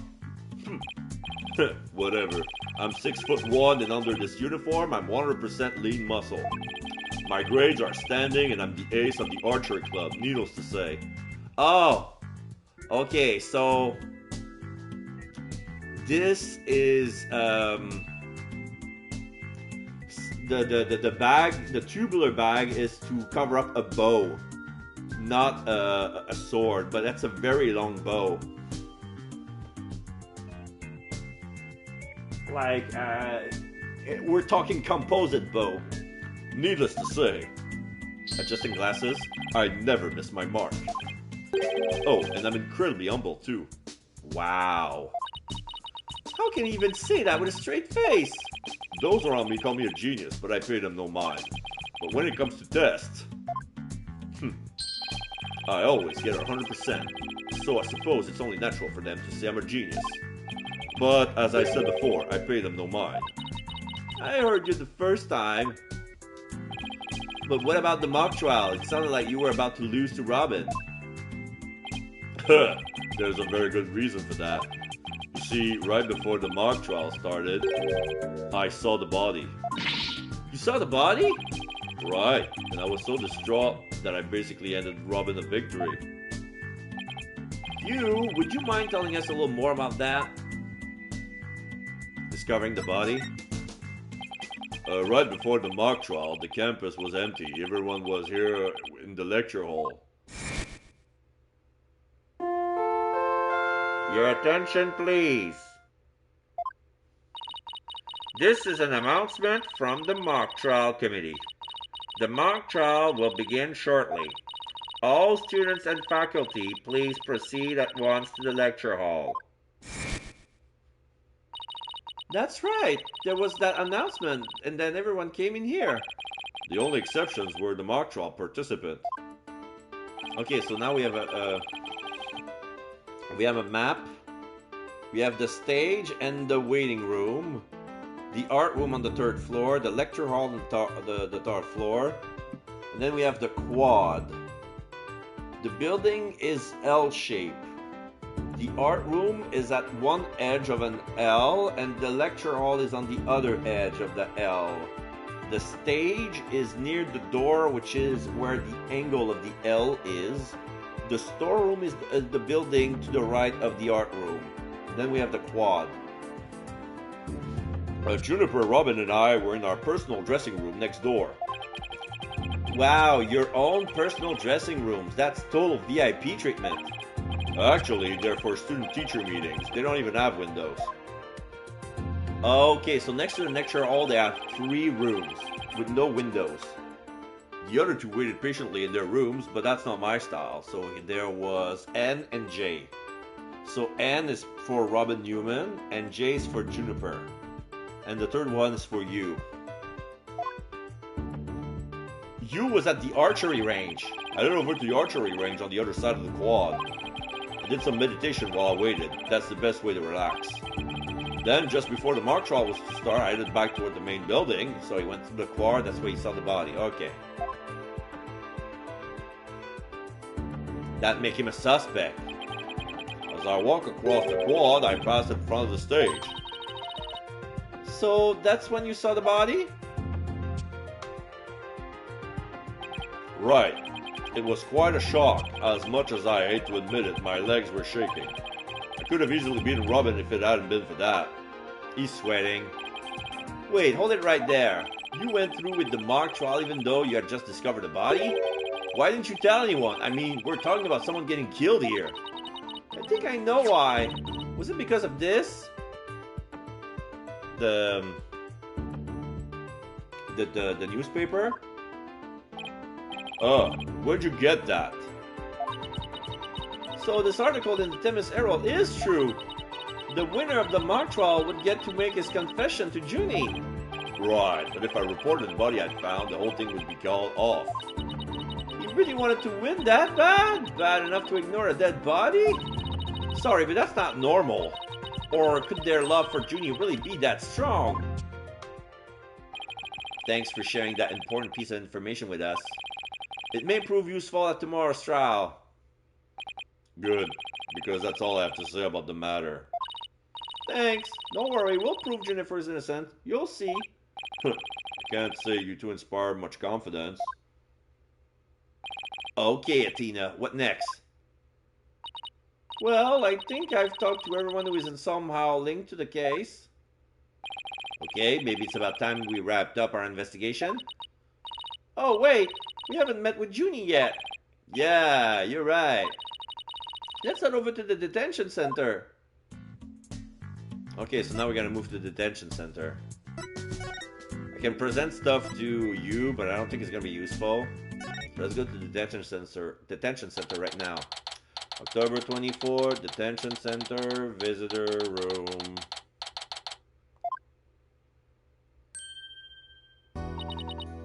Tina, thank you so much for coming. She called me Tina like she used to. Maybe she's finally laying her guard down? The script. Junie, the crime's unfolding exactly like your script. Any idea what's going on here? We wanted to make it fair, so the script was kept secret until the day of the mock trial. And the only people who knew the detail were Professor Court and I. Nothing we haven't heard already so far. However... Yes? What is it, Junie? Well, there was this one article in the school paper. Yeah, you mean this one? It's more like a tabloid piece than a newspaper article, if you ask me. I've been worried that the trial would wreck the friendship between Robin, you and me. She wants to stay friends, but both of the guys are hoping to take it to the next level. Oh, the passion of our school drama. Wish I could have experienced it. And I know I shouldn't have, but I revised the script to favor the prosecution. Oh. But Professor Court noticed it immediately and changed it back. Ah, so if Robin had won, you wouldn't be able to confess his love to Junie. That would have kept the trio's relationship the same. Never knew Junie could be so devious. Sorry, I guess my personal problems probably won't be of any help in court, huh? You never know. Help often comes from the most unexpected place. Thanks, Juniper. The awl. I was wondering about that awl you had on you when you were arrested. Detective Fulbright, we found this in the suspect's pocket. Why, there's blood on this. That's evidence we made for the mock trial. A mock trial? Never heard of such a thing, but it sounds fishy to me. Really fishy. It was the murder weapon from the mock trial. Professor Court and I were prepping it in the art room until the day before the trial. I didn't even realize I still had it on me until I was arrested. Then we've nothing to worry about. There shouldn't be any way to link it to the crime. Still, that blood red color on the owl bothers me. Wasn't it just paint or something? I mean, I was looking at it from pretty far away, but... No, it probably was just paint, but that's what bothers me. It wasn't on the owl when we were prepping it yesterday. It wasn't? Then when did it get there? Well, before the mock trial began, I showed Tina and Mr. Wright to the waiting room. Then I went back to my dressing room to get the trial props we were going to use. That's when I found the art room key and the awl with what looked like blood on it. A key and the awl? Professor Gordon only has the art room key since she's the Fine Art Club's advisor, and since that key was there in the dressing room, I thought she was the one who had it paint the owl to look like it had blood on it. After all, she always insisted that the props should be as realistic, so... The owl suddenly shows up on the day of the trial with what looks like blood on it? I have a really bad feeling about this. Me too, but let's not jump the gun on this. Mock trial prep work. You and Professor Court were busy preparing for the mock trial together yesterday, right? Was that the last time you saw her? Yes, I left school at around 6 p.m. Did you notice anything different about her? No, I didn't notice anything out of the ordinary. She looks and acts the same as always. I would never guess she would end up like this. It looked like we're about out of time. Thank you for coming to see me. We'll do everything we can to prove you innocent tomorrow. I know, and I'll believe in you, Tina. Well, I should go now. Bye. She leaves. Okay, is she gonna be alright? She's like a shadow of the girl we met back at the academy. The Junie I knew was always like that, a little weak and sickly. But the fact that she's lifted her facade knows that she trusts us. Even still. What is it? Well, when Junie and her two friends were talking about their friendship, I sensed some discord in their hearts. Seriously? Yeah, but it was really faint. I might have been mistaken. There's no reason to doubt their friendship, is there? Don't worry, everything will be fine. You and Juniper are friends, right? You know what that friend I mentioned to you earlier? Well, get this. Whenever something's troubling one of us, the other can just feel it. That's real friendship. I suppose you're right. Might as well forget about that and concentrate on the trial. Yep, tomorrow's a big day. Let's sort out what we know so far. Okay. The victim, Professor Constance Court, was murdered in the art room of the 3rd floor. Then her body was moved to the outdoor stage in the quad. Also, the location where we found the body was just as the mock trial script described. I wish those were the only similarities they shared. What do you mean? What I mean is the script and this case are exactly the same in almost every respect. So it follows that the actual trial may very well unfold just like the mock trial did. Oh no! The mock trial ended right before the prosecution was about to win. Well, that's not gonna happen. This time, Junie will be declared not guilty. Of course, I intend to get our result the honest way. Can do this. We'll be fine. After all, I have Apollo and he's the king of being fine. To be continued. Alright. I guess this is where we're gonna stop our stream. Do you wanna save? Yes, absolutely. We're gonna save here. Overwrite.